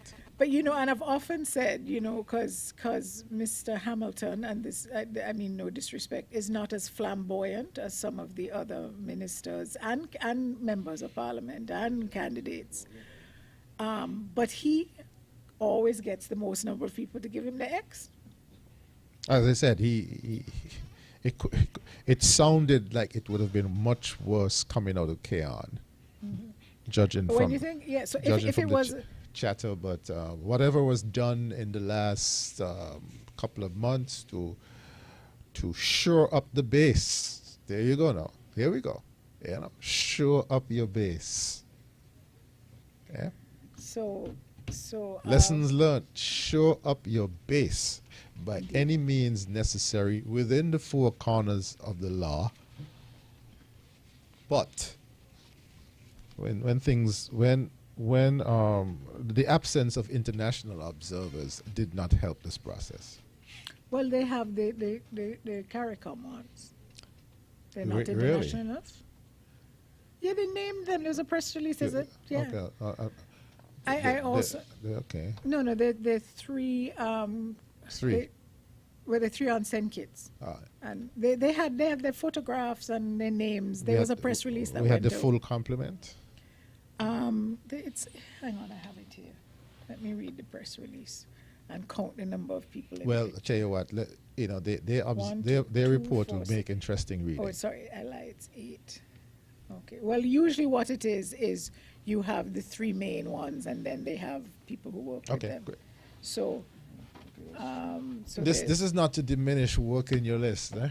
Okay. No. And targeting your constituency, okay, and using the conditions that prevail to ensure that you derive maximum benefit.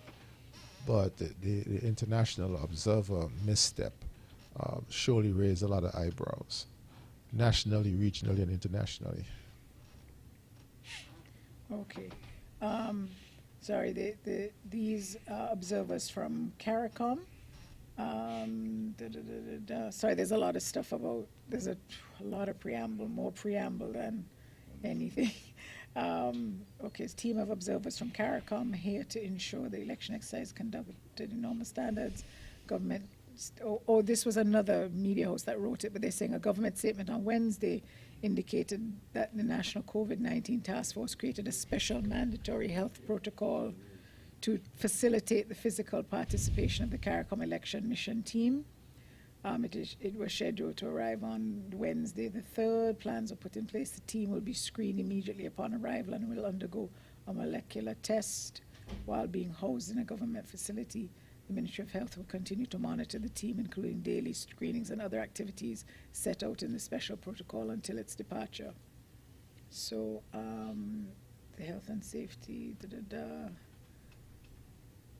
Okay, there's also supposed to be virtual training for a civil society group as well. They said that is supposed to be doing some kind of observation.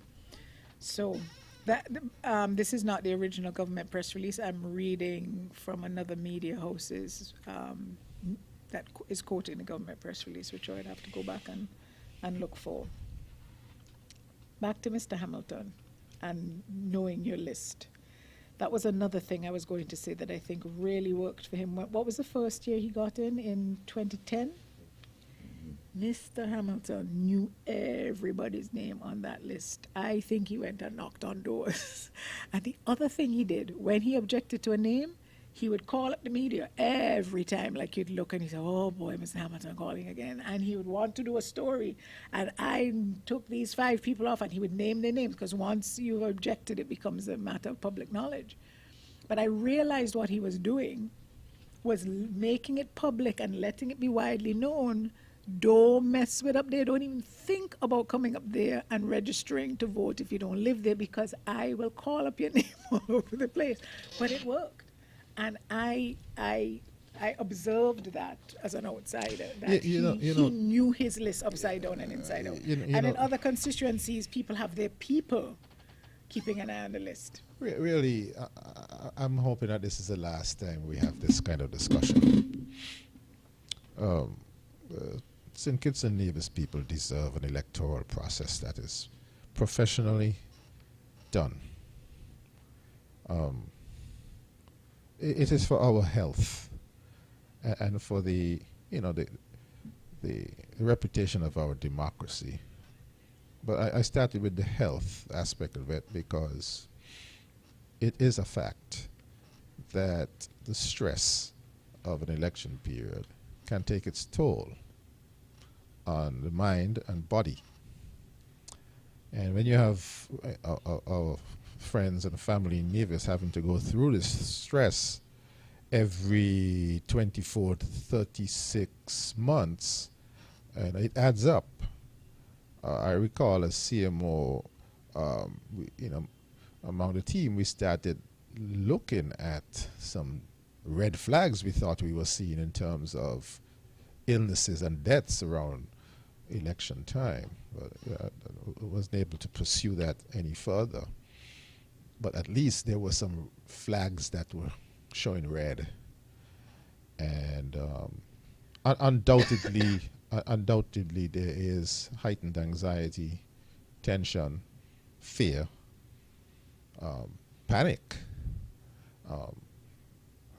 and in our small aquarium, that has to be a risk to health. So whatever we can do, we can follow. Jamaica has an excellent benchmark in terms of professional running of elections. And it all starts with having boundaries that are more or less equitable. An electoral commission that carries out its constitutional mandate to supervise the supervisor. And but you know what? In the OA, and let me finish this point. Sorry. And that the electoral office staff be the appointees of the electoral commission, with Parliament responsible for resourcing and matters of that nature. I think if we go down that road of less intrigue, there'll be less stress. We'll finish the nights at 10 o'clock, have a drink, shake hands, bump elbows, and get on with the business of trying to survive as the smallest country in the Western Hemisphere the day after elections. The electoral process is taking too much energy out of our development as a people. Yes, we recover, but if you go to the well too often, it might just run dry on you. Definitely the factionalism and the tribalism is a complication of the holes within our electoral system. And this is something that we should talk about some more, Tony, this collaboration between SK and Newsline and Freedom FM. We should strike out and talk about this some more. You know, I've been on Freedom quite a bit over the, when I say quite a bit, I've been on Freedom welcome to the family. What you said to that over there Chelsea? for different things, usually matters pertaining to history and historical conservation and culture. That's very and so good. on. That's very good. I want to congratulate you on that, because you bring a counterweight to some of the stuff that goes on, right? To hear about the history and the heritage. Very Well, good. Keep it up. I think Don't those stop. are important things too. The OAS Election Observer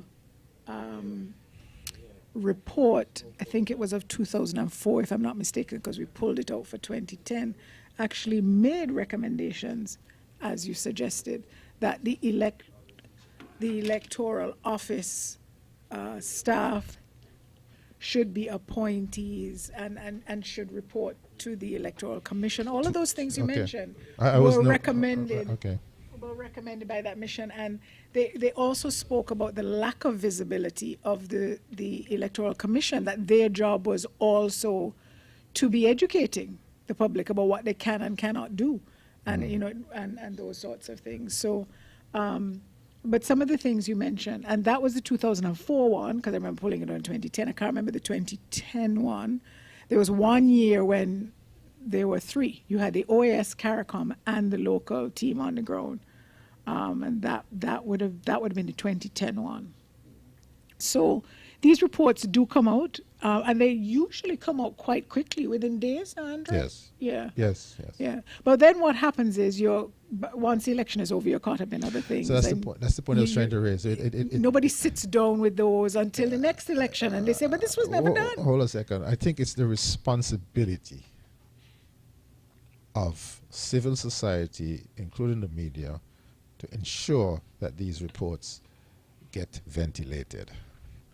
A responsibility to the democracy to do that. And well, let's hope that this happens, so that people could hear, not once, but over a week or so, we can go through the reports analyze the recommendations, and have a discussions about what works and what will not work.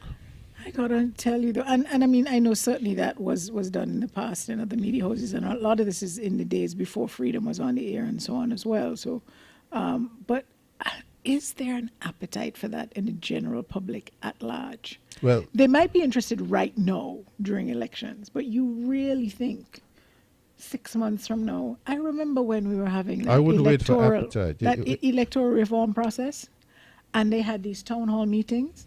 And I think and of course the media, we all had to go to these things. I am sure the most people I saw at a town hall meeting might have been 50, maybe 100, and quite often a lot of the same people. And then what happens is, you go and you make a decision, and people are going to turn around and complain. Well, but they have the opportunity to go out to these town hall meetings and participate. But maybe the technology is the way to go. Maybe with a virtual thing, and you don't have to get up and go to your house. You could watch the thing and submit your suggestions. But I don't know that the public generally is that interested. I think the public is interested. Okay. The participation in this poll suggests that there's wide public interest. I think that the generation of young people have come to understand that if you do not participate in the political process, you run the risk of being ruled by inferiors. That is a quote from Plato, plus or minus a couple of words. If you don't participate in politics, you run the risk of being ruled by inferiors. And voting matters. It's a duty of the citizen to be involved, to cast a vote, pay your taxes, and defend against corruption. And those who don't participate can't complain. I must say, this time around, but it could also just be the people who I have as contacts on in social media. I saw a lot more young people, often professionals, but the 30-somethings, the Congress's age group and Akila's age group, I saw a lot of them having really measured public discussions about issues. Even the ones who we know to be politically aligned were having non-political conversations about the issues and what was important to them and what they needed to see. And they weren't doing it in a finger-pointing way. They weren't doing it and saying, well, this government isn't doing it or that government didn't do it. They were just saying, these are challenges, or challenge some were, and they were honest. They were honest about the fact that a lot of these challenges have been with us a long time. A lot of them are tired of the divisiveness. Case in point, I forgot the name of the show that comes on Freedom FM, Jeanne Williams and Desi Brown. What's the name of that show? You're putting me on the spot. But they're wonderful. But the two of them are doing an amazing job. That is an example of what you're talking about with younger folks challenging the status quo, pushing back against what people say you must think and how you should think. And starting some, this is what makes me optimistic about our young nation, is that there are persons willing to take those kinds of steps, and they must be supported, and other persons encouraged. I'm gonna keep saying this collaboration between Freedom and SK and Newsline is a wonderful initiative. Well, after I ask you this next question, you might not feel the same way. Women in politics.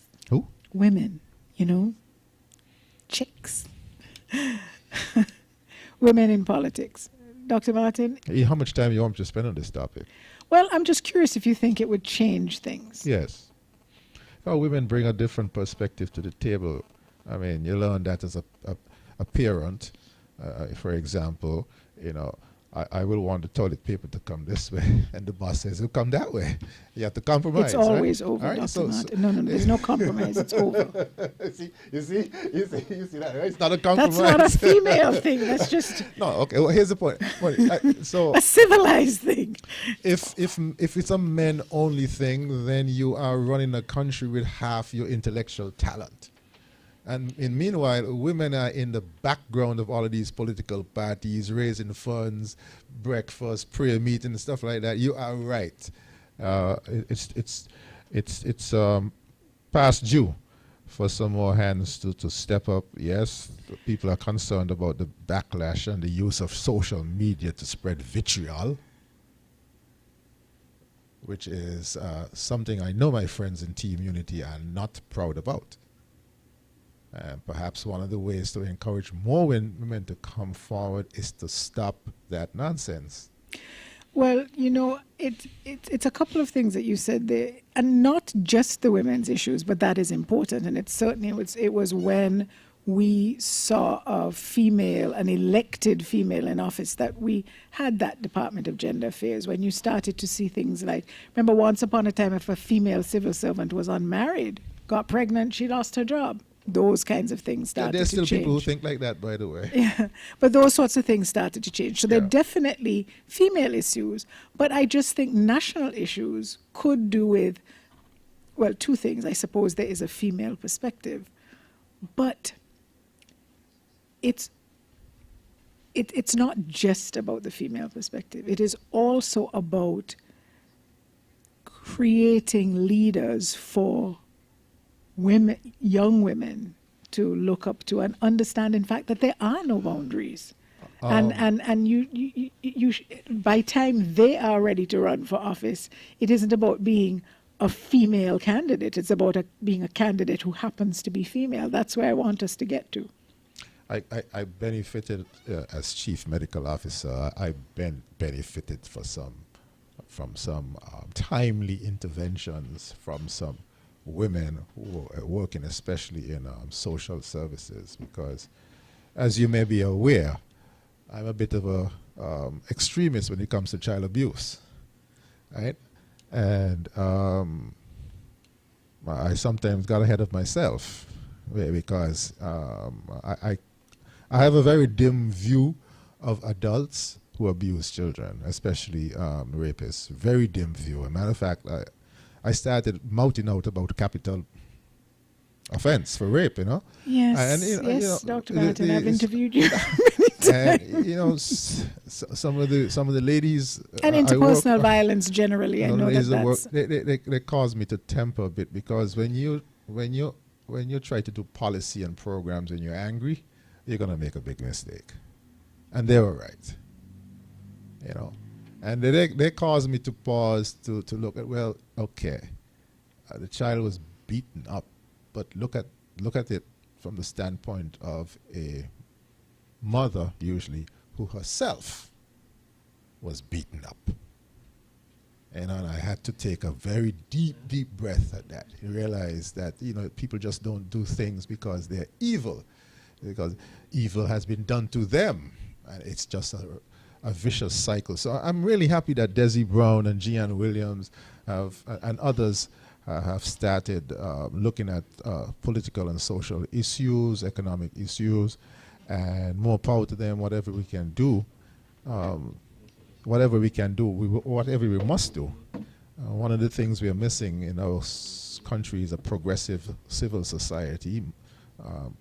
All so-called developed countries, progressive countries, have vibrant civil society organizations.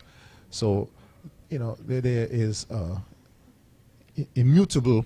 There's a definite role for women. I see that more women are gonna emerge. I think the Labour Party has an opportunity now. The Labour Party has an opportunity now. That's the St. Kitts Nevis Labour Party and the NRP have opportunities now to profile some of the obvious female talent they have in their midst. I saw your eyes pop open just now. I'll go to a break and I'll tell you what the pop was. But speaking of Jihan, who for years I've been saying publicly and privately, you got to run and so on. And in an interview with her and others like her, and we even had some other Chevening scholars from other islands. So people, you sort of say, I'm seeing these people, and they're they're nationalists in their thinking, they're articulate, smart, everything you'd want to see. And a lot of these young women, what you said about their lives being laid bare, a lot of them have said, you know what, I cannot do this while I'm this age, and there's still things I want to do, maybe perhaps get married and have a family, which because it's difficult to do all of that when everybody is up in your business. You can't go out and have a little dinner date. How are you gonna get married if everybody you talk but to? You know, Tony, the people. Isn't it sad though that they do that to women? You know, the thing is, the persons who are leading that are persons who we open doors for. It's not ghetto people doing that. But I'll tell you what it is. In a lot of cases, it's other women doing it. But let's not even go there. But what they all said is, you know what? Later, when we've had our kids and they're older, then we'll think about it.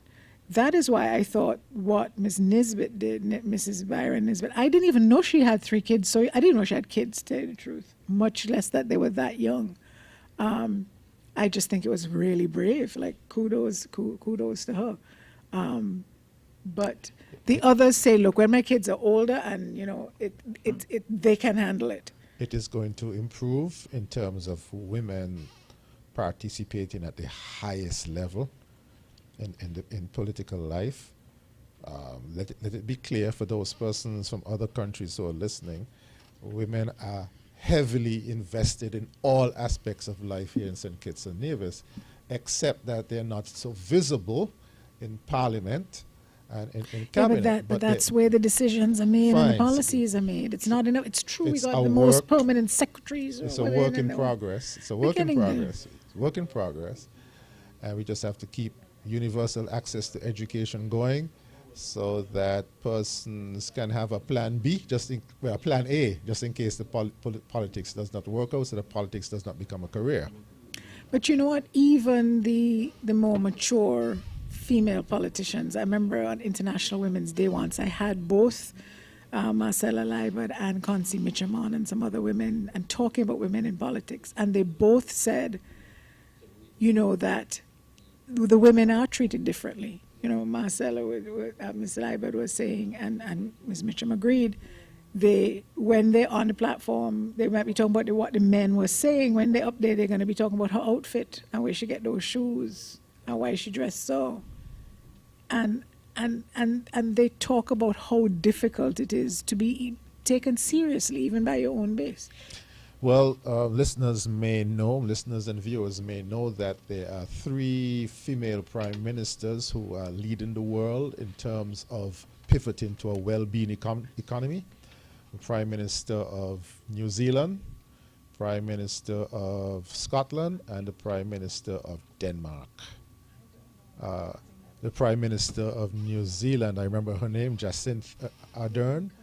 She really has distinguished herself in the management of that terrorist activity that took place several months ago, and also in steering New Zealand successfully through COVID. New Zealand is one of those countries that can be ranked as one of the best practices.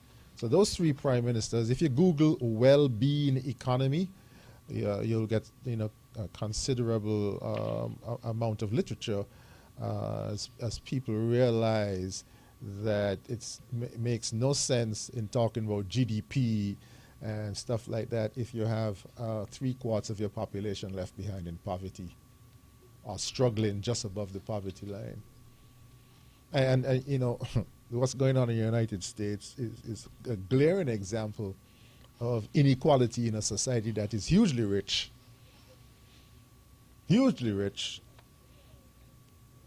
but COVID-19, being black in the wrong place at the wrong time, you know, can be deadly. So kudos. I continue to follow these female prime ministers on their well-being economy approach, and I commend listeners to do their own reading on that. Well-being economy, just Google it. All right, we're going to take a quick pause for a cause, Dr. Martin. And well, I think it's time for... And we'll be back after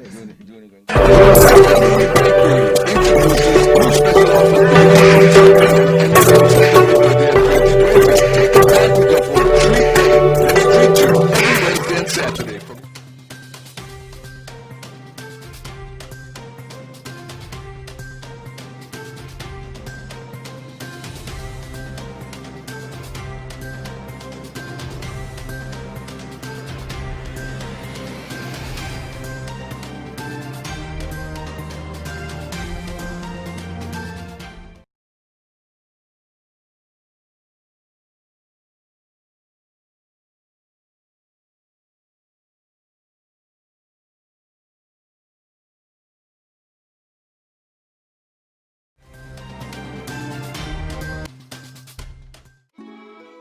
In stressful times, you need relief, a way to release your stress and care for your health. You need serenity. Yes, Serenity Mobile Spa, where we come to your home and offer the very best in massage and spa treatment. Your health is our priority as we practice the highest hygiene procedures before, during, and after your treatment. Choose from massages to meet your physical needs, scrubs, facials, waxing, and much more. We also provide our customers a complimentary serving of refreshing local coconut water with each massage. During these restricted times, we urge our customers to stay healthy. We will come to you. Call us at 762-0157 or 760-8899.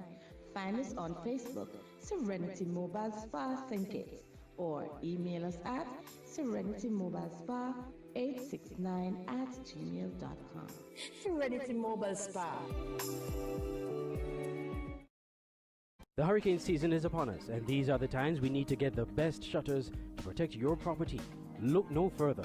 Conquering Storm Shutters and Industrial Home Styles and Rentals Limited. At Conquering Storm Shutters, you get a variety of shutters: roll-in, accordion, panel, colonial, and Bahama. Get windows, garage doors, railings, gates, and much more. Need scaffoldings and prop jacks for rental? Then get the best deals at Industrial Home Styles and Rentals Limited. Two companies offering quality service and products. Located at two locations in the Federation: Lower Monkey Hills and Peters, and Low Ground Estate Proslow Industrial Site, Charlestown, Nevis. Telephone 764-7189 or 663-6296. You think it, we build it. Clear your mind and clean your hands. High Five Sanitizer is committed to changing mindsets in personal hygiene. Educating families in St. Kitts and Nevis about the importance of keeping our hands and surfaces clean is our top priority. It takes a village, and it starts with all of us setting a good example and inspiring a positive mindset. Our pocket-sized 2-ounce hand sanitizer bottles and their convenient dispenser caps are the perfect size for you and your kids on the go. You could also purchase our 1 or 2 liter refill spigot bottles for instant top-up. Our superior hand sanitizer is made with local aloe vera from our farmers in St. Kitts and Nevis, blended with 70% alcohol, approved by our Bureau of Standards. So clear your mind and clean your hands with High Five hand and surface sanitizer. Coming soon, our car sanitizer. Contact us on 869-760-6229. When it comes to prescription and all your healthcare needs, that is the new Paris Pharmacy, located on Westbourne Gut Bastille near Skilek, offering the following services: a full and computerized prescription filling service, drug interaction monitoring, extended opening hours, 9 a.m. to 9 p.m. during weekdays, open 6 hours on Sundays, holidays, and available for emergencies, a wide range of medicines at reasonable prices and top quality. We are not the largest, but try the hardest to please you. Paris Pharmacy, always there, taking care. Reach us on Facebook, WhatsApp, or call direct 465-8569, 762-7919, and 763-9142. Paris Pharmacy, that's all that matters. Auto Plus Car Wash, located on the College Street Gut, Bastille, St. Kitts. Bring your car to Auto Plus Car Wash to remove water stains, wiper marks. Get your doors, roof panel cleaned, seat floor mats, buffing, headlights, and engine wash. You get quality service at the best price at Auto Plus Car Wash. They really care for your car. Call 765-5140 or visit them on the College Street Gut, Bastille, St. Kitts. Auto Plus Car Wash, where the service is number one.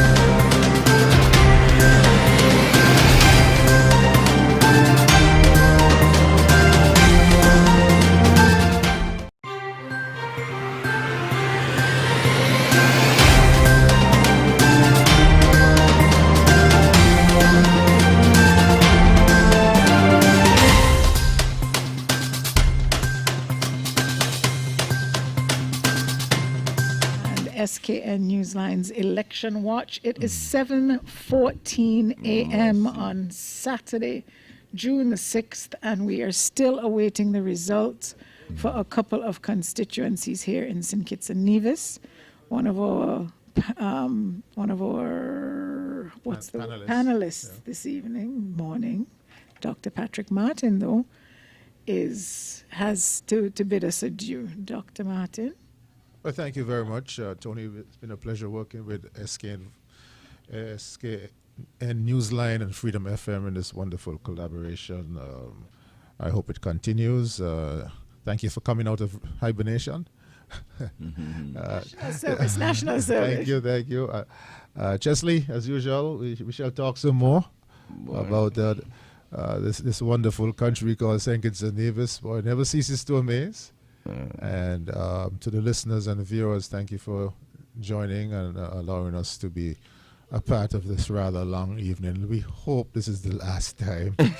We hope this is the last time we go this long. But I'm confident if there's a political will that this electoral process can be fixed so that polls are open on time, and there are about 5 polling boxes in each polling station, so people can go through very quickly. I took 45 seconds at 3F this afternoon, and so it can be done, and we can have results by 10 o'clock in the night, have a drink, congratulate each other, and then tell the opponents, see you next time. Okay. So once again, to SKN Newsline, Palm Branch Media. I know that you have closed down, but that's for me. That's for me. You're about you can to go, still stay. But You so can far, just to let the people know what you have incomplete and what you have completed before you go. You're the stats man. It's 8 to Team Unity and 1 to Labour, with 2 to go, with Labour in the ascendancy in 1, and Labour not as far behind as it was in Keon the last time. Labour is looking forward to keeping things tight in Keon, in Connery. Okay. And when I'm getting to Keys, this is the mantra. Labour is looking forward to narrowing Hamilton's 555 lead in Keon by doing some good work up in St. Peter's. But the keys to victory number 8 are Connery and Keys. What sayest thou, Chesley? He just likes to say that the key is keys. Yes. We get it, Doc. That's funny. Well, I got some good friends in Connery and Keys, man. Got to big up Connery and Keys, man. Yeah. Well, obviously the reason why the number 8 and number 1 are coming in, picking up the rear, probably because that's the best Labour is doing in those narrow seats. I can't see any other management of those 2 boxes, those 2 constituencies and those boxes, other than the seat that way. The management of the release of the results. I love that. I love that. No, but may I just say though, even with the management release of the results, I recall that in the last couple of elections, 8 has always come back the next morning. Yeah. And one time even in the afternoon. Well, yeah, the last time it was a different management. Yeah, it was it was almost 3:30 in the afternoon. I just think that 8 is an issue. When we got the last results from up in constituency number 8, counting in St. Peter's, and they tend to want recounts. So let's hope that we can get out of here, get some breakfast, and get out of here. Chesley, we have to put a formula for recounts of this in these rules. It can't go on forever. Yeah, at some point you just got to accept it and go. That's why we need like the electronic balloting and stuff. If you recount 3 times and it's still a 1-point margin, it's probably 1. You call it, and let there be a preliminary result, and then you say, well, listen, when people settle down, there might be a But recount. Chesley, within look at what's no, happening, no, no, Chesley. no, no. Andre Huey has brought some food in. So, No, that's not just he's not making right. me hungry now. That's just not right. It's He's just not. dangling food in front of us. You understand? Just Where's the leave coffee? the studio. Where Where's is the coffee, Andre? Andre? So I must say I didn't see this coming. Well, I said if Team Unity is to win, they're gonna win bigger. If Labour is gonna go up, if there's a trend towards Labour, it means that they will form the government. I just couldn't see it remaining 7-4 as it was. I saw some difference as I drove through the island. There was a calmness and a confidence that wasn't there. And I said to someone, well, why was it that way? Is it because the overseas voters are not here that there were no anxiety or frustration? But there was just a sense of calmness. And I felt that only comes around when victory is assured. But So- it looks like Labour is going to win 3. But I had Congress for sure. You know, with 4-4, I had 4-4 as a distinct outlier. Yeah, well, You know? for two incumbents of the Labour Party to lose in Marcella and Congress while they were in Parliament, they didn't hold a seat while newcomers are in the ascendancy in Hanley and Jew demonstrate some complacency on behalf of the incumbents. But I gotta tell you, from my observation in the last election and the one before that, I think the overseas vote had a big role to play, certainly in Central and I believe likely in 3. When we start looking at the final figures and looking at what will undoubtedly appear to be a low voter turnout because there are so many more people registered than actually live here and would have had the opportunity to vote, we might be able to get a better idea of those numbers. But I really believe that those seats. I had a conversation with one ISOSAB, I would say maybe about 3-4 weeks ago. And he said to me that Congress was looking nervous and he believed that they were going to pull it off simply because there were certain things that happened in the NEMA box last time which are not going to happen this time and so on. But I really didn't pay it too much mind simply because of the margin to which Congress won. I knew something was a bit amiss. I know the overseas votes not there, but with a swing towards unity last election, Congress bucked the trend. Congress bucked the trend and beat Sam by not showing the same percentage towards unity in that box. I know that there are guys there who felt, well, Sam was going to lose, but if there was a swing towards unity and one person bucked that trend, something was a bit inconsistent. I don't know what it was. So know that there might be my phrase, a correction and a different candidate. One has to look and analyze and break down the box and the exit polls and have a good look at what went wrong for Congress and in the village. That's a seat. I mean, it's a female. It was a traditional Labour seat. Never lost by France. Never lost by Conda. Congress won, and now he has lost that seat to someone other than a Labour, someone other than the St. Kitts Nevis Labour Party. Mind you, the People's Labour Party has won it.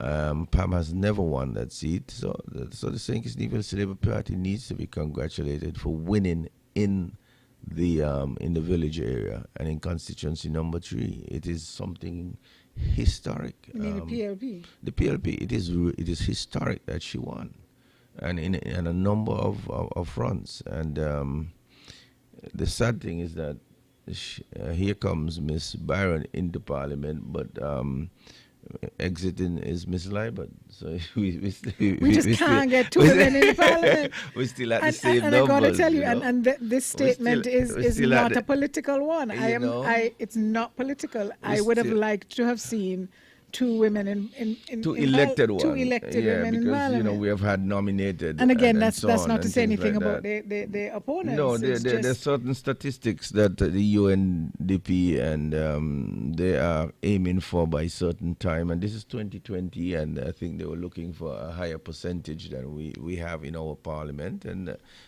certainly, when women come forward, especially in winnable seats, sometimes they're in sacrificial lamb seats. But when they come forward in winnable seats, you like to see the percentage of our population, our parliament reflect that. And perhaps, Akila was a nominated member. She is now going to be an elected member. So that might give some room for another nominated member being a female. But you don't think that they're going to nominate Phipps again? When do you think? Yes, but I'm just saying another.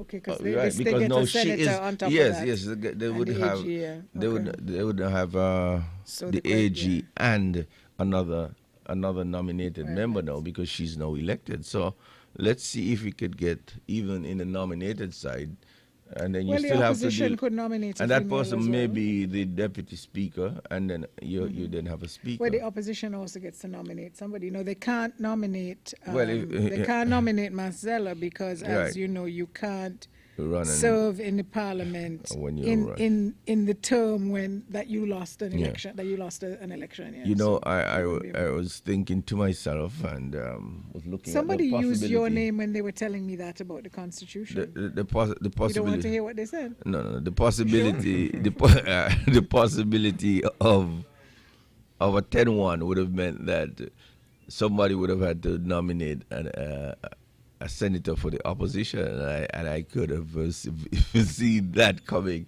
and I know that it would not have been easily done. They probably would have done it like in Nevis, when Parry alone was over there, and they nominated our friend that used to be on Inside the News, the Canada Mountie. I don't know. Oh, Mr. Nolan. Yes, Nolan, thank you. Yes, I couldn't remember the name. Sorry, Mr. Nolan, for not remembering your name. But they nominated Nolan instead of having Parry have his own choice. So if that worked out where it's a 10-1, wow. Sparrow has a song 10-1 is more, one of the ways to increase the possibility of more women in Parliament is to increase the number of seats to 21. Like we don't have enough confusion with the 11. No, we don't have enough debate. But we do not have enough debate. But the unfortunate thing is because generally speaking, people don't vote across party lines, and I believe they're discouraged and maybe not even allowed to. What's the point if a government has a majority? I agree there needs to be an opposition, but sometimes it just seems so fruitless. Do they ever listen to the opposition? Okay, so we're going forward, right? No, wait. No, I'm actually just talking off the top of my head, I'm trying to decide. But I'm going to answer my own question. We're going forward with looking for formulae that can help us stop wasting up to 30% of our GDP. That's fine. And That's fine. One of the ways to do that is to have more front bench and back bench interrogation of the policies of the day. But I'll tell you to answer my own question, this is what happens when you're old and you've been up for 24 hours. You start talking to yourself. But to answer my own question, the advantage, though, is that the Parliament does give the an opposition the opportunity to speak and to be heard, and of course if it's broadcast live, it's still an opportunity to speak, and it's still an opportunity to put your position out there, whether or not anything comes of it, whether or not the government takes on the points that you make.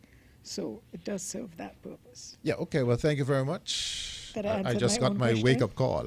So. Well, actually, Doc, and we should let the listeners know, and no, I was going to say before you go, we have just been advised that we will run Election Watch until the top of the hour. So we're all leaving, Dr. Martin. At when?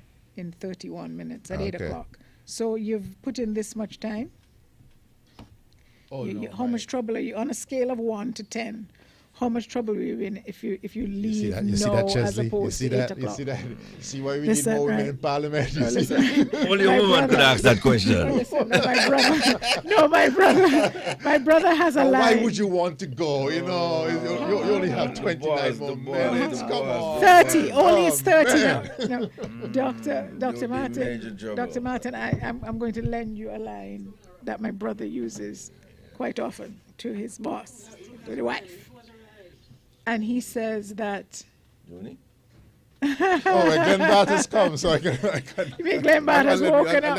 No, but Dr. Martin, you can take this line with you. Yes, ma'am. It is easier to ask for forgiveness than permission.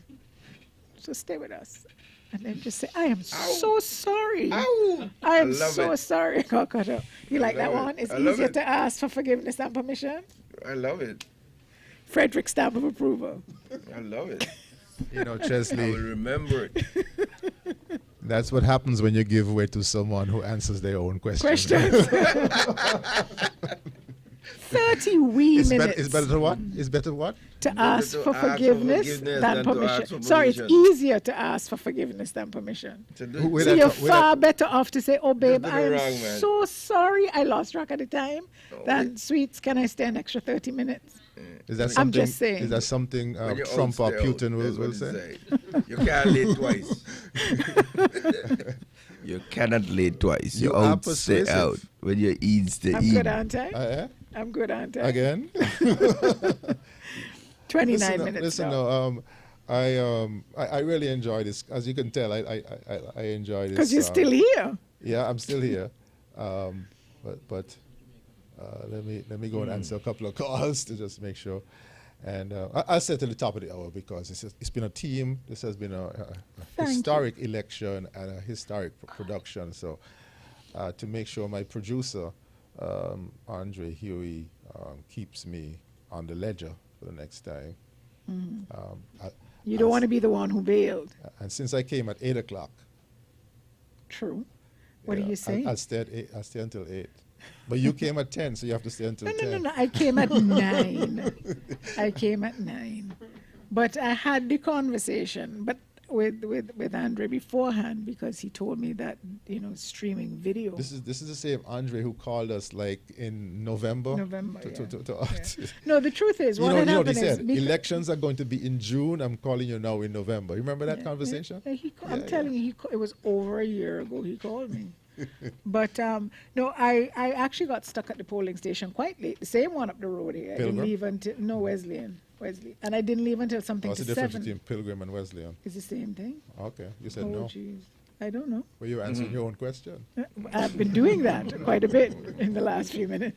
But so I left quite late, but I was kind of reporting for Andre in the sense that I thought, well, let me drive around.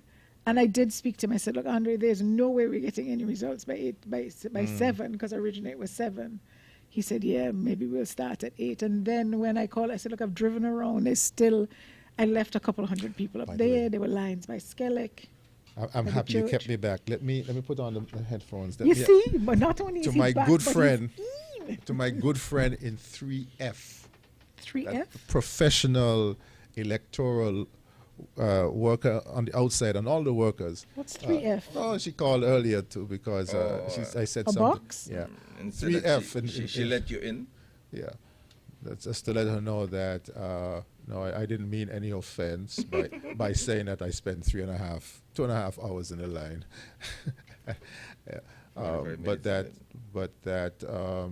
No, but that I'm very passionate about the fact that voters must be treated properly, and having us 2.5, 3 hours in a line with 30 people in it. It's not her fault or the fault of the people working. We need to speak out about those things. Well, I went in the morning and left and said, well, let me try in the afternoon. It was worse. But what saved me is my bad ankles. I actually had my cane because I know standing makes my ankles hurt. So they let me sit. I'm going to walk with a cane the next day. You can't do that, especially after saying it on the air. That's one of the things that we really need to improve So they did upon. allow me to sit. And that was very nice. I mean, at 3E, 3F, there was a place for persons to sit, and they were ushered in. All went well, except for that peeve I had about, people. But the morning one, man, the sun was hot. And let me tell you, at Wesley this morning, at one point, the line didn't move for like an hour. It was unforgivable to be opening a polling station at 8 o'clock in the morning or whatever it opened, Clearly, people should have been there the night before, all prepared, and just open at 7. Why, we should start at 6. I thought, but isn't that how it usually is? No, polling stations normally open at 6. I thought so. We used to start at 6 at one point. Yeah, but that's a very Kittian thing. We're not into the early morning thing. Always 7? 7? Oh, okay. Maybe it's other countries. We always hear about it in other countries. You have 11 hours of voting. 6 boxes. And how many gone? Okay, you all are talking to Andre off the air. I think you could have more than one polling booth in a station, so you could, Well, somebody had suggested that it was the sanitizing in between, but it wasn't. I don't find that it slowed down. I also think that if I should be able to decline, because I'm the citizen, I should be able to decline hearing the instructions. No, you know what I did like? I know you all didn't like the new boxes. For me, I didn't. I thought the boxes were like what they have in other countries. Let me finish this point before I forget. Sorry. I 3F persons. Yes, 3F. Yeah, they were very nice. There was a time when the line was moving, they came out to explain why. Oh, that's great. They got a little stick for it, but it wasn't their fault. Yeah. So I just wanted to get that in because I know I'm going to meet my friend in a certain place. What was the problem? An agent left. You have to have an agent there. I heard about that. And that was quite rightly, the stadium? presiding officer said, "Well, I can't. I have to put a halt." And I was one of the persons who blew a fit a bit. But that was up at Birdwell at the stadium. Yes, I heard about that. And on social media. Yeah, half an hour. There was no agent. So I said something about it last night about 9 o'clock. It probably didn't come out the wrong way. So I'm going to make it up to my friend who called to say that I probably squeezed her a bit. She knows who she is. I see. Okay. Well, the police officers were very gracious with me. They're the ones who sort of bustled around and made sure I was looked after. And then when I was leaving, they had blocked off the road that was closest to my car.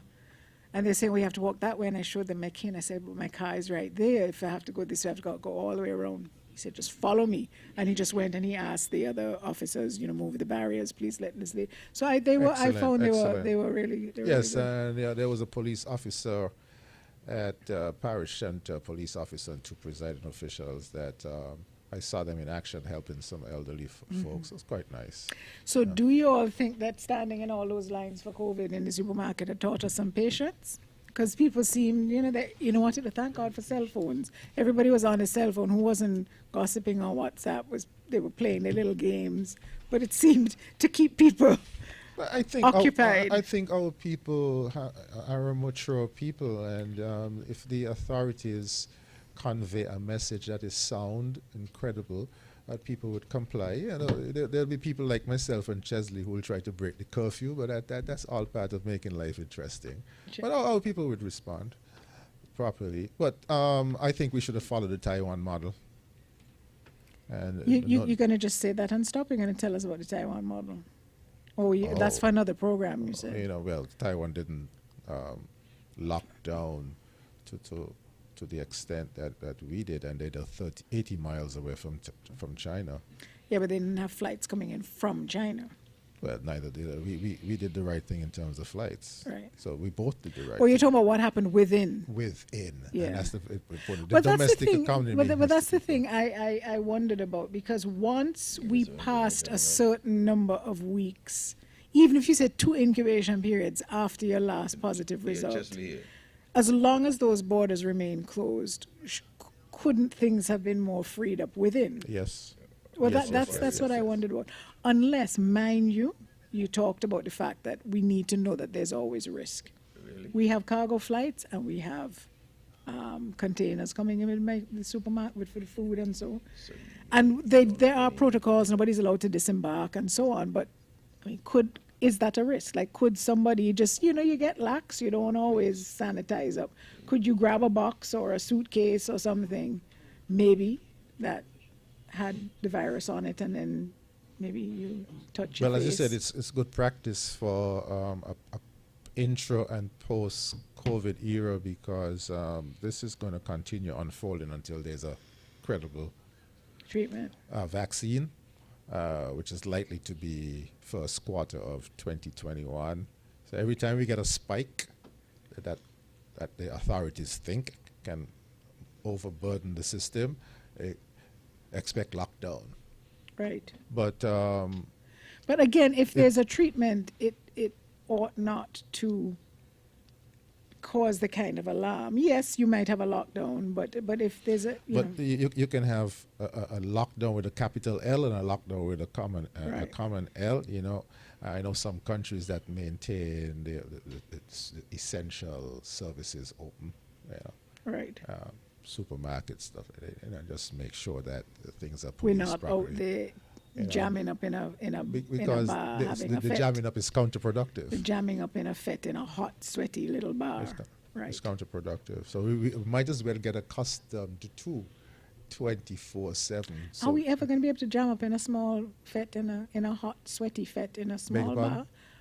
Do you envision a time, anytime in near future, where we will be able to jam up in a small, hot, sweaty bar? I don't understand this language, jam up. Have a fete party, dance close and tight. What's this? What is it, the rent a What tile? is this language? What I'm saying is... You mean a dance? Yes, like the entertainment. Say dance. I didn't understand jam up. Sorry, dance. We'll be able to have a dance. Would we be able to dine out? Will we be able to live like Kititians and Nivisions again and have a carnival? Yes. Yeah, yes. With masks? Well. No, well, let's be hopeful. There will be a credible vaccine, but we're probably going to be last to get it. But there will be a credible Either vaccine. way, one of two things. We'll either be last to get it, or they'll want to test it on us. No. Perish that thought. No, we're too alert for that. We're too vigilant. We had stem cell and herpes, so our antennas are up. No, that will never happen. Okay, good to know. You're tuned to Election Watch, SK Newsline and Freedom FM's collaboration. Top of the hour. We should say good morning to Mr. Glenn Bart. He started the show with us, and he did not leave the premises. So he has been here all night. Glenn Bart is with us. He looks kind of fresh, doesn't he? He looks fresher than you and me and Chesley put together. Dr. Patrick Martin, Chesley Hamilton. I know why Chesley wears the hat. Well, I know you have some other reason about money or something, but the other reason is if you put your head down, people can't see if you're taking a little nap. Ouch! You're not nice, classmate. You can't give me out like that. You mean if he's in parliament, he has the hat? Listen, you got to take a little fiver. You get all a cat nap, You're off to take the tag team method, right? What is new about that? So that's how our elections have been going. No, we don't mean the up all night. We're talking about the results. We don't mean the up all night. Oh well. Well, I didn't really expect that so-called clean of a sweep, so to speak. I thought it was going to be a little bit more balanced. But I guess. Remember, I said something about constituency number 3 earlier. We're talking about two persons coming from generally the same kind of background, young people, a different way of doing things and so forth. And there was likely to be some heavy competition, and that turned out to be correct. I also mentioned constituency number 2. We talked about the fact that Powell had made some inroads on the younger people. I thought that it has borne fruit for him. But elections as they are surprises sometimes. Sometimes we don't get it completely correct. But that's the nature of the game that we are in. Nevertheless, I think the key thing now, the big question is, what would this scenario do to Dr. Douglas? What is his next course of action? What should he do? Should he retire and give a new complete slate of new candidates for the Labour Party to build upon? That's the question that will have to be answered. In the same way, the Leaves Reformation Party will have to look at itself again, because clearly something is wrong. And I did mention earlier, again, that possibly historical forces played a role in played a significant role, if not a complete role, in the challenges that NRP has been experiencing. So I think they need to take a look again at what they have been doing, how they have been doing it, and what they need to do going forward. Right. A question to you all before we begin to wrap up, because we only have about 15 minutes left unless some results come in. Do you expect that these results will, given how they're going, do you anticipate there are going to be any election petitions, any challenges to the results based on the seats that that have been called so far? There could be. Recall also that prior to the election, there had been quite a significant amount of complaints about the way the electoral office had been functioning, and including the so-called removal of names from the voters list that the Labour Party had been complaining about. So I suspect that will factor in sometime soon after the elections, with a few challenges in the court. So be prepared for that. I think it will happen. All right. What about you, Dr. Martin? You're anticipating that as well? That there would be challenges, court challenges? I would not be surprised. Definitely some people will be in court next week, but on another ledger. Boy, the result of that will be interesting. If the adverse action that is prescribed is the extreme one, that might be interesting. The fact that observers, the usual and customary observers, were not here is a stain on the process. And the report of the observers that obtained yesterday should make very interesting reading. Well, and this is looking at next week. What should be coming down the pike next week? Well, next week starts when? This is Saturday? Okay. So the Labour Party will be an NRP soul searching started since midnight, I believe. Okay. Yeah. started since midnight, and there are a couple of people who I was in contact with who look like they're going to be getting their campaign. Well, let's put it this way: these two parties, there are opportunities for new blood to come to the fore, and that new blood can be and should be feminine too, or feminine one. But I think for me the biggest task at hand during COVID and during the hurricane season and beyond is the electoral / constitutional reform. You know, because of the reasons I outlined earlier, we ought not be here at this time. Really. Well, there's not much of an obstacle now that you have 8.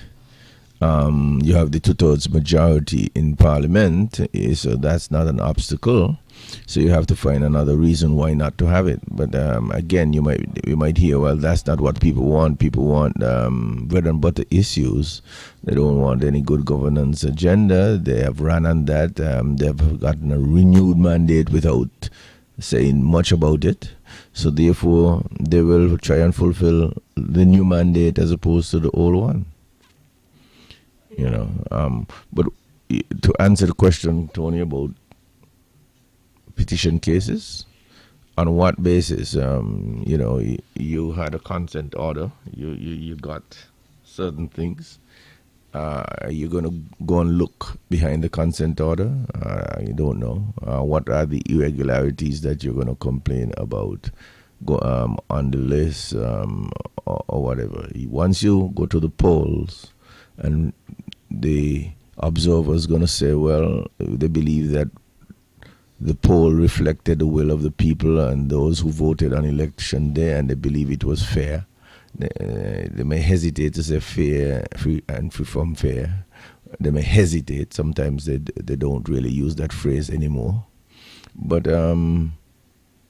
once they say that, what is going to be the basis upon which you overturn an election, unless you could find that some candidate did something that was wrong?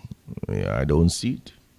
The process in of itself, the supervisor and the way he conducted the elections, you're not going to find all of those things rising to the point of overturning an election. Certain things were late, so he continued, he gave extra time to vote. Generally, those things are going to wash as being fair to the process as opposed to injurious to some side as opposed to the other.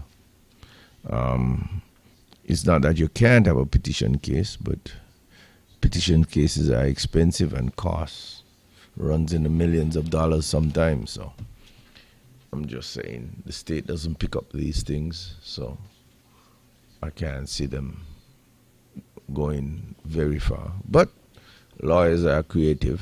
Civil lawyers are very creative. And, you know, I like that. They may find. I like that. They might find angles to the law and affidavits to support something.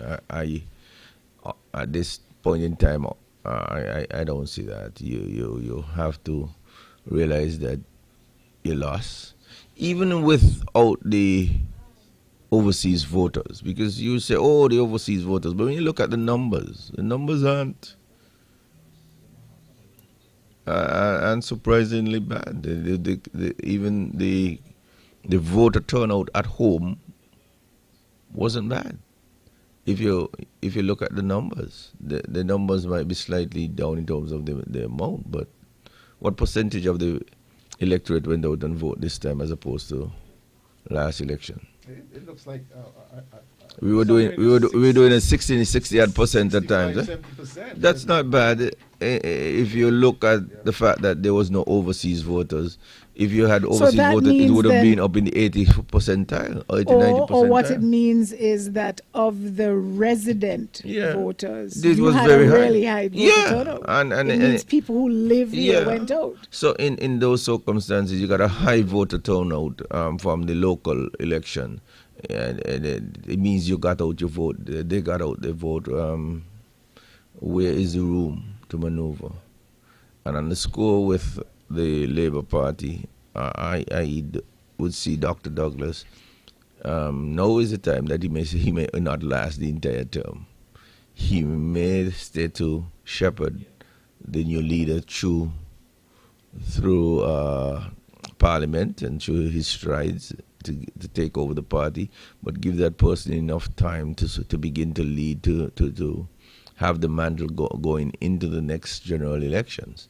So I would expect sometime before the end of his term, he would bow out gracefully and let somebody run in number 6. I don't think he'll go all the way down to the elections and then have that person coming to the fore for the first time, facing the general elections.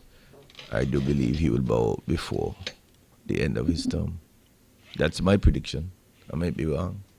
Another thing with an election petition too is that you have to prove that whatever the issues were that might have affected the vote, you have to be able to prove that you would have won had they not existed, and that's difficult to prove unless you can find people who are willing to come forward and said, had there not been this delay, I would have voted for so and so, and then you have to have enough of them to show that you would have gotten the majority. So especially where it's a wide margin, I think it's less likely. It's possible for me, I would imagine, that the tighter races, and I'm assuming that the two that we're waiting for, 1 and 8, are close.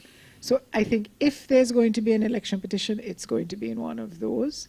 But I think the ones that have already been called, the margin is wide enough that it'd be a real uphill battle, I think, to put a case together. I've been hearing reports of recounts and so on. So apparently that is what the delay is in both constituencies. So yeah, and that's usually why we're here all at these times. And we only have 5 minutes to go, so I'd like to just do a quick wrap up. The Team Unity Coalition has, assuming they're still in agreement to work together, will likely form the new government. The 3 seats in Nevis went to the Concerned Citizens Movement, and on St. Kitts, the coalition has been declared their candidate in 2,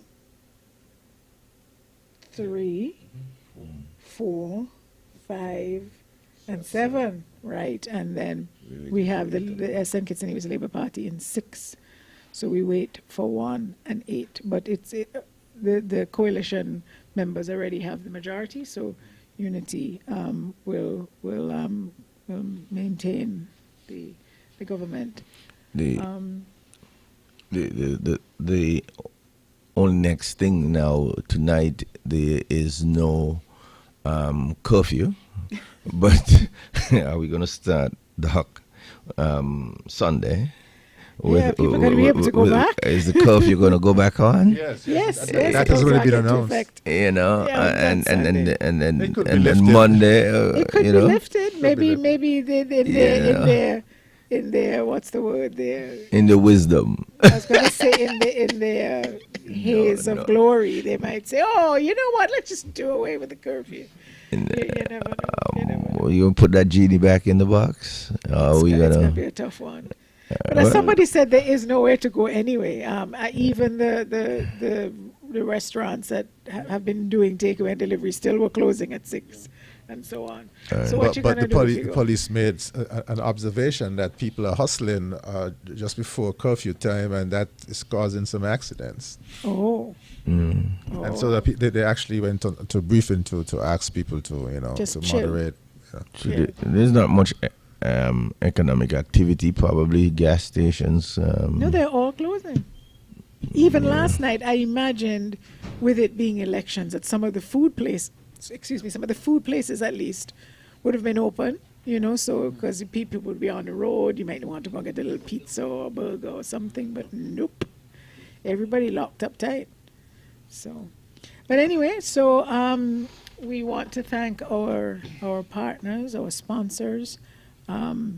Amory Bakery, the Cable, Domino's Pizza, and Island Purified Water, and we were well watered over the course of the night. So thank you to our sponsors, and of course this has been a collaboration between SK Newsline and Freedom FM, and we're going to let Andre say the final goodbyes, the producer of this whole very interesting night. Well, thank you, Tony. I just want to say a big thank you to each and every person that formed part of this team. First of all, to Junie for agreeing to the proposal for us to collaborate. I think this is the beginning of great things, and I know Dr. Martin has been singing the praises of this collaboration all night, and I believe this is indeed the beginning of great things. So thanks to Junie and the entire Freedom family for the collaboration, EK for setting us up and making sure everything was good, and of course this could never have been possible without this dynamic team that we had that stayed up for 12 hours to bring definitely, of course, I'm coming to them right now actually. This great production team, without them, we wouldn't have this possible, so I want to thank each and every member of the production team, and we look forward to great things. Of course, another election is 5 years, so I'm sure there are other things that we could collaborate on other than just election coverage. But again, thank you so much for making this possible. Thank you. Have a good day, everybody. Jen, can you turn off the mics? Turn off the mic to the cameras.